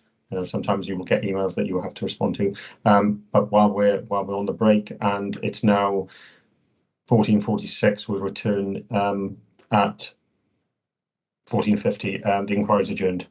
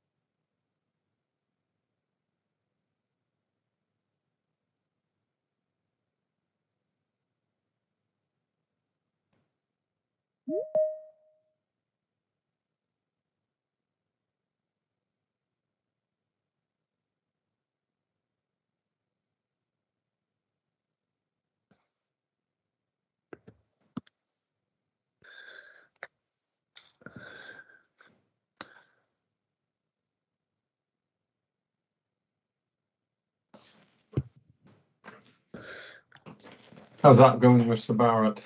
Thank you very much. It works. I've managed to get rid of all sorts of documents from my laptop, and it seems that I can now access the documents without any difficulty. So I'm very grateful for that. In that case, it's now 14:51 and the inquiry is resumed. Would you like to continue? We'll have the discussion around around closing after the next break, when everyone's had a chance to look at their calendars. In the meantime, would you like to continue cross-examination? Thank you. Can I ask you to turn to the framework, please, Mr. Eaton, paragraph 99? Of course. Pretty sure yours, whether it's an electronic version or paper version, is now looking pretty dog-eared around this section of the framework. Existing open space, sport and recreational buildings and land, including playing fields, shall not be built on unless, and if we go to B, the loss, what is the loss in your view that this policy is referring to? The loss, it's about, well, exactly what it says at the start of 99. It's about existing open space, sports and recreational buildings and land. Yes. It's more than buildings. It's buildings and land. Yeah. And obviously, in this instance, we're talking about buildings and land that are used for sports and recreational purposes. And existing open space, including playing fields.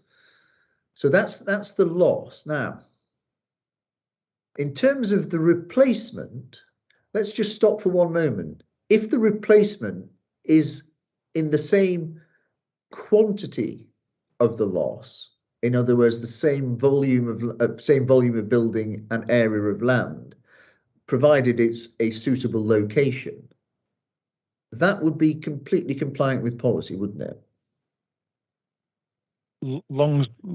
Obviously, there's the quality test as well, isn't there? But yes.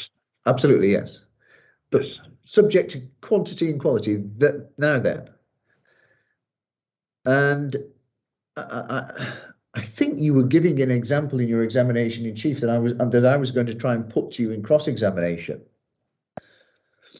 You might not be in a position to replace the land on a square metre for square metre basis. But if you can actually provide something that has the same utility or a better utility, a better ability to be played more often, that would also meet the requirement in this policy, wouldn't it? That can be the case, depending on the nature of the detail, yes. Yeah, and I think the example that you've given is you know, one has a green field playing pitch that yes. can only be used for on a certain number of times because weather conditions and the like.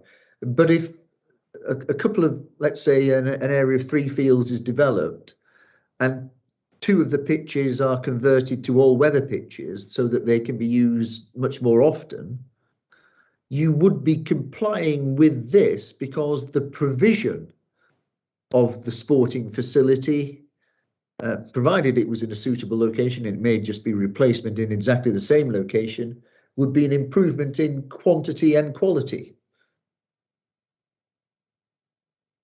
I understand, yes. So when we come to look at my client's proposal, the fact that the area of land, or a proportion of the area of land, is developed for housing is not an end of the matter. Not entirely, no. No, because what has to then be considered is the loss of the land itself, but what is its replacement with? Yes. Right, now let's just stop there before we look at the Bicester decision, which I want to look at very briefly with you, without necessarily going beyond the issues of principle.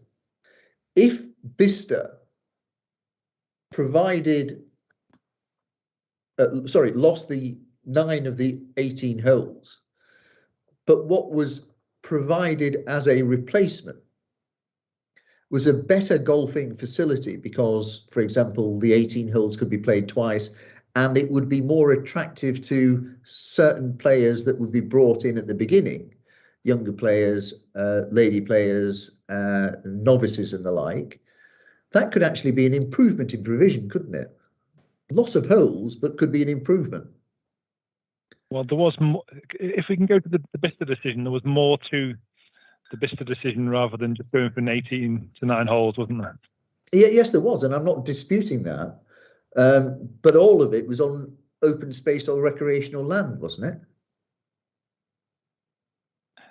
I understand that might have been the case. Yeah, let's get the decision and the wording in front. CW002.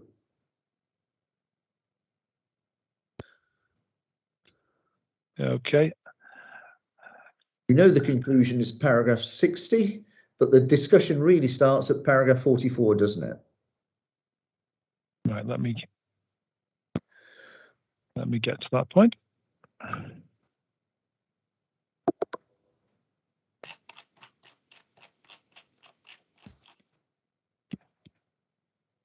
Okay, I'm at paragraph 44 now. Okay. And you can see there, 18-hole course, got a driving range, a practice green and bunkers. Although the development would involve the loss of the back 9 holes, the front 9 holes would be reconfigured by inserting a second tee at each hole. The driving range would be upgraded, the outfield of which would be shared with a 9-hole par 3 academy course for beginners and family play and short game practice area. The way that reads, and I understand this to be the position, because we've checked that all the land that was used was already in recreational use. It's enhanced. There's a better driving range. The people playing the golf don't have to go and retrieve the balls in the same way. But that's the position. Yeah, okay. Understood. And so when one considers the ultimate conclusion,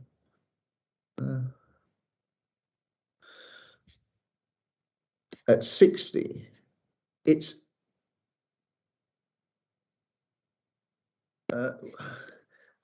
well, if you look at paragraph 56, really, because that's where the inspector deals with 97, our 99B. Okay. 56, whilst it's got a driving range, it's no more than a platform overlooking a field. He also makes the point that the academy course cannot be used at the same time as the driving range. They cannot make up for the loss of the full 18-hole golf course. That's the bottom of 56. Yes. 58, those with the course reconfigured, those who wish to play an 18-hole round would play the 9 holes twice. There's an illustrative design referred to in paragraph 59 that's going to be delivered, I think, on the back of a section 106 or condition. I can't remember now, but it's one or the other. Section 106. So when we get to the inspector's conclusion at 60, along with the benefits of the upgraded driving range and the introduction of the academy course, the reconfiguration of the front 9 holes would, on balance, provide at least equivalent provision in terms of quality and quantity. That's the general proposition I was putting to you earlier, that it's perfectly capable to lose land, physical area of land, but improve in terms of quality and quantity. I agree. It's all down to the detail of what the upgraded facilities are. Whereas obviously with this one, there's the upgraded driving range that's referenced, the introduction of the academy course, as well as the reconfiguration of the front 9 holes. So there's a number of aspects to the overall package that's presented with this one, isn't there? Let me ask you this as well, because I'm not sure of what the council's case is on this.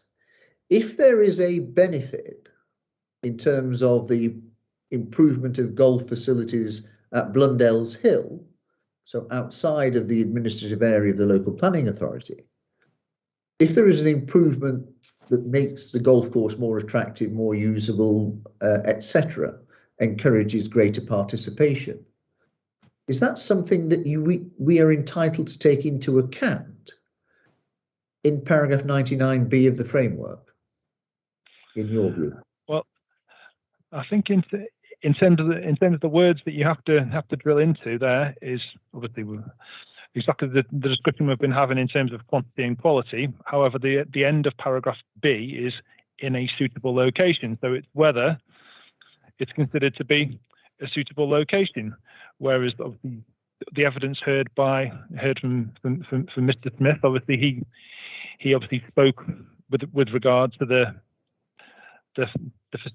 facility at Blundell's Hill. Obviously, it's outside of the borough boundary. It's a number of miles from the Widnes Golf Club site. Obviously, it was discussed about what percentage of members live local to the site. I believe, from the top of my head, I think it might have been 78% of the members are residents of the borough. So the question I would pose there is if the council were to consider that the provision was better in terms of quantity and quality, which is not, the other test would be suitable location, and we don't feel that it is a suitable location either. Let me look at it from the other end of the telescope. Is the fact that benefits would be delivered out with the administrative area of a council incapable of satisfying 99B, so that you would have to ignore any benefits outside the borough boundary as a matter of principle? As a matter of principle, the fact that something may be over the borough boundary does not preclude it meeting 99B. However, the council has set out its case as to why, in this case, we don't consider it to meet 99B in terms of quantity, quality, and also in terms of it being a suitable location. Well, I know that, and that was the evidence given by others, and the inspector will have to come to a view on it. But I'm grateful for the answer that you've just given to me. Okay, let's look now at the planning balance. The provision of market housing. Can we agree that even where a 5-year supply can be demonstrated, it would remain a benefit that attracts weight? I think if we go back to the evidence that was given in evidence in chief, when it comes to market housing, obviously I think it's paragraph 60 of the MPPF. So obviously, if you've got a 5-year housing land supply and it's needed, then that was what we were talking about earlier. In terms of market housing being a benefit, obviously we were talking about borough housing requirements before, and we also acknowledge the fact that the 8,035 I think it's referred to isn't a cap. So in terms of the delivery of market housing, it's not necessarily it's not a negative, but it's certainly not something that should be afforded significant weight as is set out by Mr. Mitchell. Let me try and break it down. Okay. Benefit, neutral, disbenefit. I think what you're saying is it's a benefit, but you're not going to give that benefit significant weight or the same weight that Mr. Mitchell does. Is that correct? Correct. There's a clear government objective there. So yeah. So whilst it's not necessarily needed in this particular location, I still acknowledge that the supply of market housing can be a benefit. Well, it's not. I know it can be. I want to know. Well, I'd like the inspector to know what your case is. My case is very clear. It is a benefit, and we've ascribed a certain amount of weight to it. You may disagree with the weight. Is it a benefit in this case? Based on what was presented with regard to paragraph 60, it does bring into question whether there is a benefit there, because we have a 5-year housing land supply plus we have sufficient allocated sites. So whether it's actually a benefit in this particular scenario, I would suggest in relation to your question, we're probably in terms of position neutral. Right.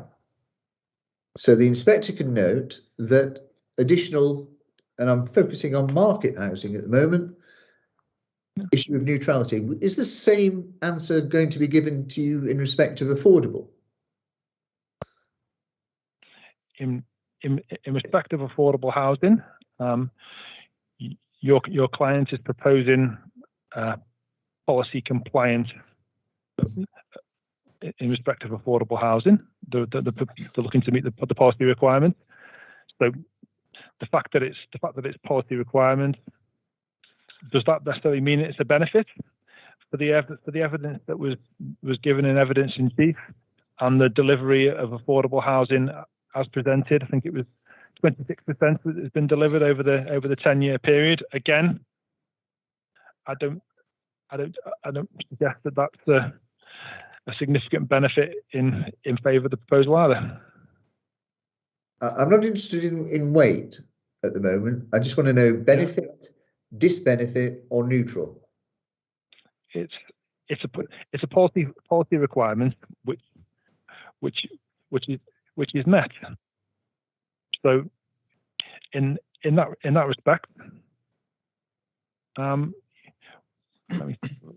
me think about that.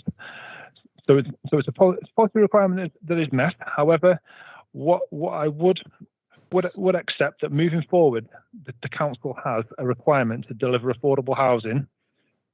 So on that basis, I will accept that in this case there is a benefit of affordable housing. However, I don't afford it as much weight as Mr. Mitchell affords to it. And how would you characterise the weight? Limited, little, medium weight, significant? You choose. I would afford it. I would afford it little weight, to be honest, given the evidence that's been presented with regard to what has been delivered over the last 10 years, and noting the figure was 26%, having regard for that in the context of the policy ask with regard to affordable housing.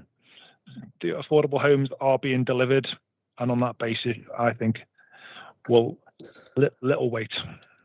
Okay, now I want to explore with you the direction of travel. Mr. Mitchell, in his evidence, points out the government's objective is to deliver 300,000 new homes net per annum and have over 1 million delivered by the end of this Parliament, which I think is May 2024. Okay. And that's across England, isn't it? Yes.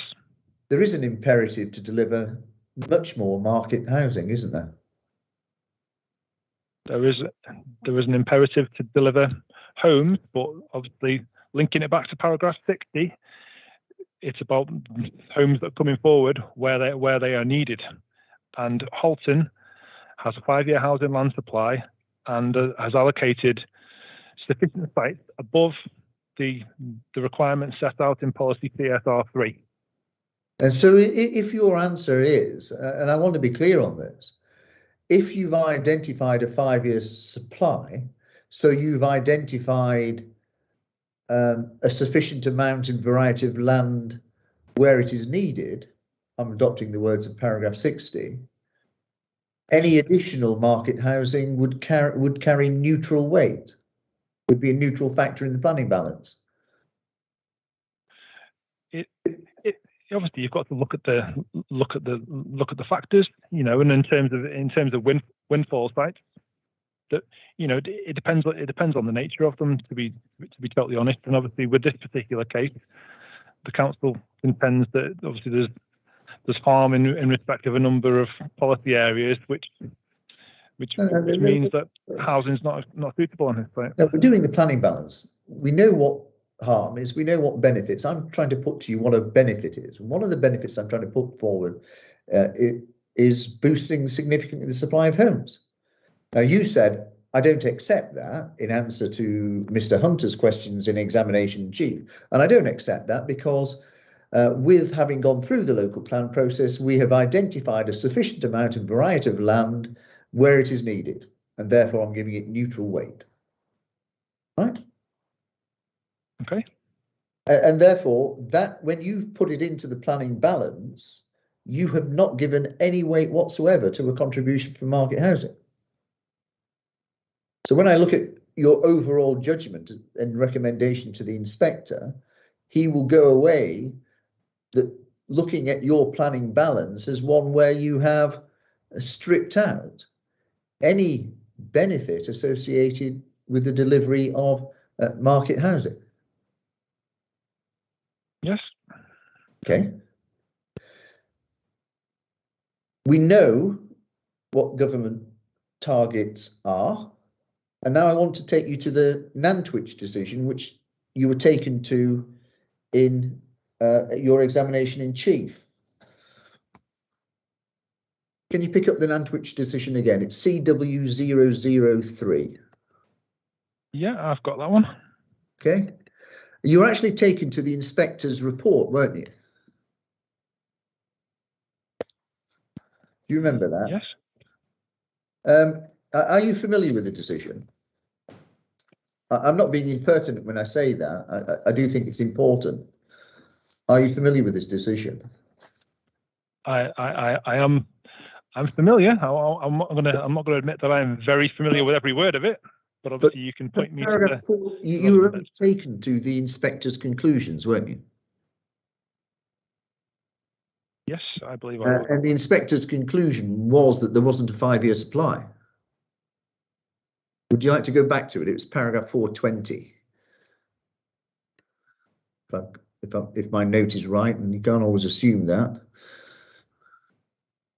Yeah, 420. Inspector says, as well, Mr. Barrett. Yes, it's the PDF page, so is 115.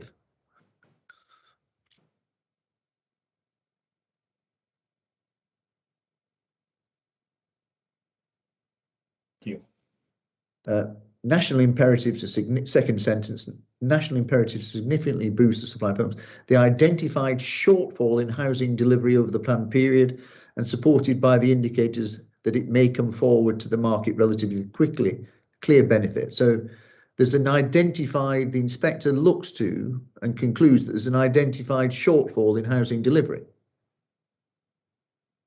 See that? Over the plan period in Cheshire, yeah. Yeah. Would you go to the Secretary of State's decision? Because this is one of those cases where the whole issue of supply was revisited. Were you aware of that? Yes. Let's just go through it. Housing land supply, paragraph 17 onwards. Secretary of State has considered the inspector's assessment of housing land supply and has also taken into account the revised framework, including the housing delivery. Which paragraph are you reading from? Paragraph 17. Which paragraph? Paragraph 17 Paragraph of Secretary of 17. State's decision. If you're looking at the PDF, it's 4 of 1 to 3. Do you have it? So which page number on the PDF? That might be easier. Page 4 on page 4 of 133, paragraph 17 is an italicized heading: housing land supply. Right. Yes, I'm there. So Secretary of State taking into account the inspector's assessment, housing delivery test has been brought in. 4 lines down, as part of this, the council submitted their annual housing monitoring update report, base date March 2019, which concludes that the council can demonstrate a 7.5-year supply of housing assessed from 2019 to 24. The appellant disagrees with this figure and concludes that the council can demonstrate 4.72 years of housing land supply. The Secretary of State then revisits the whole numbers issue. I can take it shortly if you like, but if you go to paragraph 23, I'm happy to go through this in some detail if you want. It's a Cheshire Eats case, so I have been over it a few times myself. Paragraph 23, the Secretary of State effectively does his own calculation. Paragraph 23, as the Secretary of State also considers that the council has a total 5-year requirement of 13 211 dwellings, he is satisfied that the council is able to demonstrate a supply of housing sites within the range of 5.7 to 6.6 years.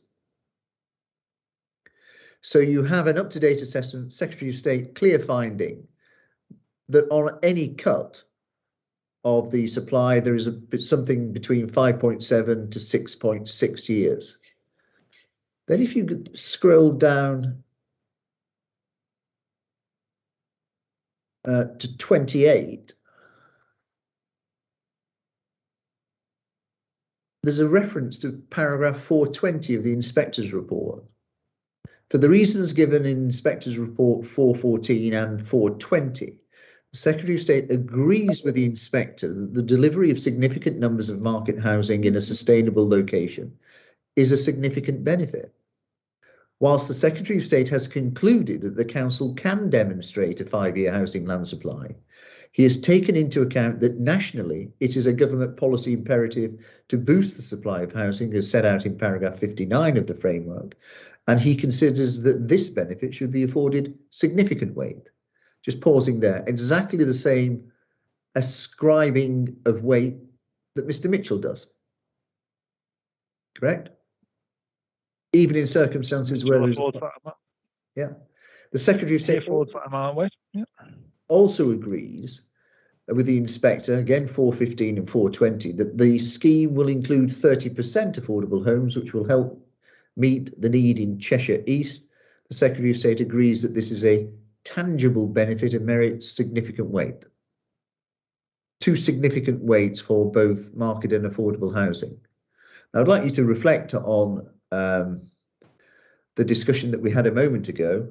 I'm going to suggest to you again on reflection, Mr. Eaton, wouldn't it be right for you as a professional planner to conclude that where there is an imperative, a national imperative to boost the supply of homes, the contribution, even in circumstances where there is a 5-year supply, 1, is a benefit, and 2, should, consistent with this decision, be afforded significant weight?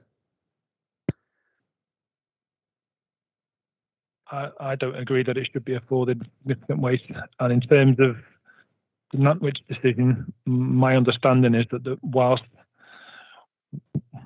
there was a 5-year housing land supply, there was a shortfall over the plan period that obviously is also enters into the equation. And in terms of each application has to be considered on its own merits, and I don't agree that significant weight should be afforded to the delivery of market housing in relation to this appeal. Okay, well, nobody can say I didn't try.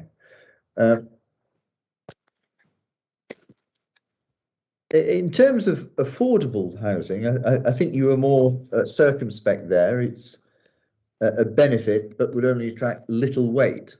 I hope I'm not unfairly summarising your answers to me a moment ago. No, that's perfectly fine what you said. Can I ask you to go, actually remind yourself really of the annual monitoring report 2021 referred to in Mr. Mitchell's evidence. I'd be right in saying, actually, let's not do that. Let's go to your Appendix 9, shall we? The very last document.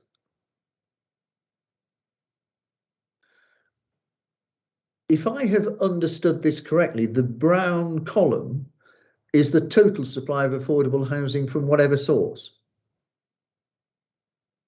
So RSLs or Section 106 contributions, all brigaded together. Yes. There is, in fact, a diminution year on year in the supply of affordable housing. Numerically. What over that particular period you're referring to? Yeah. Yeah. What from since 2014, where the figure was particularly high, over 50%. Yes. Well, when I look at that, has the annual identified requirement for affordable housing ever been met? The annual requirement for affordable housing in the borough? Yeah. I would say so. What is the annual requirement for affordable housing to meet identified needs?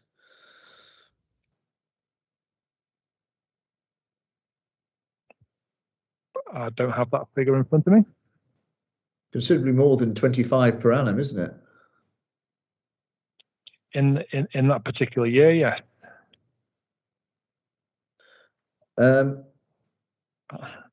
If affordable housing is not delivered in a timely fashion, it accumulates and people in need are not having their needs met. Correct? Okay. Yes. Can I ask you to go to CW004? So, decision of the Secretary of State that Inspector Harold Stephen did the report, and let me find it. CW04.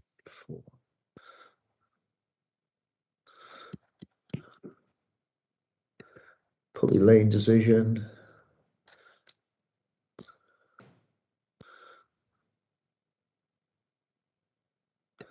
If you have it.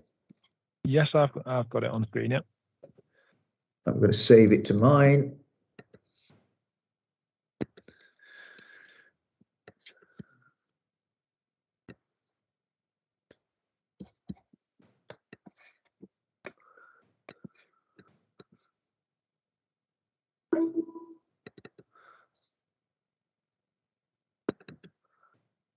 And what I want to do, if I may, is go to Inspector Stephen's report for the Secretary of State.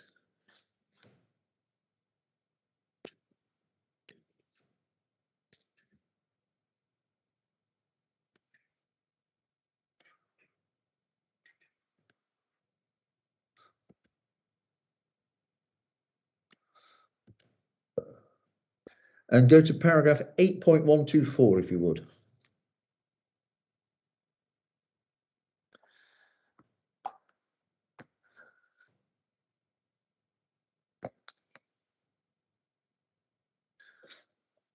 The way that Inspector Stevens... Do you have a page number, Mr. Barrett? Just yes, sir. 117 of 162, sir. what, 117? 117 of 162, yeah. Thank you. 8.124, did you say? Yes, 8.124. Okay. So whichever case, first to acknowledge it, but what is interesting is how he characterises it, and I'm going to invite you to adopt the same language. I'm sorry, Mr. Barrett, I think your reference might be wrong. Page 134, I think it is on my screen on the PDF. It's page 111 of the original document. Okay, that's where I put it wrong. So page 134. of the PDF. Okay, thank you. Have I Smart. have I given them? Is everyone at 8.124? Yes. I know he's speaking in terms of Wychavon, but I'm going to put to you that this is a principle. Over the whole of the district's area, there's presently a need for 268 homes per annum. And he uses this expression: these are real people in real need now. And perhaps I'm going to emphasize the word now more than anything. He goes on to say there is an early prospect of the affordable housing issue being resolved. But towards the bottom of that paragraph, you see, I consider the provision of affordable housing as part of the proposed development is a clear material consideration of significant weight that mitigates in favour of the site being granted planning permission. And that's what I'm putting to you. Whereas here, the delivery of affordable housing is not taking place as anticipated in the affordable housing policy documents of the council, a year-on-year supply to meet need as and when it arises, and the need is only being pushed further and further back, you get a very human response. And that human response is that there are real people in real need now that are not having their needs met. And it is for that reason that, one, it's a material consideration, and two, I would suggest to you, as Inspector Stevens did, that it's, well, he gives it significant weight. I disagree that it should be afforded significant weight, and obviously a note from the paragraph below, 8.125, obviously about this particular case. I think it states at the bottom. And as the map made clear, those living in Droitwich Spa are among the unluckiest, one of the most unaffordable places for housing. So I think affordability in general obviously is a factor. And what I would say is that Widnes is not necessarily one of the most unaffordable places for housing, and I would not afford the same significant weight as afforded by the inspector in this decision. An analysis of the affordable requirement is a bespoke analysis that reflects the circumstances of the individual borough, doesn't it? So whilst Droitwich will have been subject to its own analysis and affordability analysis, the same would be true of Holton. It'd be relative affordability. Yes, no, I accept that. I'm just noting the differences in the cases, and why I consider that in this case that factor shouldn't be afforded significant weight. Now I'm going to bring together neighbourhood equipped area of play, the NEEP, and the multiple use games area, the MUGA, open space and the pedestrian links and the greenway. I heard what you told Mr. Hunter in examination in chief. I'm going to ask you to split the consideration into two parts. One, whether they are of benefit, and if they are of benefit, what weight you ascribe to them. If they're a disbenefit, of course, you will say that, and what weight ought to be given to the disbenefit. So the first question, in respect of, I'll bring them all together, the NEEP, the MUGA, the pedestrian links, open space and greenway, I'm going to suggest to you that they are all benefits. Do you agree? I would agree the benefits, yeah. Okay, and that they should attract weight. By virtue of agreeing the benefits, they should be afforded a level of weight. Yes, I agree with. Yeah. Right, and well, Mr. Mitchell gives, for example, the open space and pedestrian links medium weight. Do you have a view on what weight the inspector ought to be giving to these matters? I think with the pedestrian link, obviously, whilst you'll acknowledge that it was shown as a proposed greenway in relation to the previous plan, that it's no longer shown as a proposed greenway in this plan, I will, however, accept that a pedestrian link obviously improves connectivity, and it's on that basis that I accept that that is a benefit. However, I wouldn't afford as much weight to it as Mr. Mitchell does. I would say that it's a benefit. However, in this case, it would afford limited weight. Okay, well, the greenway particularly is something that Mr. Mitchell ascribed significant weight to, because that's been a long-standing aspiration of the council. I think until yesterday.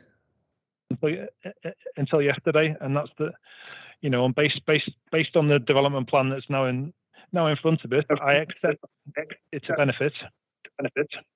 Now, let me try and put it into the context of sustainability.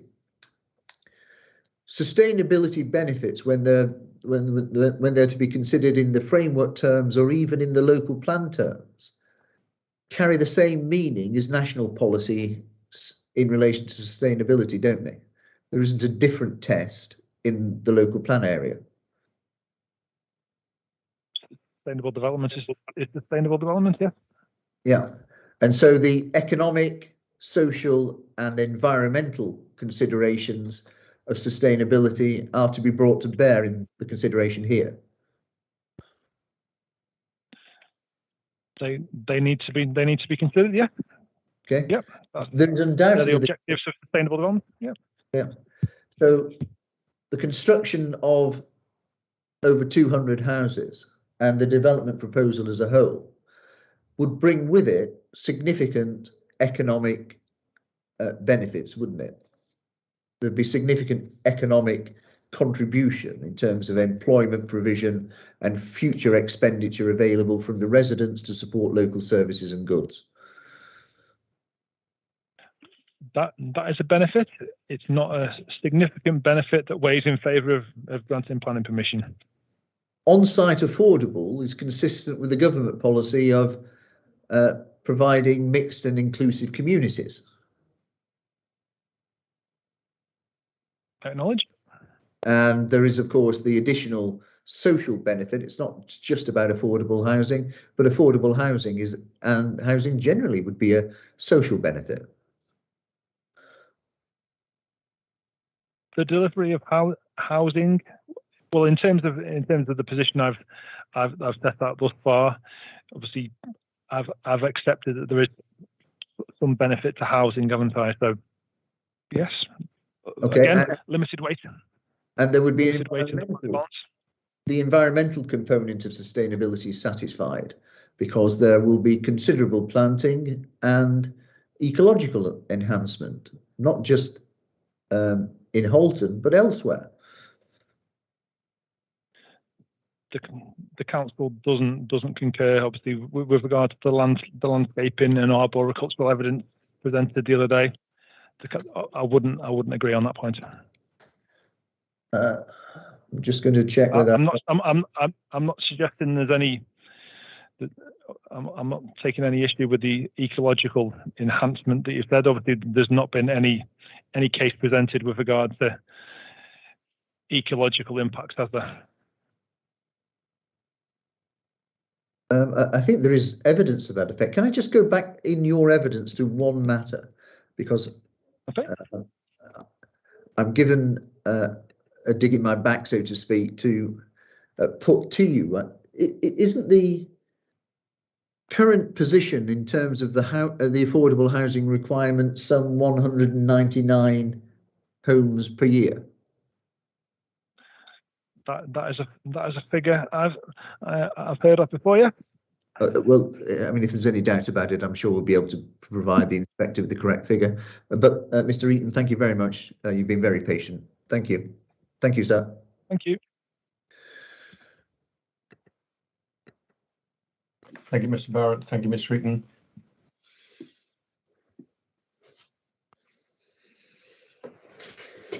Mr. Eaton, I just had one question, if you don't mind, and it's in relation to the appendices that you directed me to in your proof of evidence.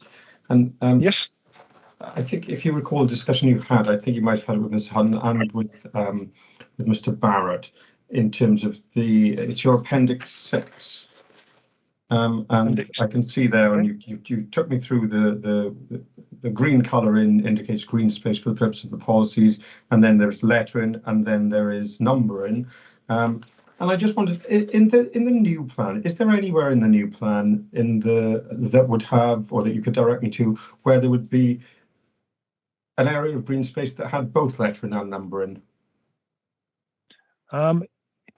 Yeah, I can refer you to one example. Like if you were to look at Victoria Park, which is to the east of the application site.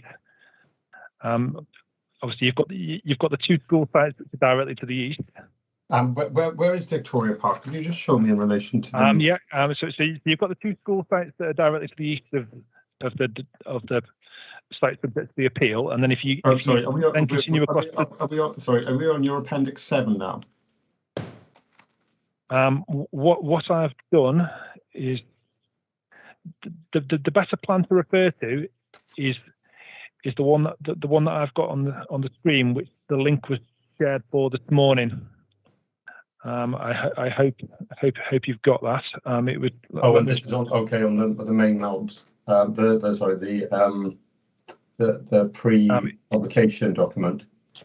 It was sent this morning. Yes, I have that. And so the plan that. So if you click on that web link. Oh, I'm sorry. You mean there was a second link, wasn't there? If I remember rightly. Bear with me for a moment.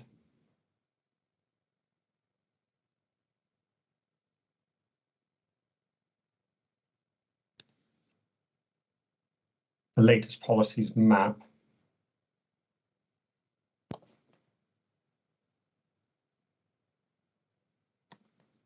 Yes, I have it.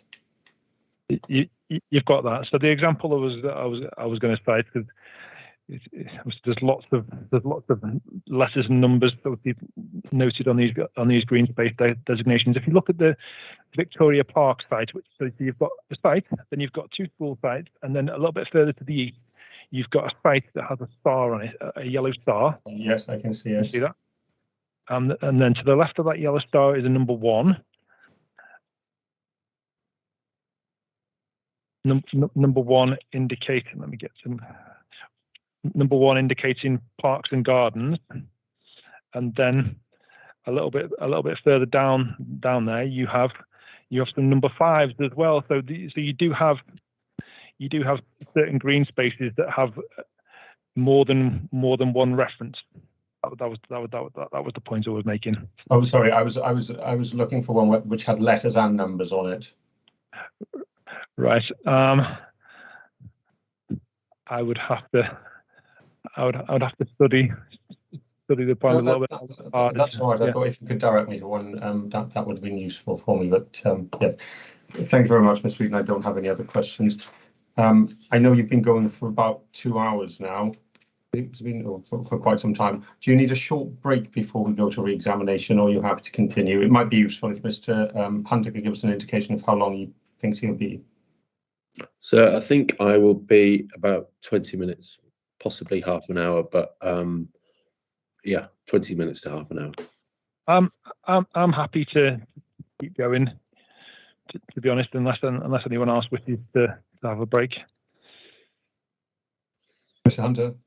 So I'm happy to go on, sir, if you are, and Mr. Eaton isn't too tired, because it's easy to lose your focus in re-examination, actually. But if Mr. Eaton is prepared to do that, I'm happy to do it, and then we can sort of have a break and see where we are with things. But yeah. Thank you, Mr. Eaton. As I said, I'm conscious after lengthy examination in chief and lengthy cross-examination, there can be, understandably, a sort of switching off a little bit. But I'd ask you if you can just to focus for the next 20 minutes or so. So I'm not. It happens to everyone. I just noticed, by the way. But going back to the start of cross-examination, you asked about policy CSR1, so the spatial strategy, and it was put to you and you accepted that the 8,050 figure for the planned period, the housing requirement for the planned period, is a minimum figure. It's not a cap. Yeah. Yes. So providing more houses than that figure is not in itself something which gives rise to conflict with CSR1. You accept it? Yep. Yes. Thank you. But just let's have a look at what it entails. Could you go to MPPF paragraph 11, the presumption, where it tells us how plan making should be carried out? Yes, I've got that in front of me. And you'll see, and I'm sure the inspector is familiar with, the 11B for plan making. Strategic policies should, as a minimum, provide for objectively assessed needs for housing and other uses, as well as needs that can't be met in neighbouring areas, unless two provisos apply. One, they can't do it, in short, because of a need to protect areas or assets of particular importance, which provide a strong reason, ... Or secondly, adverse impacts of doing that would significantly demonstrably outweigh the benefits when assessed against the framework as a whole, policies in the framework as a whole. Standing by here, let's have a look. What is the 8,050 figure here? So we're told, firstly, if you can, you should, in your strategic policies, as a minimum, provide for meeting your objectively assessed need for housing, unless you can justify it in one of these two ways. The 8,050 figure, is that, as well as being the requirement, is it also the full objectively assessed need, or is it a restricted figure because of one of those two provisos? It's not a restricted figure. Yeah, thank you. So if the council meets, if the plan delivers or even over delivers against the 8,050 figure, are there any unmet, will there be any unmet objectively assessed need for housing over the plan period? If we deliver more, no. Okay, thank you. So if we go back to paragraph 60 then and look at the objective of significantly boosting the supply of homes to support that objective, it's important that sufficient amount of variety of land can come forward where it's needed. If what you've just said is the case, will that objective be met by virtue of the plan, if assuming all goes to plan with the plan? Right. So can you just run me through that once more? Sorry. So the objective is to significantly boost the supply of homes, and to that end, it's important that a sufficient amount and variety of land comes forward where it's needed. Yeah? Yes. Yep. If the council delivers 8,050 homes over the plan period, will it have provided a sufficient amount of homes where it is needed in this borough? It will do. It will meet the CSR1 requirements. Yeah. Thank you. Is housing on the appeal site necessary to achieve that objective? No. Thank you.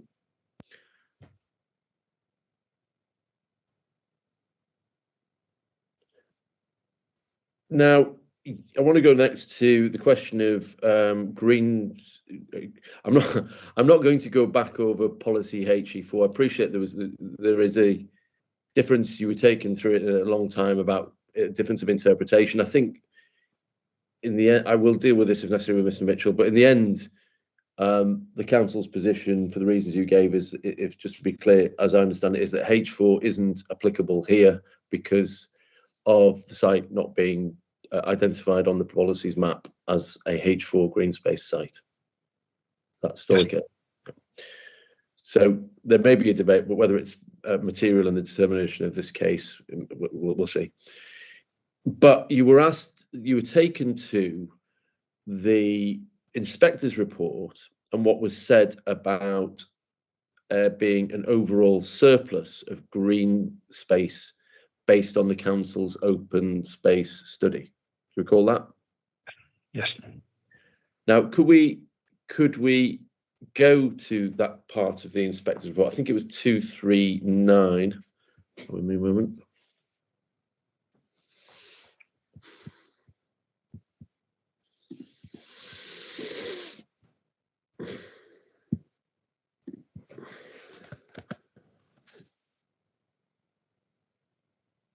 or thereabouts. If it wasn't 239, it was somewhere close to that. Right. I'm there. I'm sorry, it isn't 239. Just bear with me a minute. If it helps, Mr. Hunter, I think you might be looking at 235. Thank you, sir. Yes, thank you, sir. Sorry, I've mixed up my references. So there's a reference to the open space study, and we see that it says that it only covers, in the second sentence, that it only covers a quantitative update on open space and a review of the open space standard.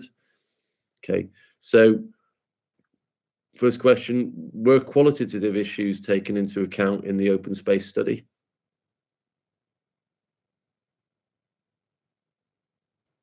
According to what's said there?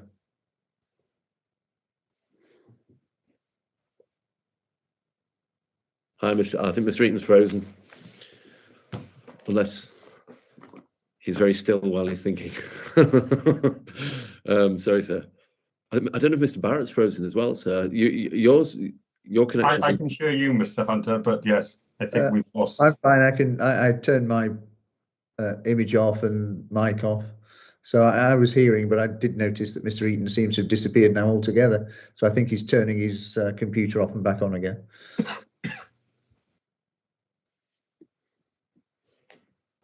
One of the difficulties in running these things virtually that these issues do arise. Hopefully he'll do what I did and just log back in, and you might want to put the question to him again, Mr. Hunter, because I expect he didn't show up with it.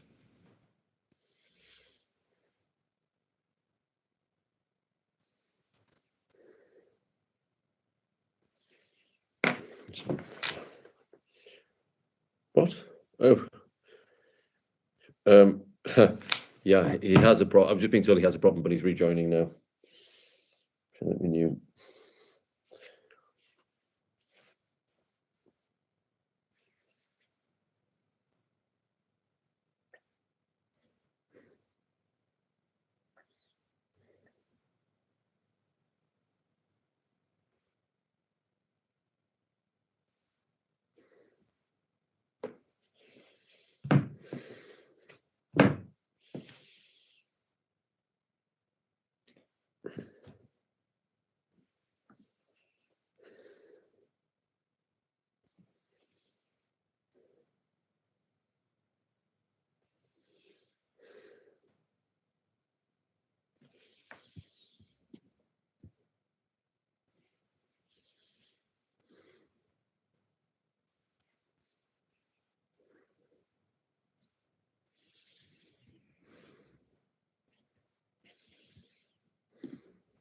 While we're waiting for Mr. Eaton to come back on, I may as well raise this issue now because I was going to do it later anyway. I've received a document from the appellant's team. I'm not sure whether or not, I haven't looked at it yet. I'd like to make that clear first. And it's a letter from Widnes Golf Club in relation to the Section 106 session tomorrow. Mr. Hunter, have you received that? I saw that. I've received two documents actually. So I've received the position statement and that document. So I would. I have some concerns about both of them actually. So but I haven't had a chance to read them properly and consider it. But the issue with that, it appears that the letter from the golf club is providing more information about the financial, connections and the use of the money. Now, to some extent, that might be unobjectionable to explain the 106, but insofar as it's making a case for a more substantive connection between the sale of the land and the proposed or alleged improvements. So can I consider my position? Because obviously that was something that was dealt with the witnesses. So it may be that there's aspects of it that are objectionable or not, but I haven't read it properly. So I just want to reserve my position on it. Well, I just like to hear it has found its way to me, but I haven't read it either. And I don't intend doing so until we've had the discussion on whether or not or what your positions are on it. But I just wanted to flag it up just to make sure you had received it and we were ready for that discussion when the need arises. It's not something that we necessarily need to deal with today, Mr. Hunter. We can deal with it. Do it tomorrow. Exactly. I'll read it tonight, and if I need to, take instructions and let you know what our position is. Because presumably if we were to delay closing tomorrow, then we wouldn't be having the discussions on conditions and obligations tomorrow either.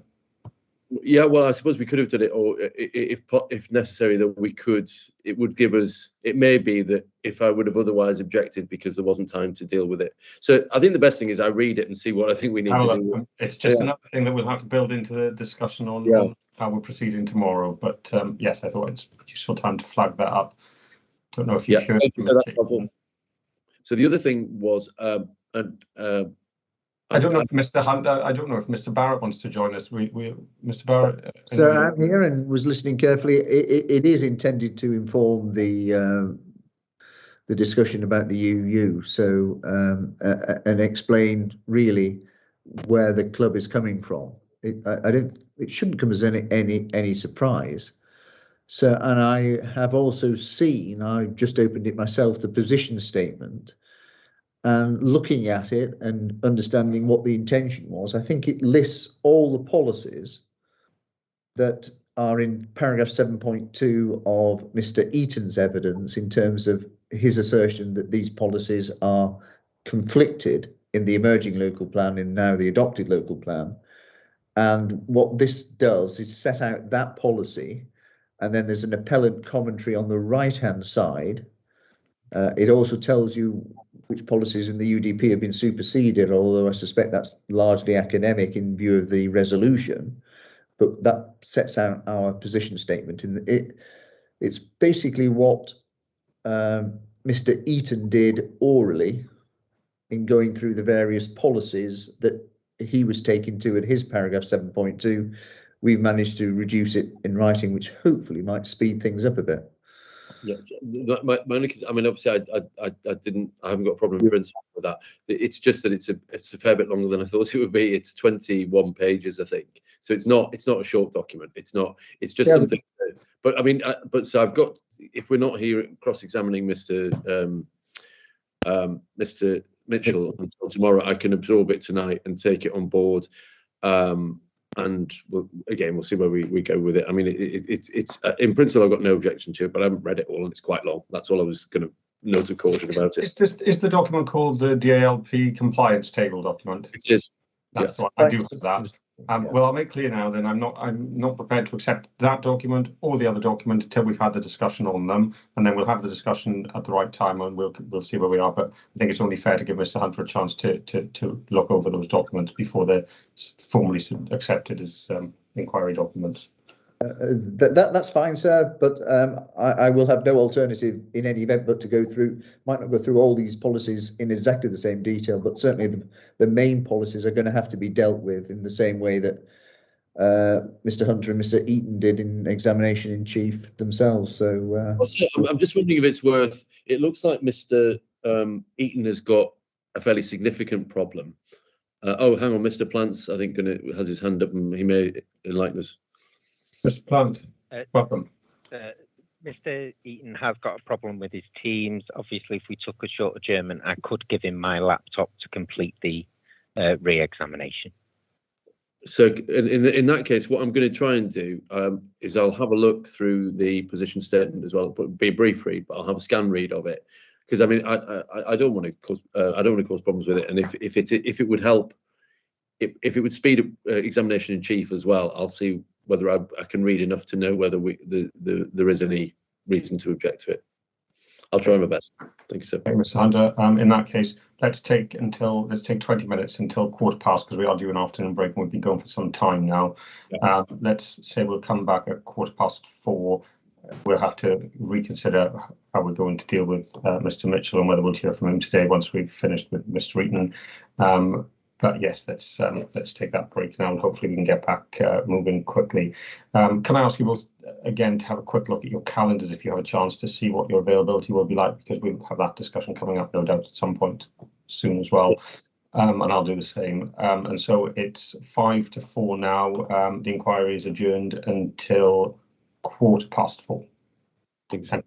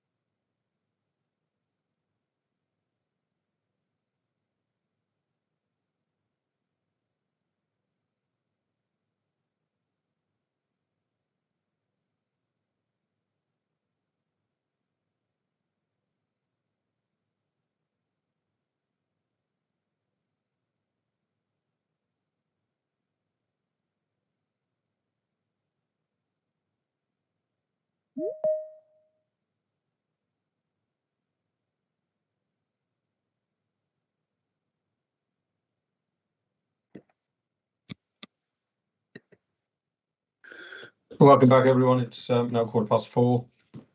The inquiry is resumed. Mr. Hunter, do we have Mr. Eaton back? So I don't know. I've not received another message. Oh, he just appeared. Excellent. Fantastic. Welcome Do back, Mr. you hear us, Mr. Eaton? Sorry, sir. My Microsoft Teams application has had a bit of a fit, and it won't work. So I've resorted to using another computer. So we'll get there. It happens to us all, Mr. Eaton, and yes, just fortunate, as I'm sure we all are, that we're all quite glad that it's not us that's happened to this time, and it may well be next time.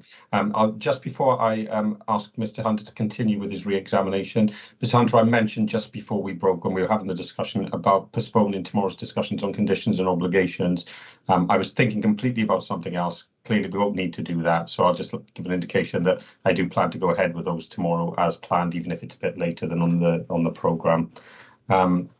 So can I help you on that as well? The time was useful for me to look at both of those documents, and my concerns have been assuaged. It's as Mr.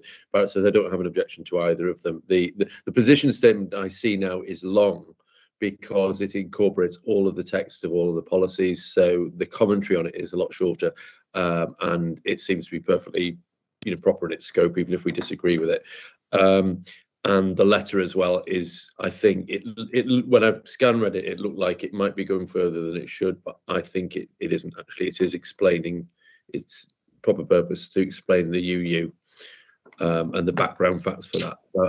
I don't have any objection to you receiving those or them becoming core documents. Okay, well, as I said, I haven't had a look at them, so but I'll pick up on that perhaps before, if not today, then when we come back tomorrow. But although say I'll pick up on it after we deal with Mr. Eaton's evidence, because presumably if we go to Mr. Mitchell's examination in chief, we'll want the first one anyway. So yes, thank you. If you'd like to carry on with the re-examination, Mr. Hunter, and yes, then we'll carry on with those other points in a moment. Thank you, Mr. Eaton. I was asking about. Seems a while ago now. The points that were put to you about in the inspector's report, where it referred to the open space study and there being an overall surplus of green infrastructure. And I was asking whether you could turn to the inspector's report itself and paragraph 235, I think it was. The inspector help me with that. Yeah, I've got that. Yep. And just to review, clarify the overall surplus that was being referred to. Sorry, but we see. I just want to be clear about what it was. We see in terms of the evidence to support the council's approach. The submitted open space study only covers a quantitative update on open space and a review of the open space standards. So I just want to get to what extent were qualitative deficits considered in the open spaces study June 2021? If you don't know the answer, then you can say don't know, because I appreciate you weren't involved in the plan making process itself. But if you know the answer and help us, could you tell us that? I don't know the answer. Yeah. Okay. Well, let's have a. I can take you to. Well, let's go to the document itself, which is EB01. Okay. And when you have that, if EB01, so the I'm sorry, no, 2005. sorry, wrong one. Sorry, sorry, that's The EB06. EB06, sorry, yeah. We'll come to EB01 later on.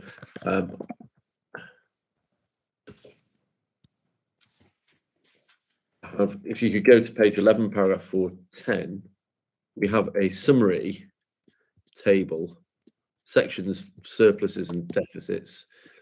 Yes. And we have a summary table showing what it shows. And above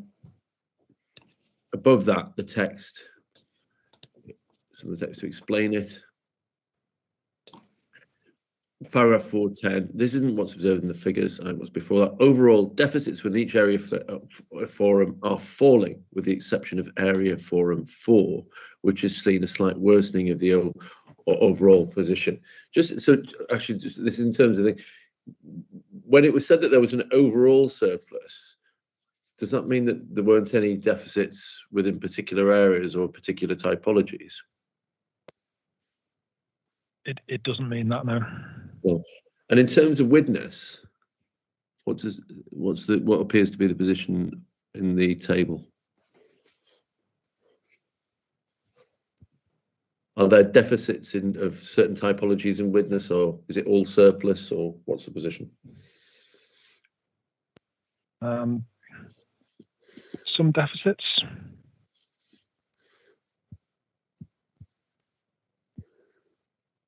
I'm sorry, can I just check Mr. Barrett a second? His screen is frozen. Mr. Barrett, can you hear us? Oh no, there. Sorry, I think you're muted. It was your screen was frozen, so. No.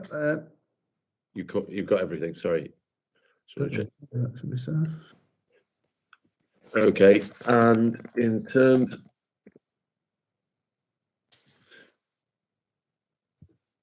Yeah, thank you. Could you, in terms of the issue of whether it deals with quantitative issues or just qualitative issues, could you go to paragraph 1.1 on page 3 of the study? Yep. So this paper sets out the quantitative update of the previous, in capital letters, quantitative update of the open space study. So I mean, looked at the document. So can you see any qualitative assessment of surpluses and deficits? No, it's quite clear. It's about quantitative. Thank you.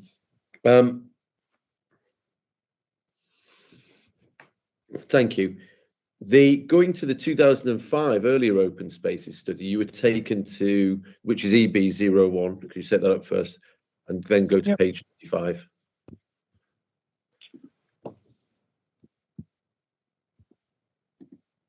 Which paragraph number are we going to? So 55, did you say? Or 95. Oh, 95, sorry. And it is paragraph, sorry, I'm just getting to it.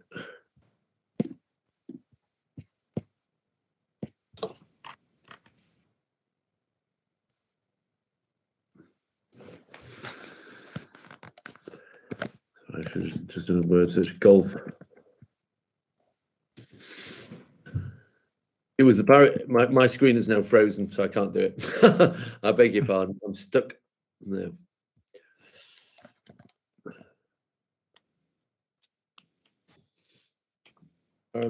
Just bear with, I'll just try and free my computer up. Just a second.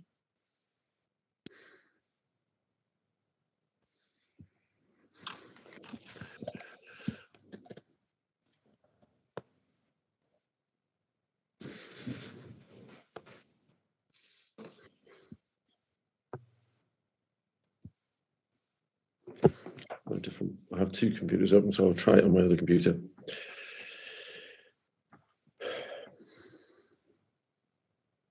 Yes, page 90. I beg your pardon. It's page 94, paragraph 13.8. Yes. The one you're talking to in cheek. I just want to read the whole thing because you asked to interpret what was being said. There are 4 golf courses in Halton Borough. Facilities at Widnes Golf Course are now considered to be inadequate for an 18-hole golf course, and the club is hoping to relocate to the edge of Widnes to improve the facilities. Although some of the existing golf course will be developed for a golf course site will be developed for public open space, it's proposed that the remainder would be available as public open space in Widnes. Should this proposal be accepted, the findings of this strategy could inform the selection of the appropriate land use of the site. So, first of all, I want to ask you this. There's reference to 4 golf courses within Halton in 2005. I think you said you worked for the council for 18 years. Is that right? No. Oh, I'm thinking 2013. 2013. This is before your time. Do you have any knowledge of what the 4 golf courses were in 2005? Is my question. We know there's two now, I think. Well, And I mean- the third one.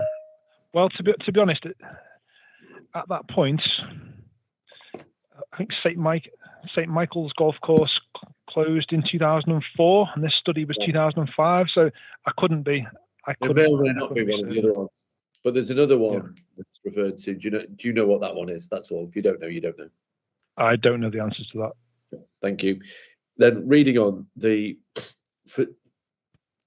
was put to you really that when it said considered to be inadequate for a 18-hole golf course, that was the opinion of the authors of this document, who we can see were PMP consultants on the front page for the council.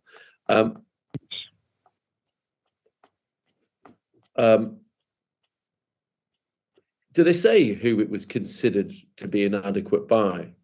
Whether it was just the golf club or themselves? Is it clear in the text or to you, or what's your understanding of it? The text is quite unclear, and the two references to public open space make it very difficult to understand exactly what is going on in that piece of text, to be totally honest with you. The reference in the latter part of the paragraph to should the proposal be accepted, to what extent is there any indication that the golf course's proposals were considered acceptable by either PMP or the council at that point? My guess as to where that may have come from, there may have been consultation in advance of preparing this study, and that might have come out of the consultation exercise, maybe. Mm-hmm. Were the council endorsing Wigan Golf Club's position in relation to its proposals, or was it what was it doing? Was it endorsing, rejecting, remaining neutral? Or sorry, PMP, they're the authors. Were they saying that they were proposals which should be accepted, or proposals which shouldn't be accepted, or saying nothing about the matter? Well, it appears they're setting out what the club were hoping for. The club is hoping to relocate to the edge of Widnes. So in order to know that, there would have to have been some dialogue with the club at that point. Yep.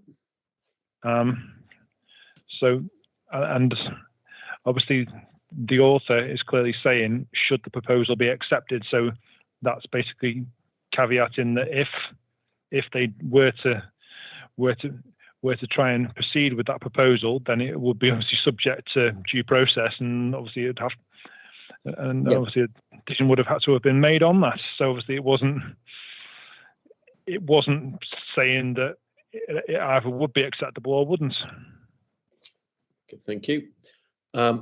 And you were asked about it was pointed out to you, and you accepted that neither the 2005 study or the 2021 and the further work that was done, actually the work on open spaces or sports, covered golf. The evidence base for the local plan didn't cover golf.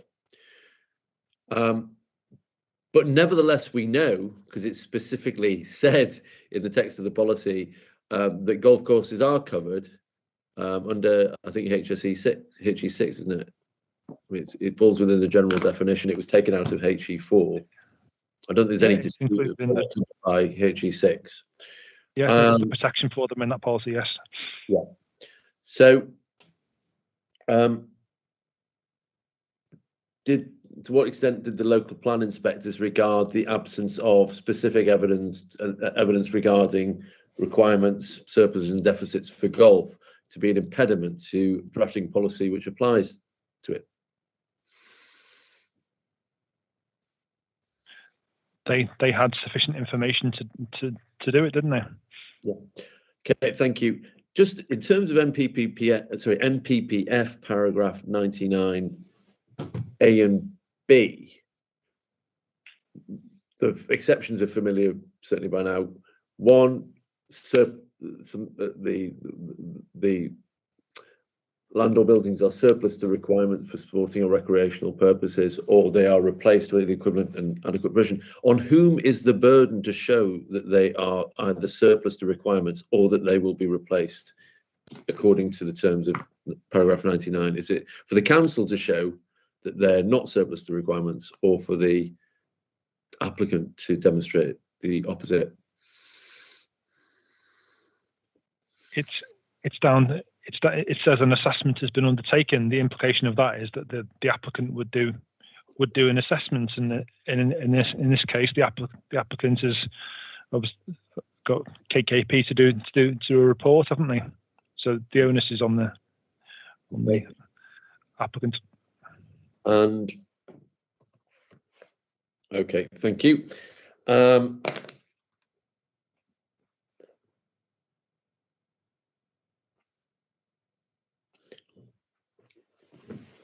On this site, we know that, I mean, the site is being split. Again, this is common ground. Part of the site will be housing. It's all currently a golf course and ancillary facilities. It will be split between housing and a 9-hole golf course instead of an 18-hole golf course. When one, in terms of the southern portion of the site, what is the loss in terms of paragraph 99? What is being lost? Is it? Yeah, go on, sorry. Nine holes. Nine holes of golf course, essentially, by taking out that section of land. Is there any replacement provision on that part of the site? None at all. It's a residential development. So, what on the appellant's case, how is paragraph B going to be satisfied in relation to that loss, the loss of that southern half of the site and the 9 holes on that? How do they say it is being replaced under paragraph B? Paragraph B. They make reference to playing the 9 holes twice, using different tee positions. Well, actually, sorry. Yeah, sorry. Thank you. You're explaining how they say that is. So, I mean, where is the replacement occurring? Is what I really meant. I wanted you to answer. Where is the replacement provision located to replace the loss of the land and the 9 holes on the southern portion of the site? There isn't any replacement for it. No. Okay. Well, I'll ask. So perhaps it's better I ask Mr. Mitchell to explain his case on that and put my points to him. Yeah. Thank you. Can I ask you next about the alleged or claimed benefits to Blundell's Hill? It was you asked questions about that. Could I take you to the KPP needs report, please, first? Yes. And that is, so many documents.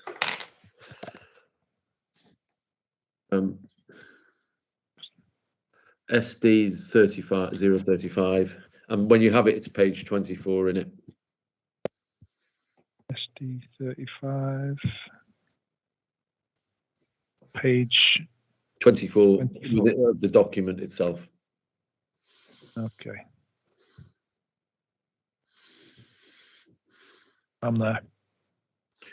And the quality of provision in terms of the course at Widnes Golf Club is dealt with in the 3rd paragraph.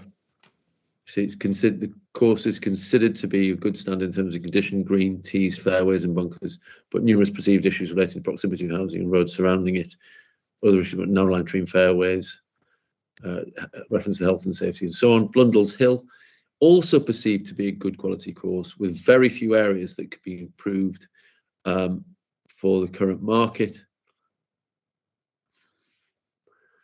Now, could I ask you next to look at the, and then I'll ask you a question about the benefits. Could I ask you to look at the UU schedule in terms of what's proposed by way of improvement to be committed by in that way? So that, could you go to core document? Yes. AD 010.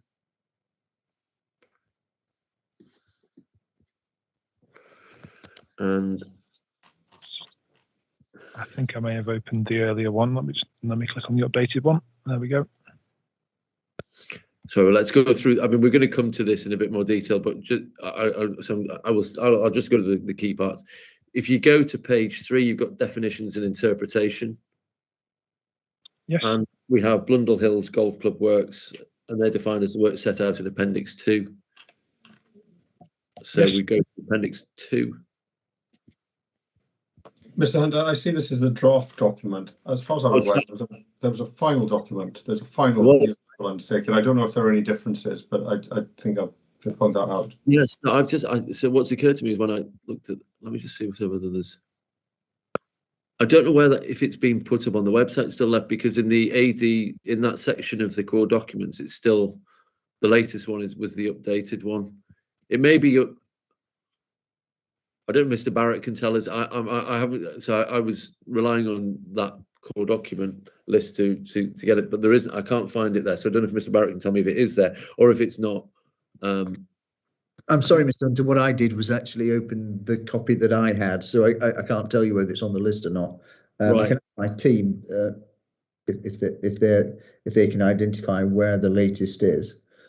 Yeah, I mean, I just wonder whether it doesn't matter for the purposes of this question, as long as the Blundell Hill Club works are the same in the Appendix 2 of the final document as in this updated draft.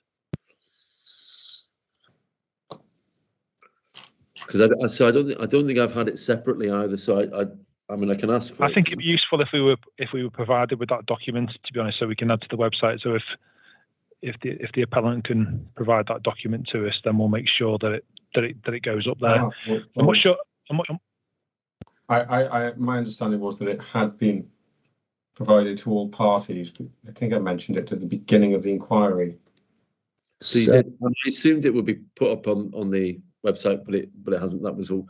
But so obviously we need to have it. But shortcutting this, it's not the UU session, so it doesn't matter for the purpose of this question as long as the works are the same in the final version.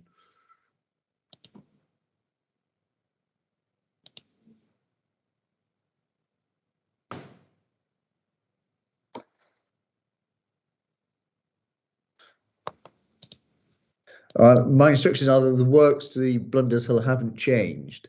So if that assists Mr. Hunter in terms of his re-examination, I think we can take it from there. But I take on board the point. Actually, it should be one of the inquiry documents. So if my team are listening to me, and that's not a given, I suppose, they should send a copy to the local planning authority to be added to the list. Thank you. Thank you, Mr. So Mr. Eaton, looking at that list, we see phase 1 works are an extended car park with 20 spaces and 3 disabled spaces, some ancillary footpaths and electric charging points, an informal overflow Sorry, car Mr. Hunter, I'm still catching up. Where are we? Appendix 2 on page 14 of the draft or the updated UU. Can I interrupt you to say that I understand that Lisa Ty, the solicitor acting on our behalf, sent it to her counterpart, the local planning authority's lawyer, on the 25th. So, but let me just ask my team to send a final copy to. It might be helpful with Mr. Eaton or Mr. Plants to get it. Thank you. Thanks. Thank you. So you can see the list of works there, Mr. Eaton. An extended car park, 20 spaces, including 3 disabled and ancillary matters.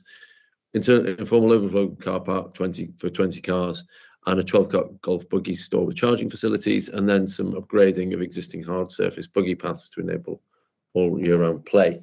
In the context of what's said in the KPP report and about this site, the quality of the site, and how it could be improved, and the nature of the works proposed, what do you say the scale and significance of these improvements is? Well, I think in terms of the KKP report, it acknowledges that there is limited scope to improve Blundell Hill Golf Club based on the current market, and as is set out in the golf club works in the unilateral undertaking, the works in the view of the council are limited, and they don't go anywhere near far enough to satisfy the policy test. Okay, thank you. Market housing. You were asked about your position on whether it was a benefit and what weight and so on. And your final position, as I understood it, was that it was neutral, and therefore it carried no weight in the planning balance. And Mr. Barrett said that he would make submissions on that basis, and no doubt disagree with the way that you put it. But he said that he pointed out that you had carried out your planning balance on that assumption that neutral weight should be given to the supply of market housing in a sustainable location. Now, I'm going to come back to Nantwich as well and look at that again because you've taken it. But let's say, contrary to your view, the inspector decides that it's a factor that should be given some weight, but not significant weight. So he doesn't accept your position or Mr. Mitchell's position, but comes somewhere down in the middle. Could you explain whether or not that would have changed your conclusion on the planning balance? Would that tip it in favour of granting permission, in short? No, that wouldn't favour, based on all the evidence that's been presented thus far in the inquiry. No. And the same question again, a different hypothesis. The inspector accepts Mr. Mitchell's case that this is a factor that this should be given significant weight in the circumstances of this case. If that was the case, would that have swung the planning balance in the other direction in your assessment? No. Thank you. Now, can we go to the Nantwich decision again, which I think is CW03, and you were taken through the passages of the Secretary of State's decision, which showed, as Mr. Barrett pointed out, that the Secretary of State had got further information and essentially redone the 5-year assessment for himself, instead of just relying on what the inspector said. But can we look at the reasons that the Secretary of State gave specifically for giving significant weight to the supply of housing, despite concluding that there was in excess of a 5-year deliverable supply? Can you go to paragraph 23? Yes, I'm there. Sorry, I beg your pardon. Paragraph 28. Paragraph 28. We see there that the inspector says, okay, for the reason, so the Secretary of State says, for the reasons given in Inspector's Report paragraphs 414 and 420, the Secretary of State agrees with the inspector that the delivery of significant numbers of market housing is in sustainable locations a significant benefit. 420 of the inspector's report. Yep. And the question is, what role, if any, did the fact that the council had a shortfall in delivery over the planned period, what role, if any, did that play in the inspector's reasons, which we are told are also the Secretary of State's reasons for treating the supply of housing as a significant matter, even though there was a 5-year supply?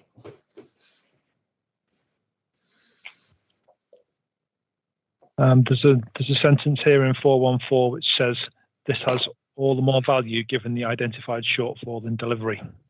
Yeah, and sorry, 420 was the one I was asking you about. There's both. It's quite sorry. Yeah, 414, 428. Let's see. So were you referring to 414? I was looking at 414, but in terms of 420. Yeah.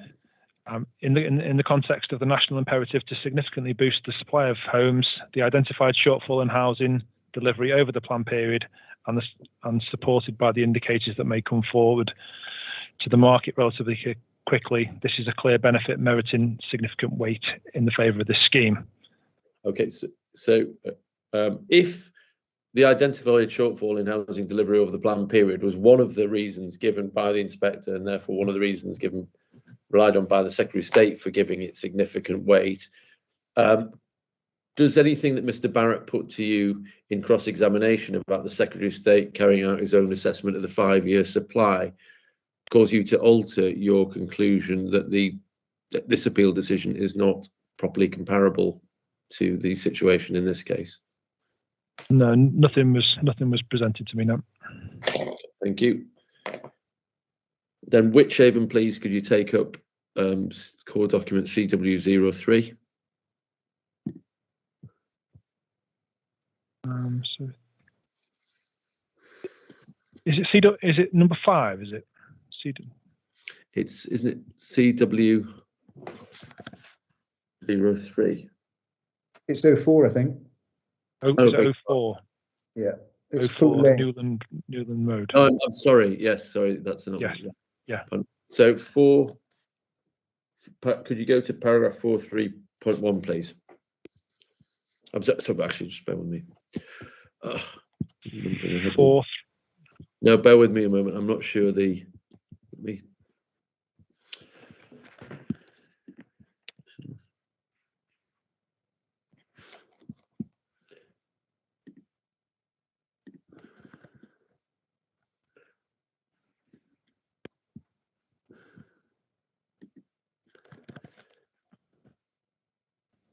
yes, it's if I just give you the page number, can I give it? If we start on page 50.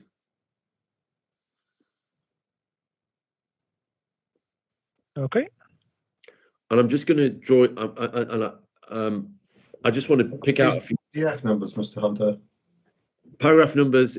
Paragraph number is 4. Sorry, page number. Is it PDF page 50? No, it's the internal page numbering 50. So it's page 73 on the PDF. Oh, thank you, Mr. Barrett. 73. So under the heading, the part you were taken to was later on, and we'll come to that. But under the heading, may matter whether the proposed development is necessary to meet the housing needs of the district, bearing in mind the housing land supply position. We see the short answer to this is yes. The council officers agree the council doesn't enjoy a 5-year land supply and therefore can't satisfy the requirement, paragraph 47. So that's the short answer, and then he says at the end of it what follows are further points of further context. And then I'll invite the inspector to read through at length, possibly this evening or at some other time, 432 through to 447. But I'd just like to pick out some things and ask you, Mr. Eaton, about them. We see the 432, the council has failed for a considerable time to deliver their housing requirements. Is that the position here? Nope. That leaves their acceptance of 20 case buffer is appropriate.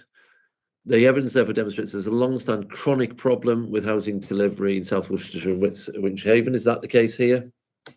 No. The position is far worse than the council's assessment has suggested. The plan inspector made no bones about it. You see all of I'm going to skip through a few of these things, but what we can see throughout this passage is some of the most trenchant negative comments about the council's delivery both of housing, market housing generally, and affordable housing. And I just wanted to ask you whether or not any of the criticisms that were made here of the authority have any parallel really in the in the case of this authority, whether in relation to market housing or affordable housing. I don't think there are any parallels in respect to either. Okay, thank you.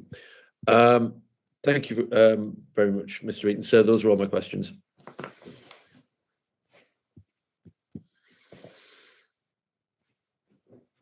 Thank you very much, Ms. Hunter. Thank you, Mr. Eaton. You can now turn your camera. Oh, yes, you can now turn your camera off and switch off your microphone.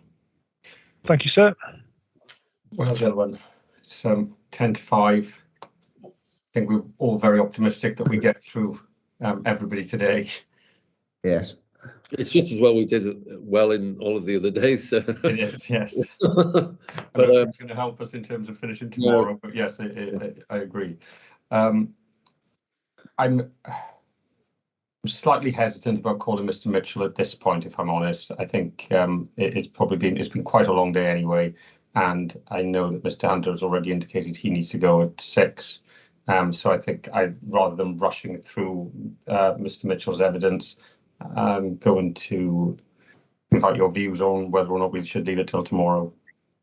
So I think so. Yes. I would certainly agree. I wouldn't like at the end of what has been a pretty grueling day. I'm not criticising anybody for it. It's just a product of where we were in terms of the local plan. I think it would be unfair to do so. Might I suggest, and it was volunteered by Mr. Mitchell himself to me, that we might have an even earlier start at 9 o'clock. Now, I don't know what other people's responsibilities are.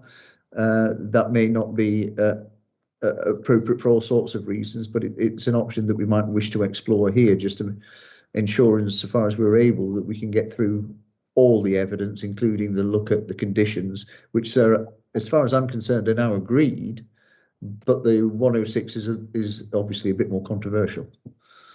Well, thank you for that, Mr. Barrett. I did indicate yesterday that I have a problem, unfortunately, tomorrow morning, and I was looking to push it until 10 o'clock start. I'll have a few difficulties getting things running before 10 tomorrow. That's fine. So I raised it just as a possibility. I had quite forgotten. It had slipped my mind that you had mentioned that earlier. I hope so. Sorry, so I was going to say we had. I mean, I hope. Well, I can only give assurance for my part of it. I think I'd given an hour and a half estimate, so for cross-examination. I think where we are might add half an hour onto that. So I think I might say it's between 1.5 hours and 2 hours now, but it won't vastly increase. The other, and I think, so I mean, it was a difficult start this morning as we were grappling with the implications of it, and hopefully that won't happen again tomorrow. So I'm hopeful that I think it's very likely we will get all of the evidence and the conditions and that you dealt with on time tomorrow. But obviously, so we won't have time for closing, I don't think now. And it would obviously be for the reasons I gave earlier on. I'd rather not have to write my closing before I've heard anything from Mr. Mitchell at all.